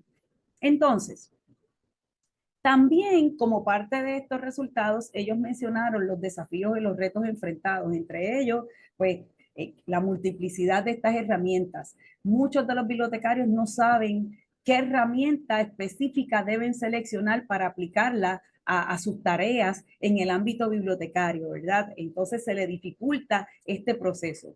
En el caso del chatbot, mencionan que integrar este tipo de herramientas en el servicio de referencia de una biblioteca requiere mucho tiempo y mucha creatividad, y a esto también le tenemos que añadir el mantenimiento que requiere, pues este tipo de herramienta funciona con instrucciones y con información que nosotros le podamos introducir para que pueda entonces responder a las preguntas de los usuarios. También como reto se mencionó la confiabilidad de la información y la preocupación que implica el uso de inteligencia artificial en las posibles violaciones de la propiedad intelectual. Y finalmente se mencionó también el aspecto del costo, porque sabemos que muchas de estas herramientas, aunque se presentan como herramientas gratuitas, el uso es limitado. Y si queremos explotar, ¿verdad? O utilizar al máximo las funciones que tienen, entonces tenemos que pagar, ¿verdad? Eso como parte de los retos o los desafíos enfrentados. Entonces, en el proceso, algunos bibliotecarios que aún no han implementado estas herramientas reconocieron su importancia, pero consideran que podrían utilizarlas o aplicarlas en su biblioteca a futuro. Y otros ni siquiera están seguros de cómo van a poder hacerlo. Entonces, las preguntas que surgen en este aspecto es cuán familiarizados están nuestros bibliotecarios en la región con la integración de la inteligencia artificial. ¿Estarán utilizando esta herramienta de forma adecuada? Y por otra parte, no podemos dejar de mencionar que las respuestas revelan que las herramientas de inteligencia artificial que se están utilizando en la mayor parte de las bibliotecas, obviamente que encuestamos, no forman parte de un proyecto integral de biblioteca, sino más bien están siendo utilizadas de forma individual. ¿Y por qué entonces está ocurriendo esto? ¿Qué necesitamos para poder avanzar en este proceso? Claro, también es importante reconocer que las bibliotecas de nuestra región enfrentan grandes desafíos significativos como es la falta de personal, la alta carga laboral, las limitaciones presupuestarias, y estos factores pueden dificultar la implementación de soluciones de inteligencia artificial en esas bibliotecas. Pero a pesar de que existen estas dificultades, es crucial que busquemos formas de avanzar y maximizar el potencial de la inteligencia artificial para poder mejorar nuestros servicios y operaciones, porque pues definitivamente el que ya ha tenido la oportunidad de interactuar con estas herramientas ha podido observar que nos van a ayudar mucho, ¿verdad? Específicamente a solucionar muchos de los problemas que estamos enfrentando actualmente. Así que ante estos cuestionamientos yo les presento algunas recomendaciones que pueden iniciar, ¿verdad? Un proceso o arrojar luz con respecto a lo que podríamos hacer para poder aprovechar estas herramientas de inteligencia artificial. Entre ellos, pues elaborar materiales educativos como tutoriales o manuales que puedan facilitar la comprensión y el uso efectivo de la inteligencia artificial en el entorno bibliotecario. También buscar oportunidades de capacitación y formación en el tema de inteligencia artificial para poder comprender mejor el funcionamiento de esta herramienta. Realizar investigaciones exhaustivas para poder conocer las diversas herramientas que existen, cómo funcionan, cuáles son sus capacidades, dónde las podríamos aplicar. Realizar investigaciones exhaustivas bueno, esa ya la mencioné. Involucrarse en eventos, en conferencias, en diferentes actividades de inteligencia artificial para mantenerse actualizado sobre las últimas tendencias. También es importante estimular la cultura de la innovación dentro de las bibliotecas, donde se alimente esta necesidad de experimentar con nuevas tecnologías, como lo es la inteligencia artificial, y que se reconozca el valor de asumir el riesgo, ¿verdad?, para impulsar el progreso en nuestras bibliotecas. También hay que trabajar en colaboración con expertos de inteligencia artificial en los procesos de integración de este tipo de herramientas en nuestras bibliotecas. Realizar evaluaciones exhaustivas sobre las necesidades que tienen nuestras bibliotecas y los recursos disponibles antes de seleccionar una herramienta en particular. Por supuesto, hay que ser conscientes de las implicaciones éticas y de privacidad al utilizar estas herramientas. Hay que realizar seguimientos y evaluaciones periódicas del impacto que puedan tener estas herramientas cuando las implementamos en nuestras bibliotecas. Y por supuesto, participar en diferentes redes profesionales y compartir nuestras experiencias cuando ya estemos utilizando este tipo de herramientas en nuestras bibliotecas. Así que más o menos esto de forma rápida, con esto concluyo. La inteligencia artificial llegó para quedarse. Nosotros vamos a seguir escuchando sobre el tema. El número de las herramientas de inteligencia artificial va a seguir aumentando. Por lo tanto, pues es fundamental que nosotros como bibliotecarios, como profesionales de la información, nos tomemos un momento para explorar y conocer la variedad de herramientas de inteligencia artificial disponibles que nos van a poder ayudar a elevar nuestros servicios y potenciar nuestro desempeño como profesionales de la información.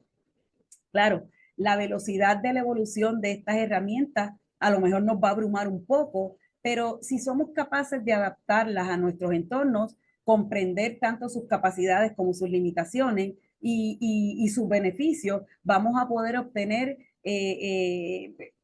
grandes ventajas y que van a ser muy productivas a futuro. Yo sé que ya se han comenzado a publicar guías para el manejo de la implementación de inteligencia artificial en las bibliotecas, así que nosotros podemos crearlas, nuestras propias guías, o podemos adaptar las guías que ya existen y hacerlas propias. Así que es momento de conocer más, de informarnos un poquito más sobre este tema y poder aplicarla en nuestro beneficio, tanto profesional como en nuestras bibliotecas.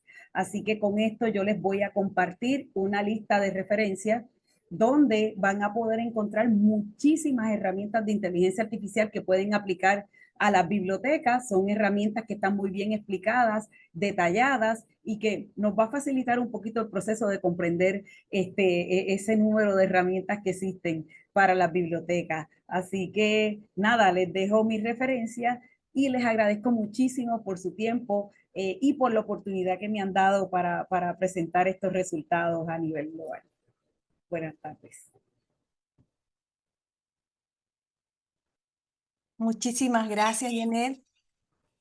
Y a todos los expositores, agradecer por compartir tan ricas experiencias y por hacer de esta jornada una jornada valiosa, por la claridad de las presentaciones sobre todo, y por la profundidad de todos los temas tratados. Ahora tenemos tiempo para algunas preguntitas. La pregunta es de François Xavier para Cristian Maturana. Cristian, mencionaste el uso de versiones freemium debido a las restricciones de presupuesto, ¿cierto? Ujú. ¿Es posible unirse a otras bibliotecas con necesidades similares y así poder acceder a las licencias completas? Perfecto. Un poco tomando en consideración lo que planteaba Janet, efectivamente en Chile no son tantas las bibliotecas que hoy en día estén utilizando herramientas de inteligencia artificial. De hecho, creo que acá están las que están de alguna forma liderando, que es la Biblioteca del Congreso, la Universidad de Chile, la Biblioteca de Santiago, que también es como un nicho un poco distinto. Entonces, efectivamente, hoy día no existe ese interés como para efectivamente tener una compra colaborativa. ¿Hay alguna experiencia, algunas conversaciones, de hecho, justamente con la Biblioteca del Congreso, con el Sistema Nacional de Bibliotecas Públicas, con Biblioteca Nacional, que también quieren ellos automatizar la descripción de mapas? De alguna forma estamos trabajando con ellos en temas de asesoría, pero efectivamente, presupuesto como tal, hoy no lo tenemos. Y es importante, y también esto lo señalo porque para mí es vital, que de tener presupuesto, tampoco lo invertiríamos en la compra de herramientas comerciales. Creo que efectivamente hoy día lo importante es tener una infraestructura tecnológica apropiada. Yo soy un defensor del software libre, hace mucho tiempo vengo trabajando con open source y software libre, entonces creo que tiene que ver con eso. Para mí, por lo menos, la solución tiene que ver con eso, con comprar. De hecho, justamente presentamos un proyecto este año que se aprobó, afortunadamente, así el 2025 va a tener infraestructura propia, porque la idea es desarrollar sistemas que se adecúen efectivamente a la realidad de cada biblioteca. Y claro, los softwares comerciales te ofrecen algunas opciones, ¿cierto? Algunas parametrizaciones, pero la única forma de tener un sistema que aborde realmente las necesidades de cada biblioteca tiene que ver con software libre. Así que yo creo que la apuesta, más que comprar software comercial colaborativamente, es tener una infraestructura colaborativa que permite el desarrollo de sistemas. Muchas Eso, gracias, François. Cristian. ¿De qué?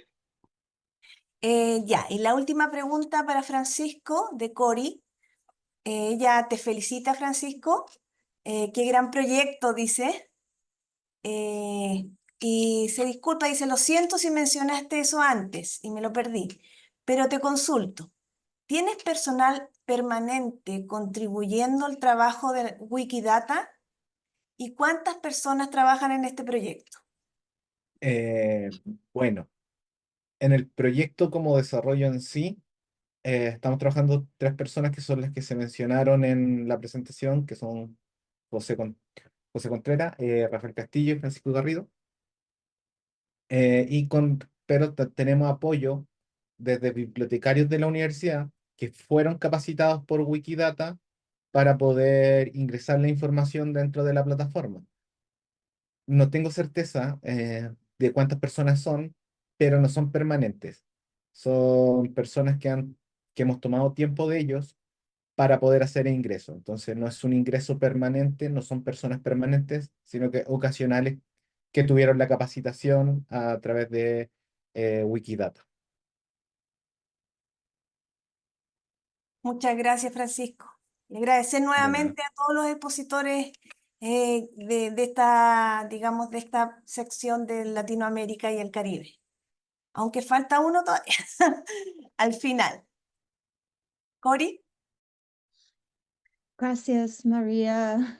Thank you so much to all of our presenters. It's wonderful to have you in the event and to hear you speaking Spanish. It truly makes it feel like an international event. So thank you so much. And I'm excited to introduce our next session. This one is from Division B. It's Artificial Intelligence and Government. Parliamentary and Law Libraries and Official Publications. And we have a panel moderator, Caroline Menard, but before I have her introduce the panelists, we will first hear some introductory remarks from the Division B chair, Lisa Janik Hinchcliffe. And I would like to offer, yes, go ahead and share your screen if you have a PowerPoint presentation, and I will turn it over to Lisa. Welcome. We're so happy to see you today. Great, and thank you, Cory, and thank you to everyone who is making this amazing event happen. It's quite a bit of work to pull off any kind of webinar, much less 24 hours of one. So thank you so much, and thank you so much to Caroline Menard, our organizer for this Division B conference. I'd like to just have the next slide where I'd like to share with you the Division B membership of IFLA. And so you may be familiar with IFLA structure or not, but all of the member groups, whether they are sections or interest groups, are organized into divisions, and then those divisions have a leadership team as well as a chair. And I am quite honored to chair Division B, which is comprised of the Government Information and Official Publications section. We always say GOPS. The Government Libraries section, the Law Libraries section, Library and Research Services for Parliament section, and then our 2 interest groups, Artificial Intelligence Special Interest Group, which is, of course, very grateful for their contributions to this 24-hour event as well, and the Women in Information and Libraries Special Interest Group. So 6 of our member communities, 4 having a very strong sort of thematic grouping, and then 2 interest groups that we're privileged to have with us. Go to the next slide. Carolyn will serve as the moderator, moving from speaker to speaker, but she invited me and gave me the honor of introducing our 4 panelists here today, representing different groups within Division B. So this is a wonderful collaborative effort. Anne-Marie Jeannon-Charette is an experienced in-house counsel. She practices in the area of copyright, labor, and employment law, contracts and procurement, and administrative law. Since 2020 March, she has been working as the General Counsel at the Library of Parliament in Ottawa, Canada. As a library executive, Anne-Marie provides legal advice and strategic direction to the Library of Parliament on all of its sectors of operations. Since May 2023, Anne-Marie has provided leadership on AI-related issues as the chair of the library's AI working group. So I'm sure she's been quite busy. Anne-Marie is a graduate of the Faculty of Law at the University of Montreal and holds an LLB and an LLM from that institution. She is also a member in good standing of both the Bar of Quebec and the Law Society of Ontario. Our second speaker will be Jelisaveta Blagojevic. who is the scientific associate at the Historical Institute of the University of Montenegro. Until July 2024, she served as the head of the Library, Documentation Center, and Archives of the Parliament of Montenegro.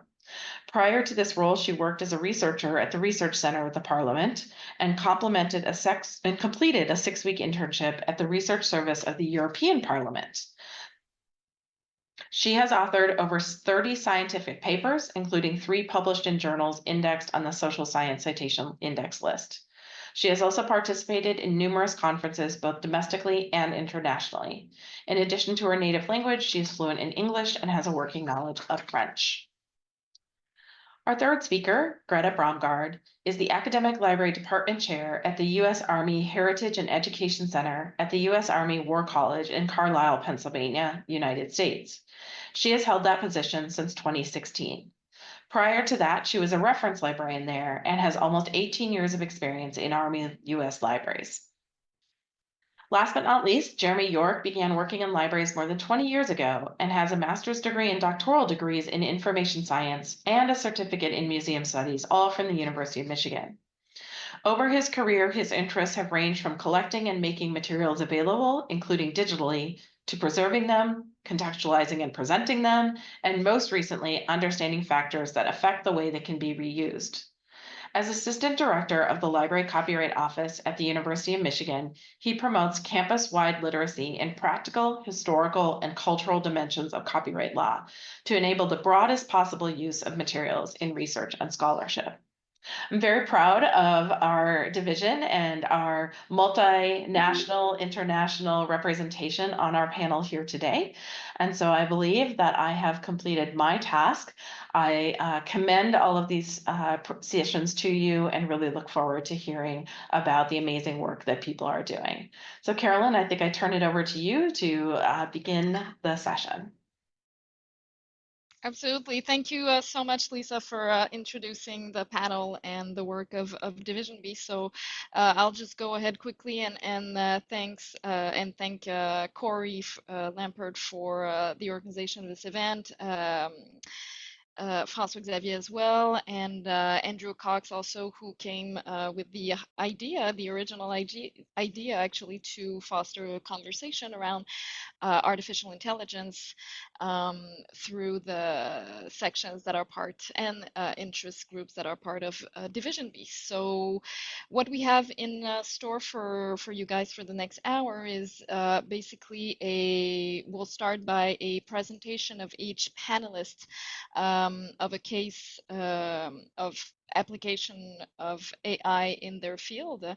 And after our 4 panelists have presented their case scenario, we'll move on to questions to really foster a conversation on the impact of AI and IT tools on first, how it's changing library services, how it is changing user behaviors, and finally, how it is changing our librarian roles. So since time is going by fast and we don't have a lot of time, I'll let the floor to Anne-Marie Génin-Charette, who is our first speaker today. Anne-Marie, the floor. Merci, Caroline. Hello all. So as was mentioned in the introduction, so I am not a librarian, but I do work closely with a lot of them at the Library of Parliament in Canada. I am the executive that's in charge of our AI working group, and we have been we have undertaken a lot of structured testing over the past year to identify initiatives across our organization that could leverage AI and assist us in understanding what are the risks and opportunity in using the technology. As you can see in the slide that's on the screen, we did do some first phase of testing. One of the things that's not mentioned there is we also looked at automated translation tool, because it's working into a bilingual organization. Sometimes we need to produce a translation document, French to English, English to French, that could be in very short delays, and we don't necessarily have assistance of translators. So we did look into how we can leverage those as well. For library services particularly, we looked into reference services. So we tested some reference tasks, and we considered that most of the tools we used were easy to use, and we were generally able to fulfill in part or in full the requests after using. We've decided to select Copilot, ChatGPT, and Notion AI because it was when we were researching, they were the tools that were mostly coming up, that our staff was somewhat acquainted with, and also that we thought that our counterparts had experience with. Really, when we looked at all of those, we found that ChatGPT would perform the best, although it does have some important limitation regarding the time period covered. You've often see if you've used ChatGPT that they will put a disclaimer in it saying like, we only covered up until November 2002, and it, so on and so forth. Also, one of the important limitations we notice is that they don't cite which reference they've used to support the assertion in output, which for a reference services is something that is really important for us to ensure that the materials and the information we provide is our client can trust the source. And really what we found in using those tools is that it reinforced the need for user to implement a fact-checking procedure to ensure that the information generated by AI tools can be assessed, especially the quality of the content generated. We also tested image generators. So the library, we do provide traditional library services, but we also, as a parliamentary library, we do offer visitor services, especially guided tour of parliament and public education programs. So in those programs, one of the things we wanted to test is whether or not we could leverage some different tools to see if we can generate parliamentary imagery or even images for our policy analysts who develop original publications for our clients. So if you've played with image generators, the result can be quite striking, and it can also be sometimes not accurate at all. And it's really one of the tools compared to what we use for reference that there's still a lot. The tool has a lot to learn on. If you tried anything related to want to depict human bodies or body parts, it has a lot of difficulty doing that. And you can have mangled body parts, 3 arms, 5 eyes, and the tool will produce this thinking this looked like a human. So what the tool that we found that offered the best overall experience was DALL-E 3. It was able to depict building and figures accurately in cartoon style or different art styles. So we would, in our prompts, we would ask, can you depict the Parliament of Canada building in a Art Deco style or in made of marshmallow or in watercolors? And it could produce results that we could rely on. But there's the lack of accurate depiction, especially representing human body in a realistic way. And also for our context, often the symbols, when we would ask for Canadian specific symbol, they would ask the data set would probably have been based on British or American styles, so they couldn't really depict Canadian style accurately.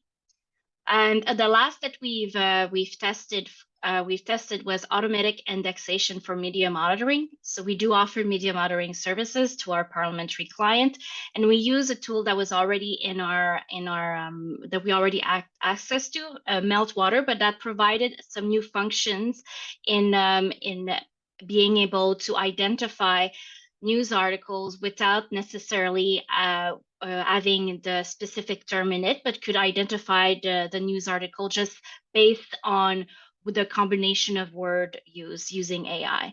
So what we did to train is what we wanted to determine whether or not it could be trained to retrieve news article on a particular subject without the exact search term present. Our initial testing found that the automated indexing tool could be an interesting addition to those that our current awareness team is already using. However, more testing is required. It's not sufficiently precise to present viable results. So even if an article wasn't on a particular subject we were searching, it would still classify it as being relevant, just because they didn't want the user to have no result in their search. So that's really our first test, and we are already in our second phase of testing, especially on focusing on tool for legal and policy research. We're also very excited about a possibility with data analysis and a visualization tool, and also writing assistant. Thank you. Thank you so much, Anne-Marie, for this presentation of the experimentation that the Library of Parliament of Canada has done with AI tools. We will now move to the presentation of our second panelist, Elisaveta. The floor is yours.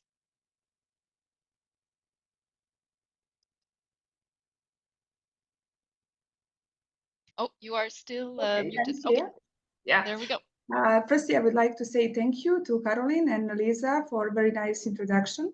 In that way, I will not now present myself again, like my position now. I will start with presentation immediately, and today I will talk about the AI tools in the Library of the Parliament of Montenegro. Concretely, I will speak about digitization of the verbatim records of the proceedings of the Parliament of Montenegro. And can I see just the next slide of this? Or yeah, thanks. Firstly, I will say something about the importance of digitizing verbatim records. After that, I will just present you basis of this digitization process, main function of functions and options of application for managing digitized records, and at the end on the impact of digitization of the efficiency of the library's work. Let's start. Verbatim records make up 22% of the library's fund, and all our records from 2012 till now are available on the Parliament's website. But all reports are searchable through online catalog COBISS.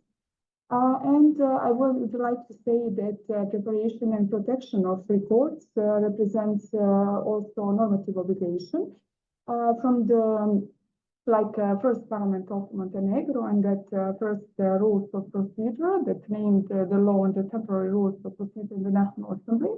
Until now, also the current rules of procedure of the Parliament of Montenegro prescribes obligation regarding preparation and the protection of records. Now, I would like to say why is it important and why we decided to digitize records. Maybe next slide, we can see. Firstly, we wanted to make easier access to these materials for our internal as well as external users.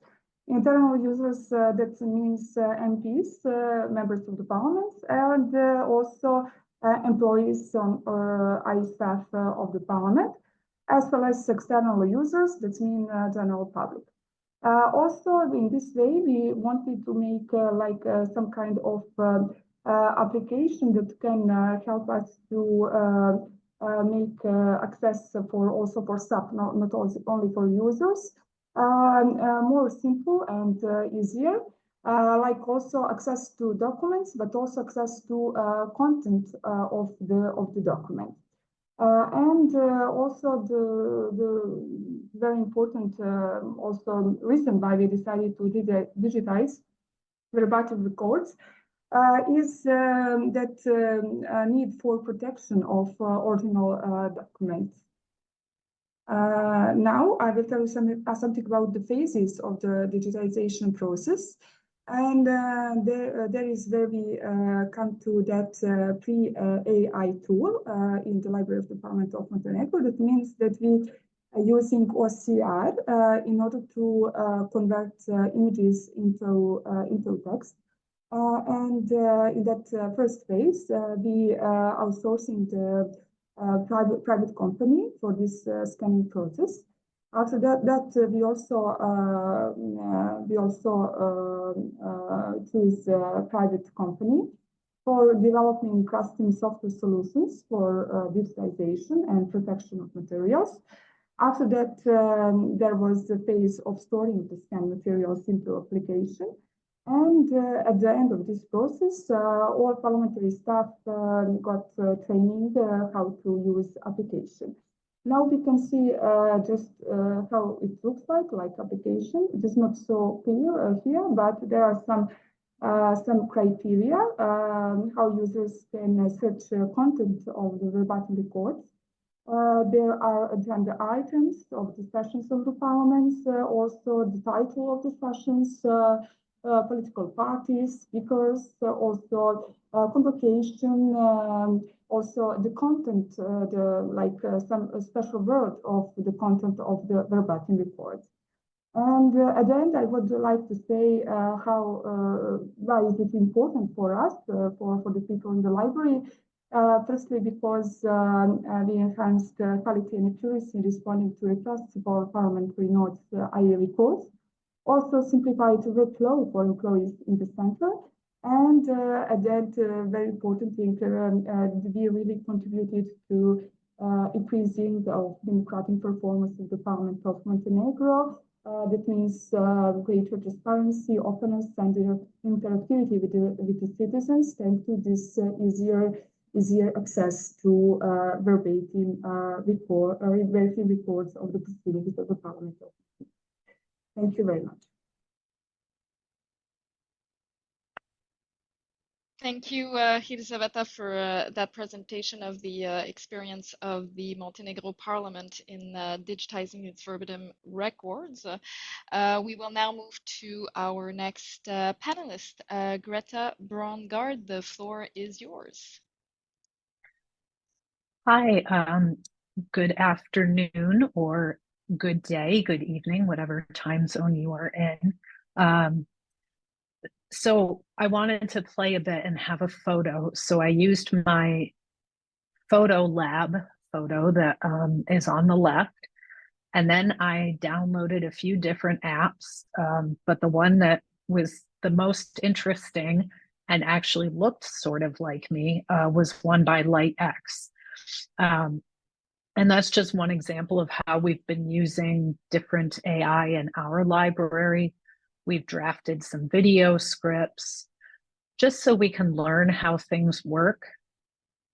I think we need to embrace the technologies, and I try to model that for the team here at the library. We are doing video scripts, advertisements, storyboards for our videos. We see it as a low risk. We're not asking any artificial intelligence or large language model factual information. So as an example, I put in, we need to create a safety video on movable shelving. And I put that into ChatGPT, and then it created a script for us. And then we edit the script to align to our branding, our messaging, and also things like replacing Dewey Decimal with LC call number. So it's just an interesting use. We recognize that our students and faculty have different skill levels and comfort with new technology, but we see the library as one of the stakeholders for providing best practices and informational knowledge. So we provided a bibliography, and the second we published it, it was already out of date. I don't know if everyone else struggles with this. I'm sure everyone is just trying to keep track of all the new tools that are out there. It's sort of difficult to maintain authority when your bibliography is immediately out of date. I don't think we've really had that issue in recent memory, where things just immediately are obsolete. We're also working on developing prompt engineering support capability so we can help those students, faculty, and staff who aren't as familiar or comfortable. We can help them craft those prompts. And there's so many blogs out there now about how to do that. But I think people just need someone to sit with them and help them sort of, going back to a reference interview sort of interaction.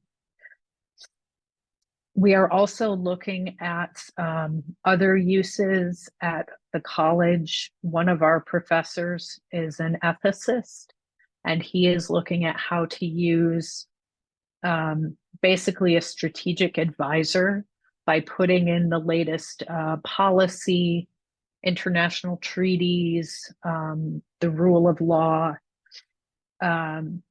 with the information. So it's curated ahead of time. So it's not like a ChatGPT or a Perplexity where it's just pulling from the massive amounts of information on the internet.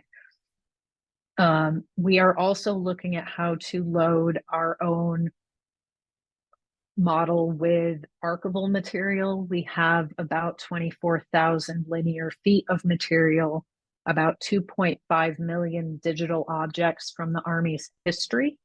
So we're looking at how to put that into a learning model so that anyone can interact with our resources beyond just a search box. So that sort of captures what we are doing right now. Thank you. Thank you very much, Greta Brungard, for these applications of AI at the U.S. Army War College in Carlisle. So we will now move to our fourth and last panelist, Jeremy York. The floor is yours. Okay, thank you very much. Hello, everyone. I'm Jeremy York, Assistant Director of the Library Copyright Office at the University of Michigan. I'm going to talk a little bit about our office and then about AI, specifically about a set of copyright scenarios and responses to those scenarios that our office created for educational purposes. And our uses are actually pretty similar to Greta's, so I'm interested to hear more about that. So our office was established in 2006 to provide guidance to UM faculty, staff, and researchers about copyright and to support creation and reuse of materials. So we provide guidance related to publishing, open access, publishing agreements, creative projects for library digital collections, some library agreements. We do education and outreach, of which these copyright scenarios are a part. And we collaborate in various local, national, and international projects and initiatives. If you could go to the next slide, please. So there's a lot of experimentation that's being done within our library with generative AI. The University of Michigan was an early adopter of AI technologies and developed several AI tools for the UM community that we've been learning about and trying to take advantage of.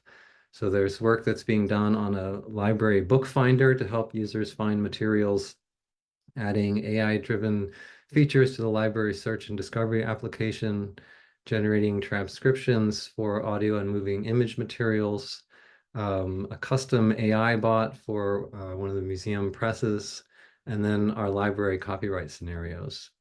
Next slide, please. So why did we want to create scenarios? So our reasoning for this was that there's a lot of information about copyright that's available online and from other sources, but it's difficult for users to know which aspects of the law apply to the situation. We find in practice, it really comes down to the specific facts, the specific issues they're dealing with in their circumstance. So we thought that scenarios could be an effective way to help users learn about copyright. We've had this idea for a while, but it was difficult to find the time to actually work on it. So enter Maisie. Well, what is Maisie? Next slide, please. Maisie is one of 3 generative AI services created by the University of Michigan Information Technology Services Division. And it allows you, similar to what Greta was talking about, to build a chatbot that provides information based on a custom corpus. So you upload a corpus of information to Dropbox, Google Drive, or Canvas course software, and you allow Maisie to index it. You apply some customizations, or configurations rather, and then you're off and running. Maisie, by the way, the University of Michigan's colors are blue and maize. So maize, that's where that comes from. Next slide, please. Sorry, one back. So we built a corpus in Maisie comprising materials we've developed in our office over the last 15 years, including guides, documents, workshop materials, articles, website materials, and we added other information like the US Copyright Act, the Code of Federal Regulations for Copyrights, Copyright Office circulars, and a variety of other materials. Next slide, please. So you interact with Maisie through a chat interface, just like ChatGPT. So after assembling our corpus, we began to prompt it with copyright scenarios that were developed as part of educational materials in our office over many years. So this is an example of one. Please use the informational resources at your disposal. That's all the corpus we put in there to detail what issues of copyright and licensing need to be considered in the following hypothetical situation. Please include references to relevant portions of copyright law, including exceptions that are important to consider, then provide an answer. This particular response is about copyright restoration, copyright status in the United States. Next slide, please. So we would put in these scenarios, and then we'd receive the responses. And the next slide, please. And then the director of our office, Melissa Levine, and I went through an intensive and iterative process of editing those scenarios for their accuracy, for the kinds of considerations they were raising, for the language used. And this is an ongoing process as we maintain, improve, and add new scenarios as time goes on. Next slide, please. So we have 2 implementations of the scenarios. One is a Google Doc, just plain text with a table of contents, and the other is in a Zotero library. And there are links there that hopefully will be available, or maybe as we go, I can put some links in the chat. Both of these versions include a system of tags to allow users to browse the scenarios by different topics, and they're available under a Creative Commons by attribution license. So we hope they'll be useful and reused in our community and potentially more broadly. Thank you. Thank you, Jeremy, for this very interesting presentation on the application of AI at the University of Michigan. I am, for one, very interested to go test Maisie because I did not know about its existence before. So that does sound like a very interesting tool to test. We will now move to the the discussion part of our panel. So we've had 4 interesting applications of AI or pre-AI tools in different different library settings. So we have parliamentary libraries, we have a government libraries, and we have a copyright office library scenario as well. So my question for you would be, you've talked about a little bit the impact that AI is having in your sector. How do you see AI as improving the services that you can that your library can deliver?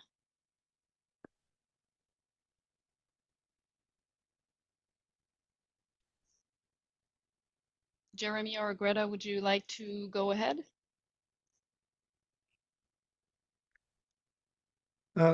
Sure, I can start. Going off of the, just thinking first about the impact, I'll speak to what I observe and experience in my role at Michigan, which is an academic institution. Some of the impact we're seeing is impact in terms of requests from faculty, instructors, researchers for instruction or support related to AI. So I'm on a working group at our library formed a couple of months ago to support librarians' AI instruction needs, whether that's in the classroom, consultations, reference, whatever forum. So there's a lot of desire we found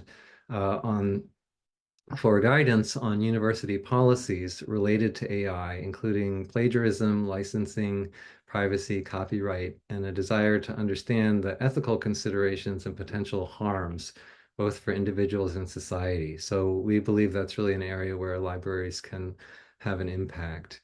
There's also a feeling among librarians that we've been through this kind of thing before, that is ramping up a lot of knowledge about a topic.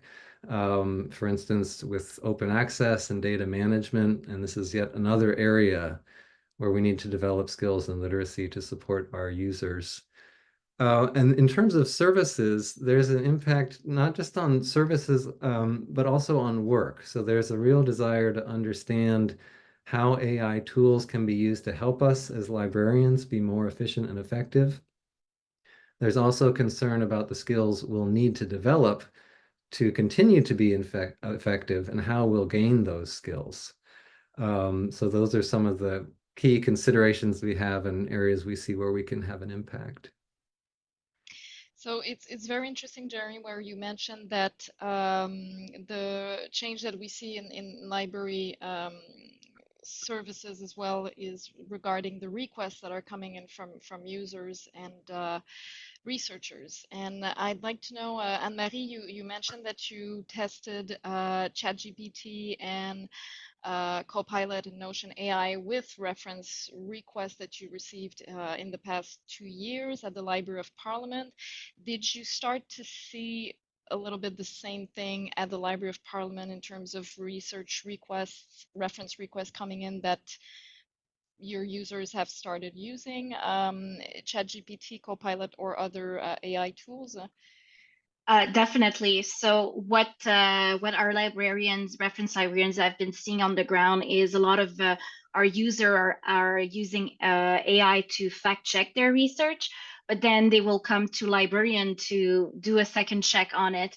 And sometimes we did see instances where we had a parliamentarian who used AI, and the product that was generated was full of misinformation, wrong dates, that sort of thing. So there's also a lot of work from our library and adapting and use these cases to perfect the fact checking and helping users this way. Thank you. And it's interesting to see so that we the speed actually at which our institutions evolved, and it is always a challenge to be able to keep the same speed as our users are having, or to adapt to their new behaviors, basically. And I think, Greta, you said you really talked about that issue with being able to keep up with everything that is being published in terms of AI, and having a bibliography that you put online, it is, as soon as you put it, it's already not up to date anymore. I was wondering, Greta, if you could perhaps provide a little bit additional insights on how can we, in your opinion or your experience, how can we help our users to basically navigate through all of those AI tools, and how we can make it easier for them to understand how they work, and how we can accompany them basically through this process. Thank you for that question. I think a lot of what we do, as Jeremy said, this isn't new for us. So I think just translating what we do into helping them evaluate the tools. So we're not providing them, this is the best one for this is the best tool for this. It's more about teaching them how to evaluate. You know, we always, whatever acronym you would like to use, the one I like the best is BAST, bias, authority, source, and timeliness. I think just taking that from book, journal, internet source to an AI resource is one of the best ways that we can help our users. To evolve with this. Yeah. And Elisabetta, since you are also working in a parliamentary context, did you experience a little bit the same thing with your user as Anne-Marie in Canada has experienced in terms of users using already ChatGPT, Copilot, other AI tools? It is, yeah, it is really something, as Greta said, something new for us. And we really should adapt to it. We also should develop our skills to use all that artificial intelligence tools that we have and that are open. But I think that main limitation, especially when we talk about countries that are not like English ones, that are not, you know, Anglo countries, there is that limitation about language. Because because when you set it in Montenegro, in Serbian, or Croatian, or some other regional language here at the Balkan, you cannot get a lot, you know, via Chat GPT. But you can get some directions, but you cannot have like whole information. But for researchers who want to see how is something happening in some other countries, especially English-speaking countries, they can, you know, find some also useful information. But all that information have to be, you know, checked again. And there is, you know, there are a lot of, you know, sources that they can use in order to check some information. But I think that in that regard, our libraries still stay like as a stone in the sense of knowledge and a source of quality and reliable information. Thank you. You're welcome.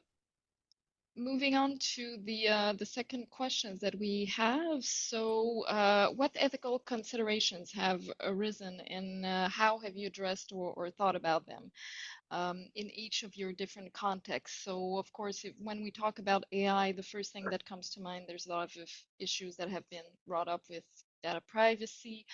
And of course, as Anne-Marie said, the problem of hallucinations, for example, with some tools, some AI tools. So in your specific context, did you have any ethical considerations that you have seen in your projects?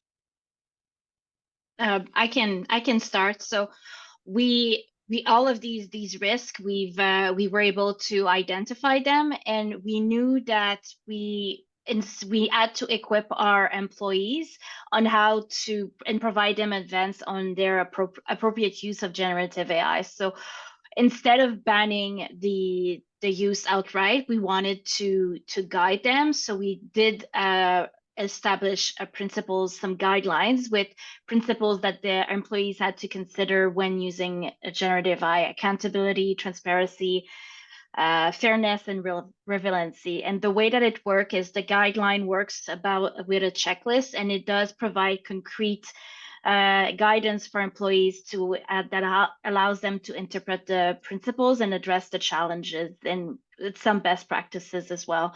Because we something I've heard is AI it's basically sending someone to swim. You should, instead of having the person drown, you should give them a life vest, and that's how we see the guidelines at the library. Thank you, Anne-Marie. That is a very good analogy. I'm going to keep this in mind, definitely. Yeah. Jeremy, did you want to add some insights on that question? Sure. The ethics is a part of nearly every conversation I'm a part of, it seems, with AI. And the the way that University of Michigan has framed its adoption of AI is first as an issue of equity. So they want all students to be able to use and explore these cutting edge generative AI technologies, not just those who are able to pay for the commercial services. So it was important for them to develop these tools in-house. And I should clarify, you mentioned Maisie earlier, it's an internal tool to the University of Michigan. So it's something that, you know, with a login, I can create an instance and do something, but it's not available for others. Second, Michigan has taken steps to try to mitigate those issues around privacy and copyright by making it an insulated environment. So information you enter into the chats or services, it's not used to train the underlying model. It's not stored by default. And with relation to kind of the larger questions about environment and so forth, Michigan doesn't really offer any answers, but they say that by using and implementing, understanding the technology, it can be part of the discussion and assert its own values into the conversation. So I think these are quite helpful, but they don't necessarily address issues of bias in the corpus used for training, issues of consent in the content used to train, issues of how the output is used, for instance, you know, content in the style of and so forth. And so what we've kind of done is confronted these ethical issues, I think in large part by keeping our scope narrow. We're using factual resources to provide factual information about the law to help users understand the copyright implications of their uses. And we're using AI, but we're not relying on it. That is, we're taking a lot of care to edit the output to craft that final product we're putting out. Thank you. And regarding biases, you mentioned an interesting point, Jeremy. Elisabetta as chair, well, governor of the Special Interest Group of Women Information and Libraries of IFLA. Do you have any insights on how these biases in AI can affect women? We've been talking or hearing a lot of talks about how ChatGPT sometimes gives more answers that are not taking into account the reality of women, for example. Do you have any insights that could contribute to the conversation? But the main thing when we talk about this artificial intelligence in general and women is that it is like a male-dominated sector, you know, because women are not so included in the solutions, what we really want to get. When we talk especially about that domestic tools, you know, like in household, you know, that you have to use different robot things, you know, in your house or similar. It is something that can make easier for women to do that job at the home, you know, that in that private sphere and etc. But the fact is that when we talk about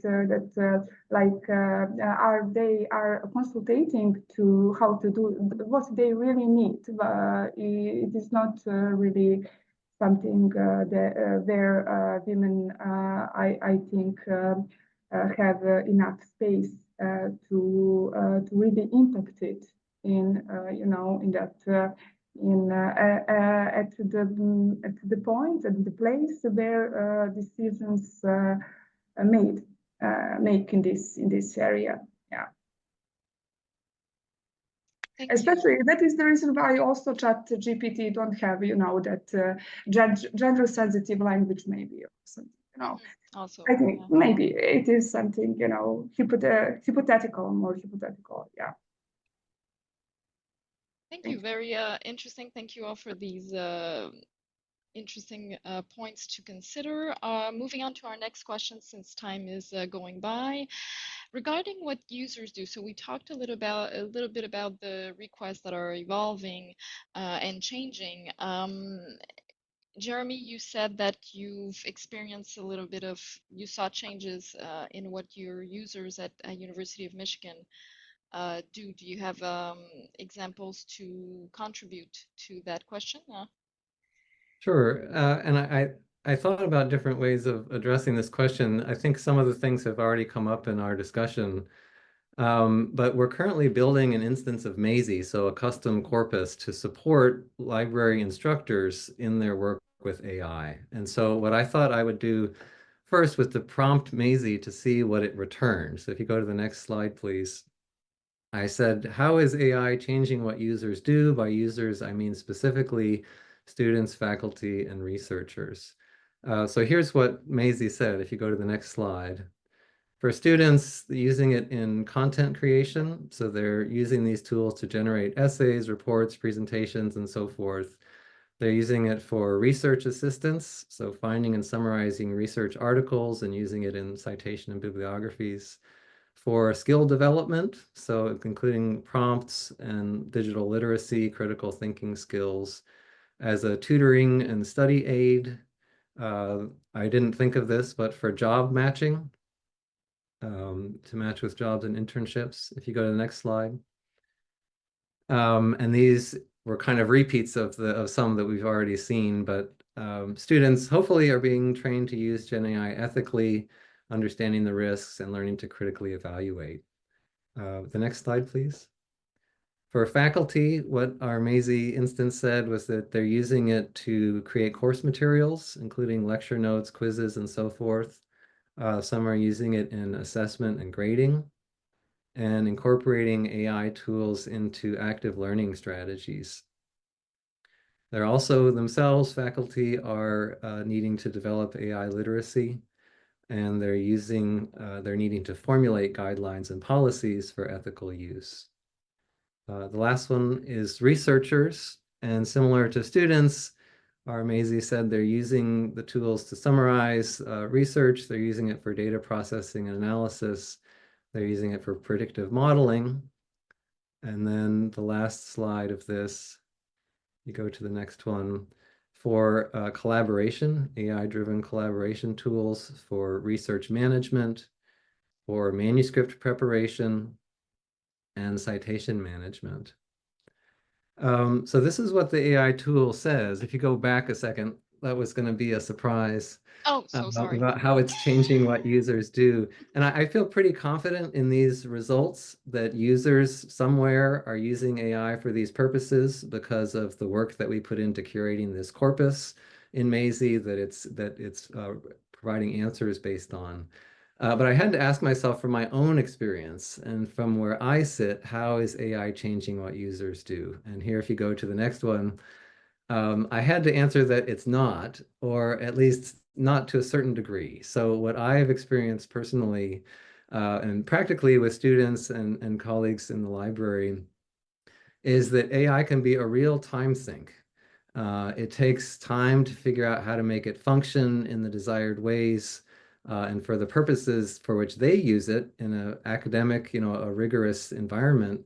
The output can be difficult to trust and therefore quite frustrating. So it often takes longer to use the tool and deal with unsatisfactory results than to rely on their established practices and expertise.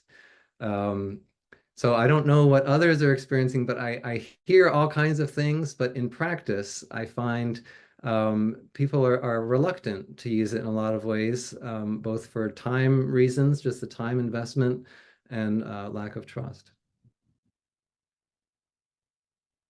Oh, excuse me. The last part of that was when they are using it, what we're seeing, and perhaps not so different from before, but coming up more, we're seeing students and researchers investigating corpuses of materials rather than necessarily individual articles. And we see this coming up particularly in relation to questions about copyright. So we're getting questions about what our library subscription licenses will allow. Do they allow use with AI? If we think about publishers as users, we're starting to see language in publisher policies, author publishing agreements, publisher agreements with libraries about how the content can be used and whether it can be used in AI. And there's a lot of unsurety about AI, about using it, how that will be viewed by peers. Is it lazy? Is it ethical? So something that we encounter a lot in copyright is a reticence among people to talk about what they're doing, lest it be discovered that they're breaking the law or putting themselves at risk. And one development I see with AI is a similar kind of reticence to disclose use. And so I think this question of how is AI changing what users do, I think to a large extent we don't know. And it may be something that's difficult to figure out, or it will take some time to figure out how to learn about that as we go forward. Thank you, Jeremy. That is really very, very interesting.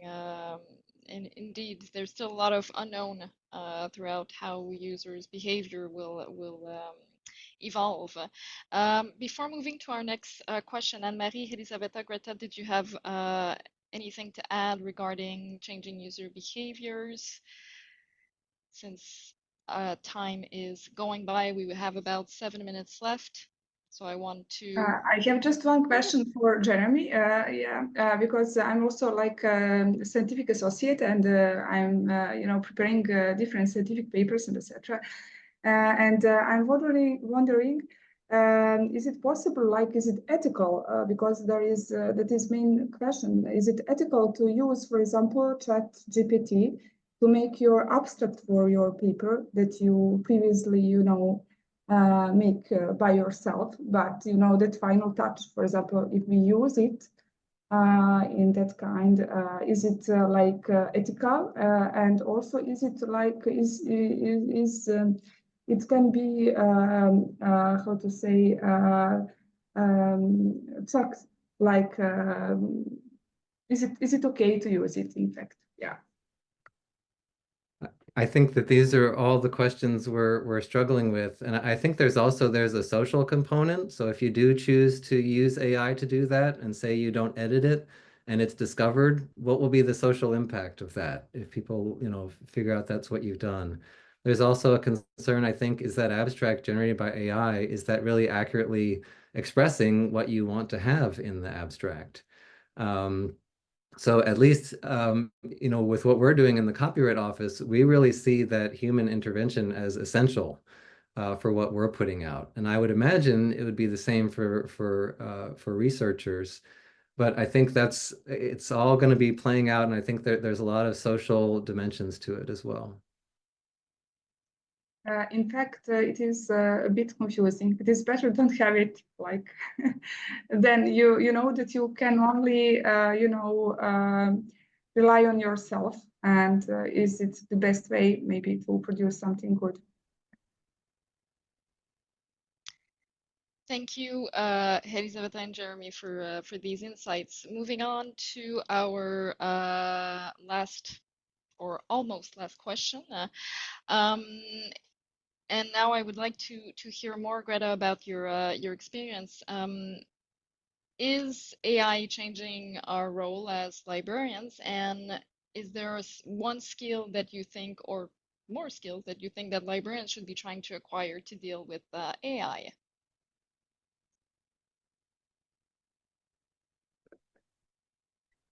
Thank you. I think the biggest thing is we just need to continue to evolve. I remember Google is going to end libraries. Well, it didn't. And so I think we just need to look at AI as just another tool that we can use.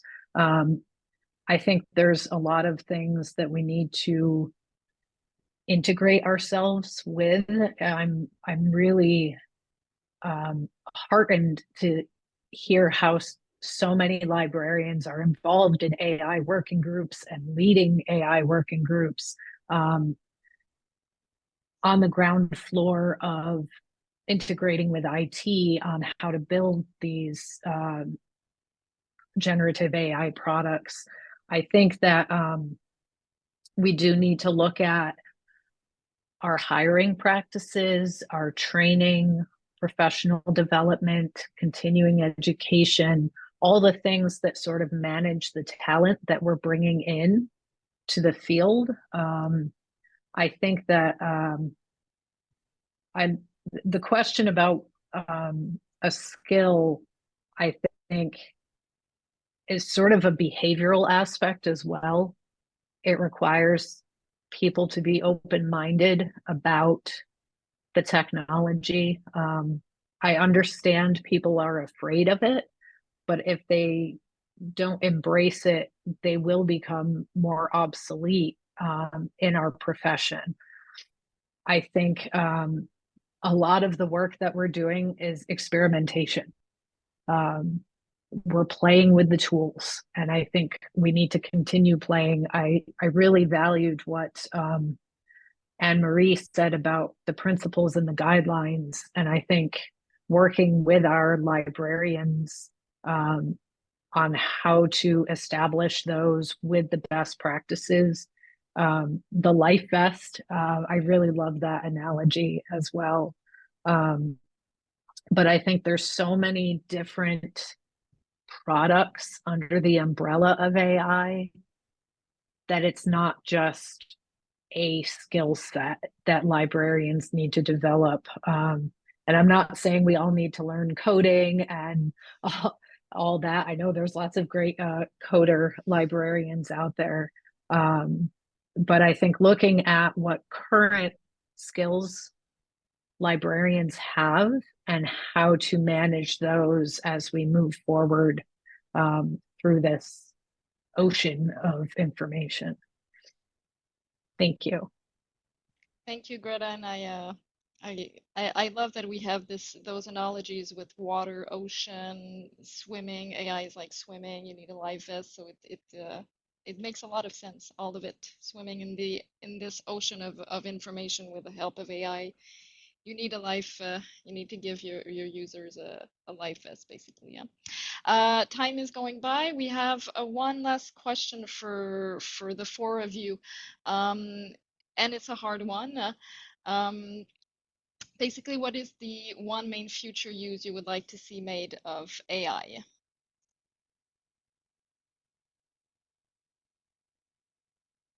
Jeremy, do you want to go ahead? Sure, I'll jump in. I think, and I hope this isn't a cop-out answer, I think AI could best be used to supplement or enhance our capabilities. I think people who'll be most satisfied with their use of AI are those who treat it as a partner in existing work rather than a substitute. And so I think that's how I would hope to see it, as a partner rather than a tool to accomplish tasks on its own. Thank you. Greta, what is the one main future use you would like to see made out of AI?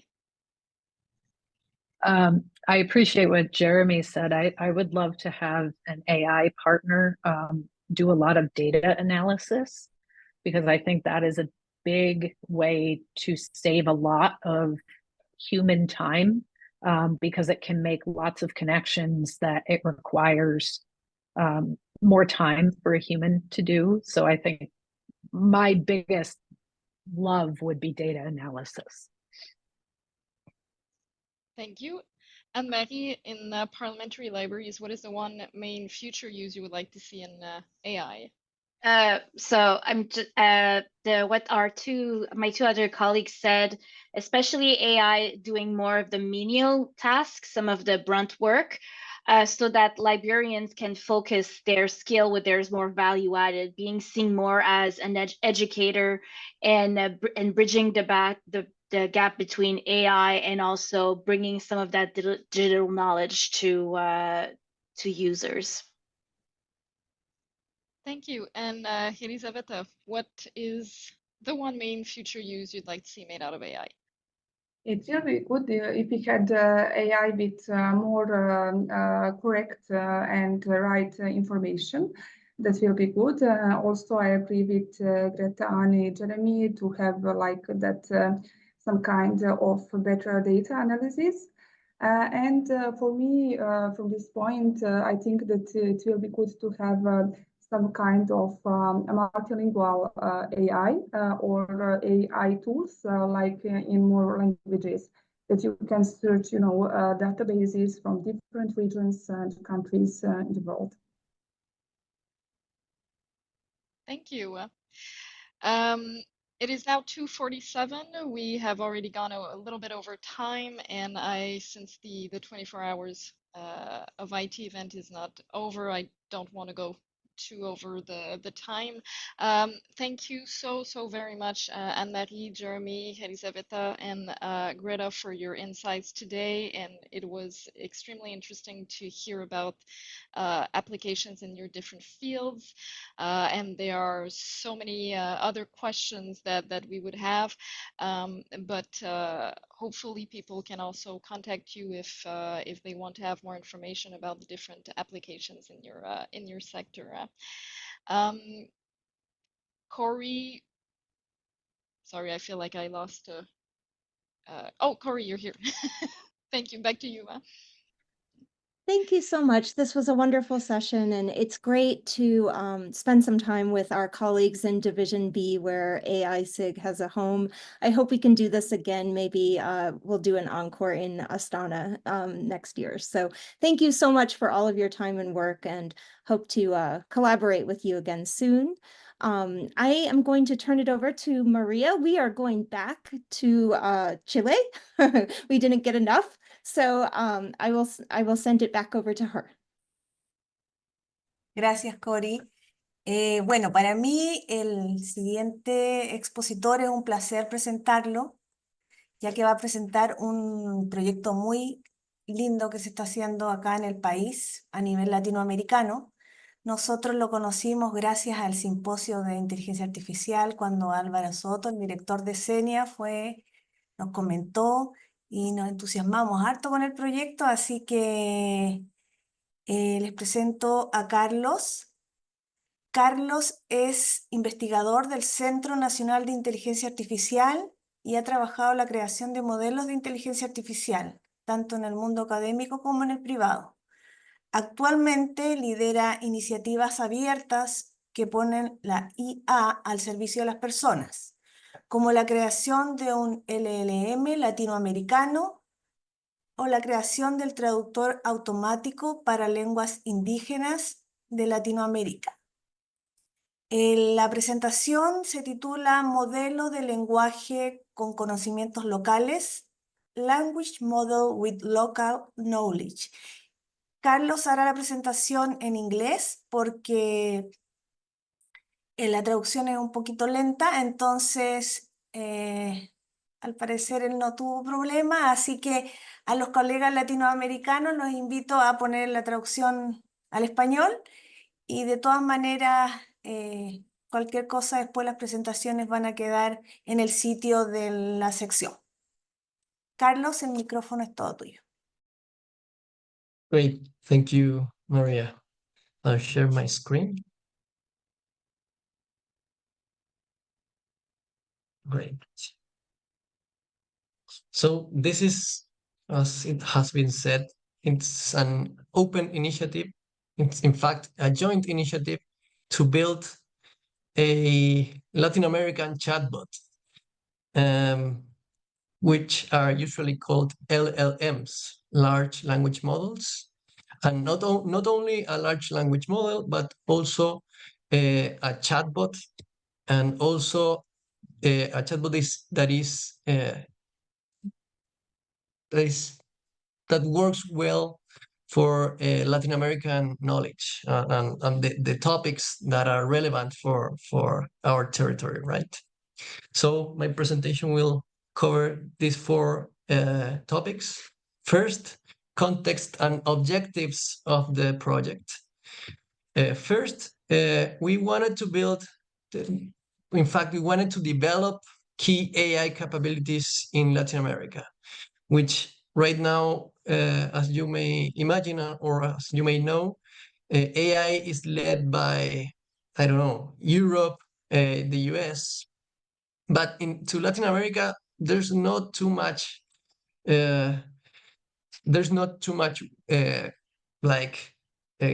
frontier research right now. The research exists, but the larger initiatives are not here, right?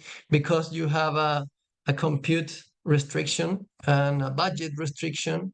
So it's been hard for people in Latin America to meet and to join into a larger project. And this might be the first, probably the largest initiative in that direction, at least in terms of AI and in terms of LLMs. So the first objective is to develop the capabilities, and second, to seed future collaboration within Latin America, right? There's a lot of talent in Latin America, but each one is working like by their own, right? So we wanted to build like a muscle in in Latin America, such that we can work together, right? And with that objective in mind, we decided to build this first model, but our objective is not to compete against ChatGPT or against all of the large language models out there. That's not our objective. Our objective, as I said, is to develop the capabilities in Latin America, right? So as a kind of experiment, we are trying to build an open large language model that is specialized in Spanish, and right now we are extending it to Portuguese also, and which is in the know of local aspects of Latin America, showcasing cultural and linguistic distinctions of Latin America, of course, right?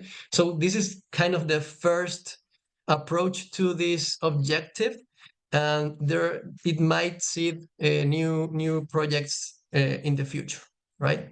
So this is a project that started around 2 years ago. It's coordinated by Senia.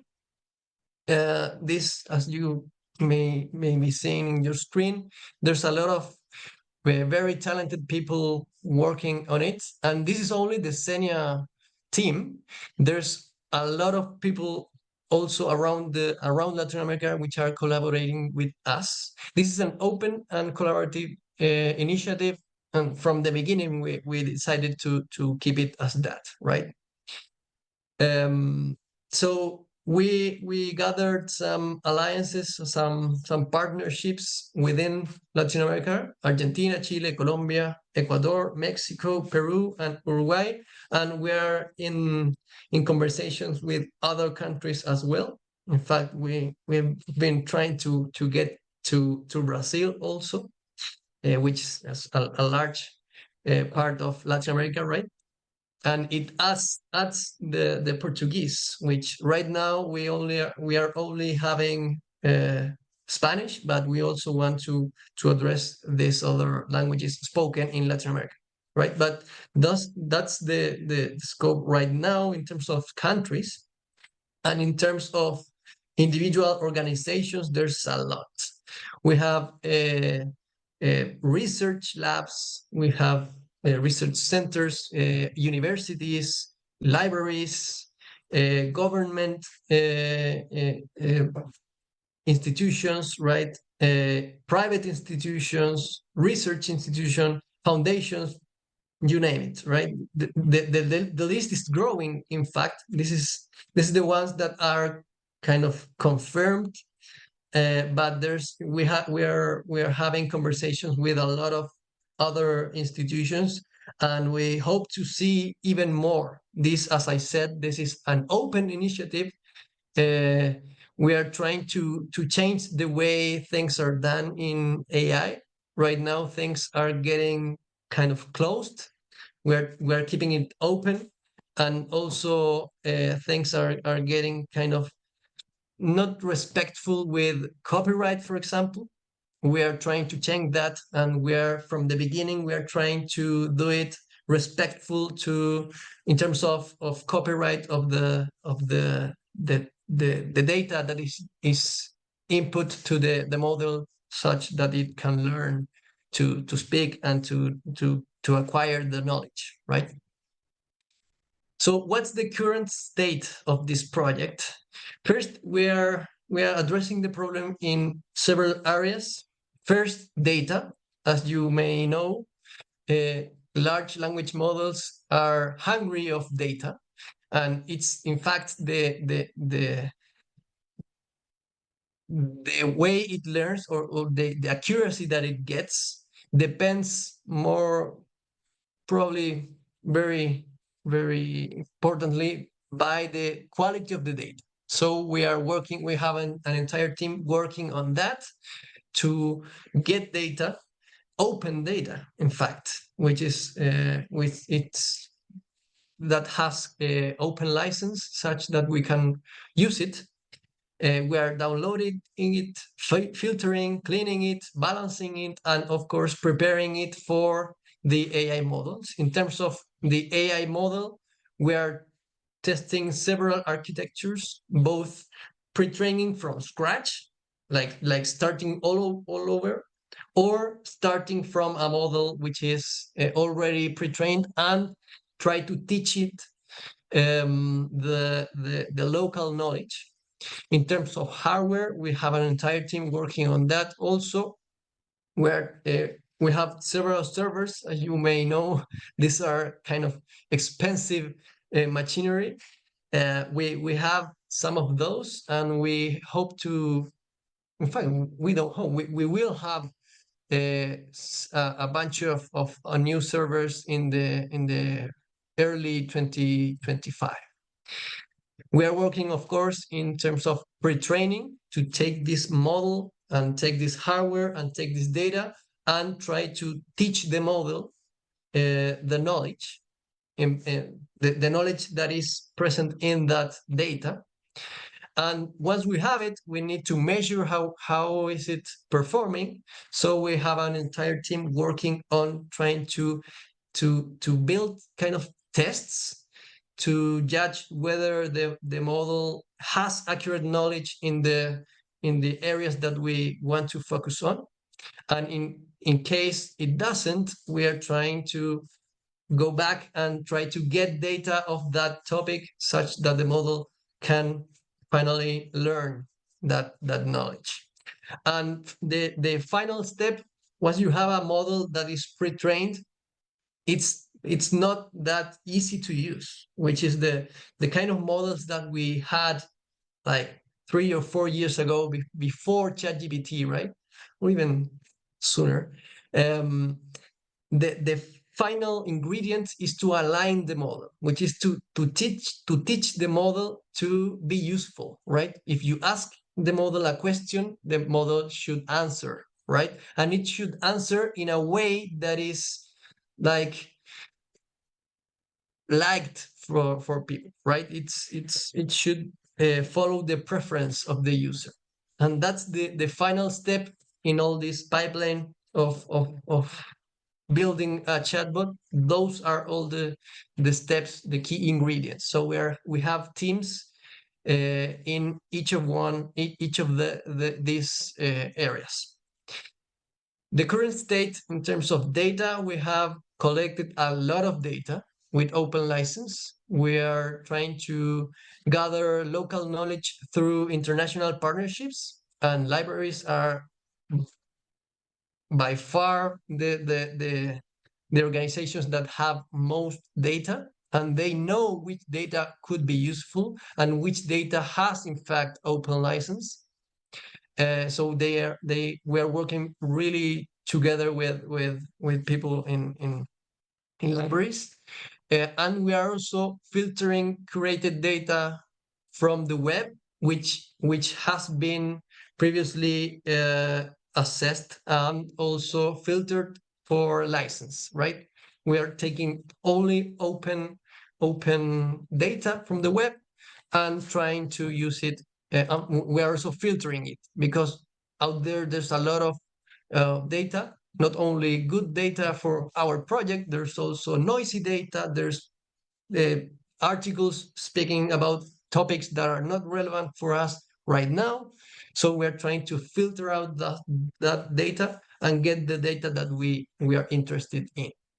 We have done several small and mid-scale pre-training tests, which is to take the data or a sample of the data and try to train a model. We thought it would be easy, but in fact it has been a long journey. But we have done multi-GPU trainings in one server, like in a large server. And also we have been doing tests in multiple servers in something that is called distributed training, which is in simple terms, it's to take several servers and make them work together in a single task, coordinated.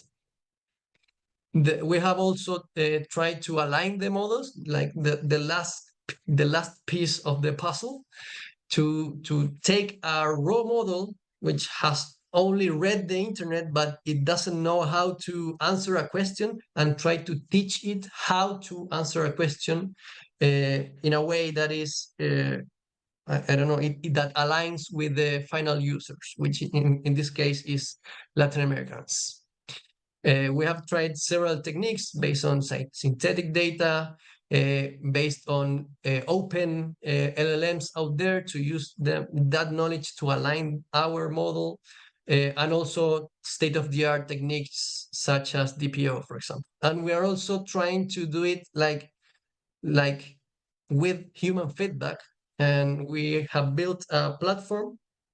In fact, it's not ours, it's an open platform. We adapted it and published it such that people can judge which answers are preferred and to correct the knowledge, or to judge whether the model is answering correctly or not. And the last thing that we are right now doing is we are these models are very intensive in terms of compute, so we are trying to acquire a larger infrastructure, which is to buy more servers. In fact, we have been lucky to partner with some local institutions that do have chances to get great funding, so that we can acquire these servers. And in fact, in 2025, we will have around 12 servers. We started in 2023 with one server. You might think this is only one server. Well, this server is more expensive than my house. It's a very specialized equipment, very expensive equipment. In fact, this was one of the top of the line servers by the date we bought it. Then we bought a second one, and we tried to do, as I said, distributed training, which is to use these two servers to work on a single task. And on 2024, this year, we bought one larger server, which is a server with 8 NVIDIA H100 GPUs. And by early 2025, we hope we will have this. So in fact, it's in the acquisition process right now.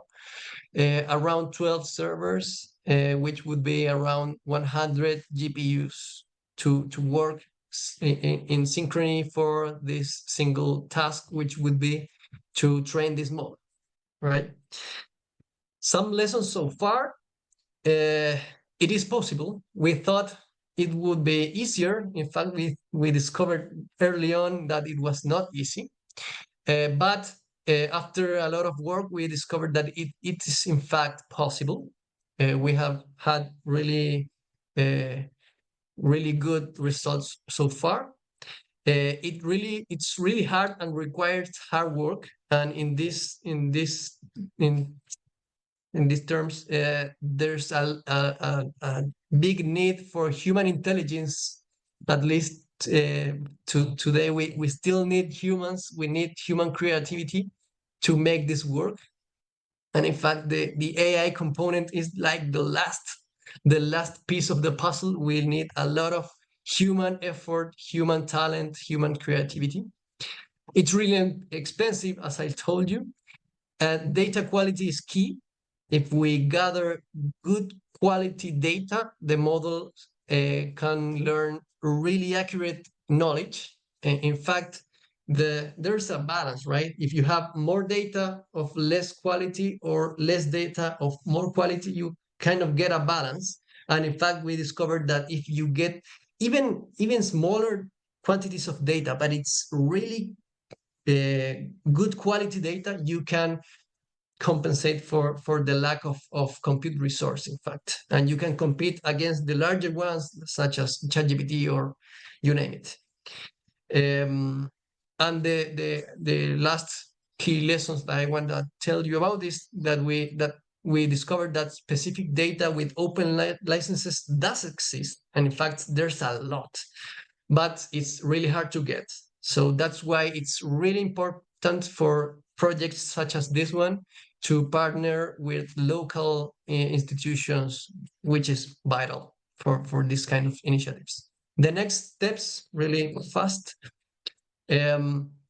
We need to keep collecting and filtering more data, especially data focused on local knowledge, Latin American knowledge.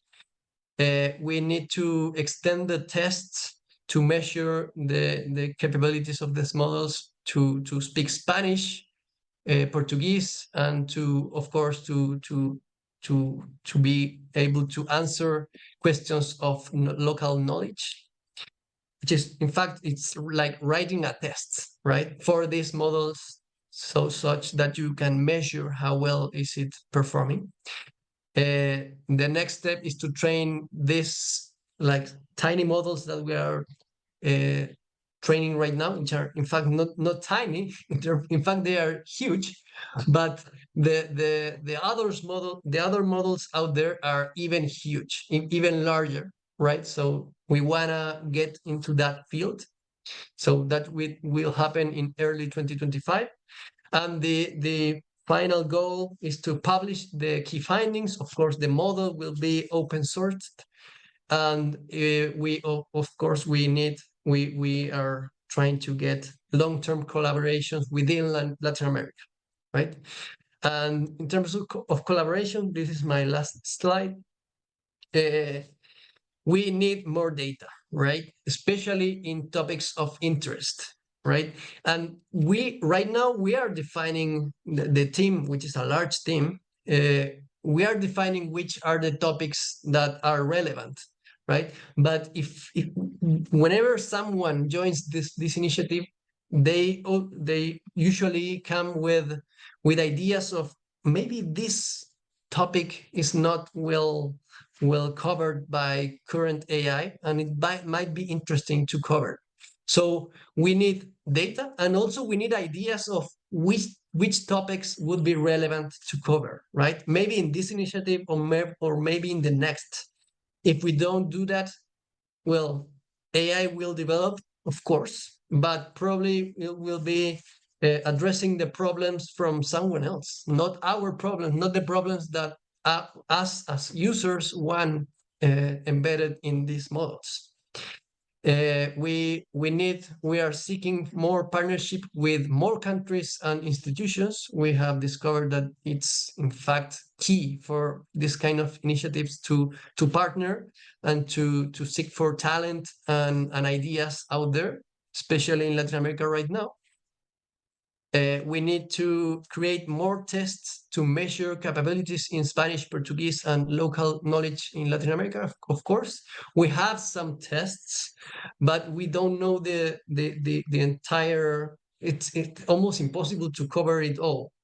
But as long as we get a representative test for all of the topics that are interesting for at least for the final users of this, I think we will be okay.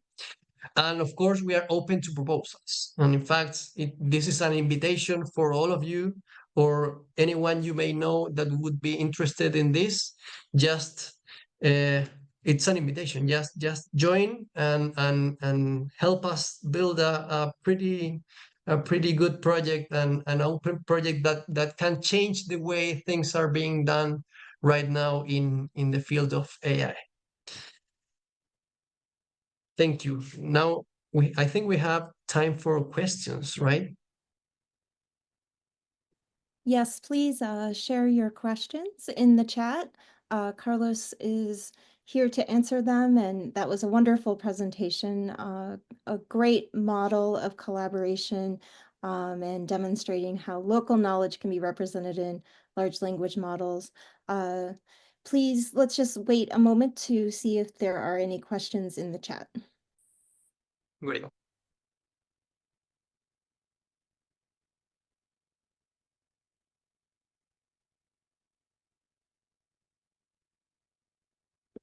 Maybe while people are thinking, I can ask one of my own questions. It is a large collaboration, a large project. I'm interested in how your team communicates and how you set your goals. Yes, right now, the team that is leading this is from Senia. In fact, I think I chose the wrong word. We are kind of coordinating it, right? As coordinators, we are defining the main goals, but of course, in conversations with people, right? We are meeting regularly. In fact, we have one meeting each month with all the collaborators from around Latin America via Zoom. It's just a video conference. We meet, we discuss, we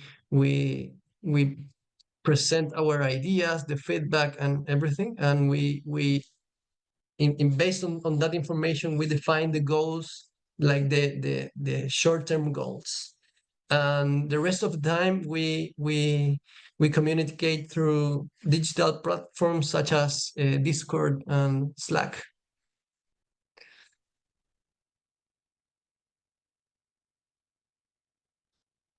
Thank you. Are there any other questions that you could answer? Any of our speakers or panelists? Maria, would you like to say any final words?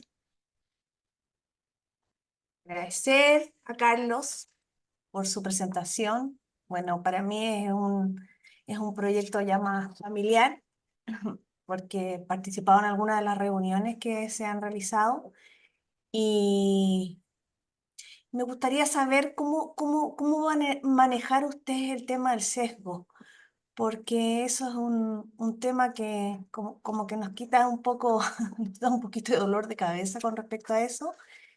¿Y cuál piensas tú como que es como en este momento la actividad principal para seguir adelante este tan hermoso proyecto que yo lo encuentro maravilloso?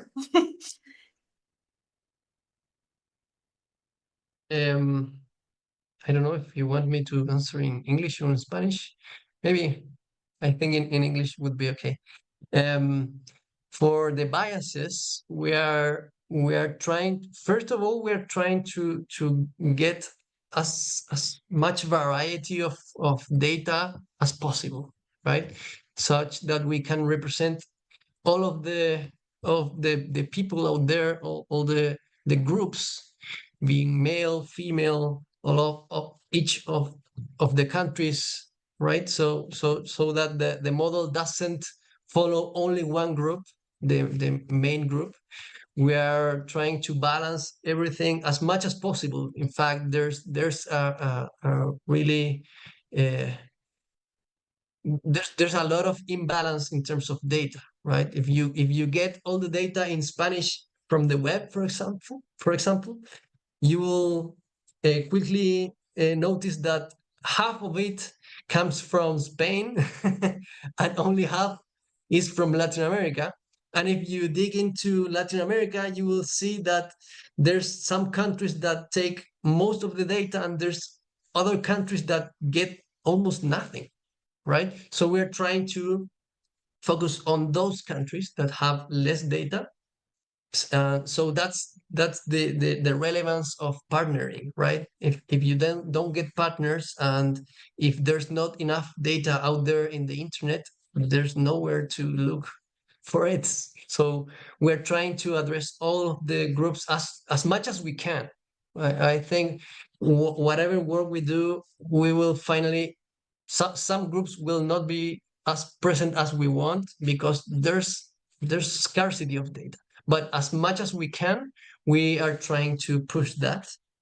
And also we're trying to filter out automatically. These models have used a lot of data, more than a human being can read right? So you have to be creative and find ways to analyze or filter it automatically. So we are building kind of specialized models to try to find data that is, I don't know, that has biases, or data that is I don't know, that we don't want to include. So we're trying to find it automatically such that we can get only the high quality data and clean data that we expect. That's what we are doing. I see that there's a question in the chat. Francois is asking, do you use only native language data or also gather data in foreign languages, English, French, such as academic publications or stuff? That's a really good question. In fact, we asked ourselves the same question. Do we need like only Spanish data? Because maybe there's data out there speaking about the topics of Latin America, but are written in English, right? We are using data from all over the world, right? As long as it has local knowledge, but we are mostly focused on data written in Spanish or in dialects or languages spoken in Latin America, because there's the most concentration. It's easier to filter that out than to try to find articles about Latin America written in other languages. So because of a kind of practical issue, we are mostly focused on data in Spanish, but that can change, in fact, if we happen to find a good source of open data that is not written in Spanish. We will want to include it. So if anyone knows about a source that could be useful in that kind of scenario, it would be nice to hear about it.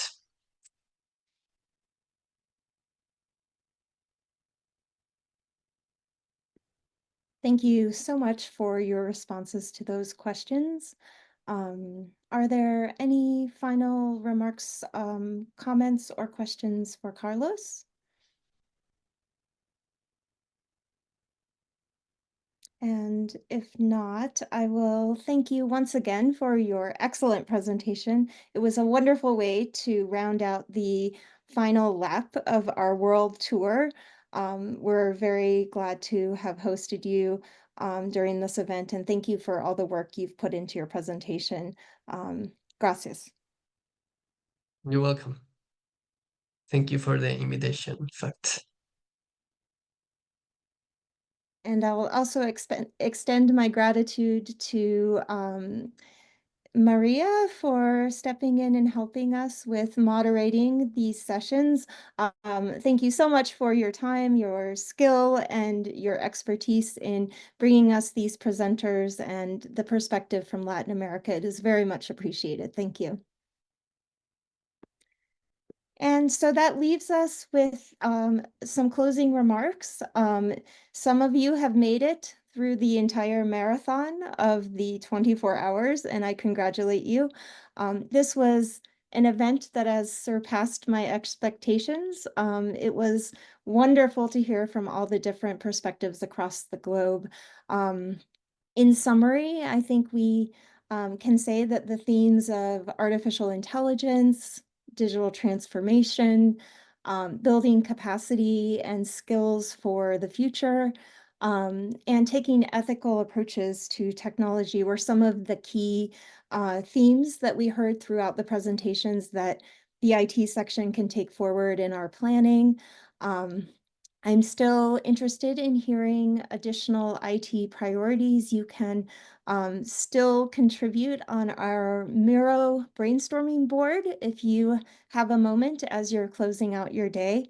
And just a final word of thanks to Hasna, Elena, Maria, Andrew, Patrick, Chen, back in Asia, it seems like so long ago. You all made this event a success, and I thank you so much for your contributions. But all good things must come to an end, so I thank you for coming on this trip with us, and you didn't even need to find your passport. I hope that we can all come together again next year for an event in person, and thank you so much. I will sign off now, and I appreciate everyone's attendance, and please contact us if you have any questions or you need follow-up information. Thank you.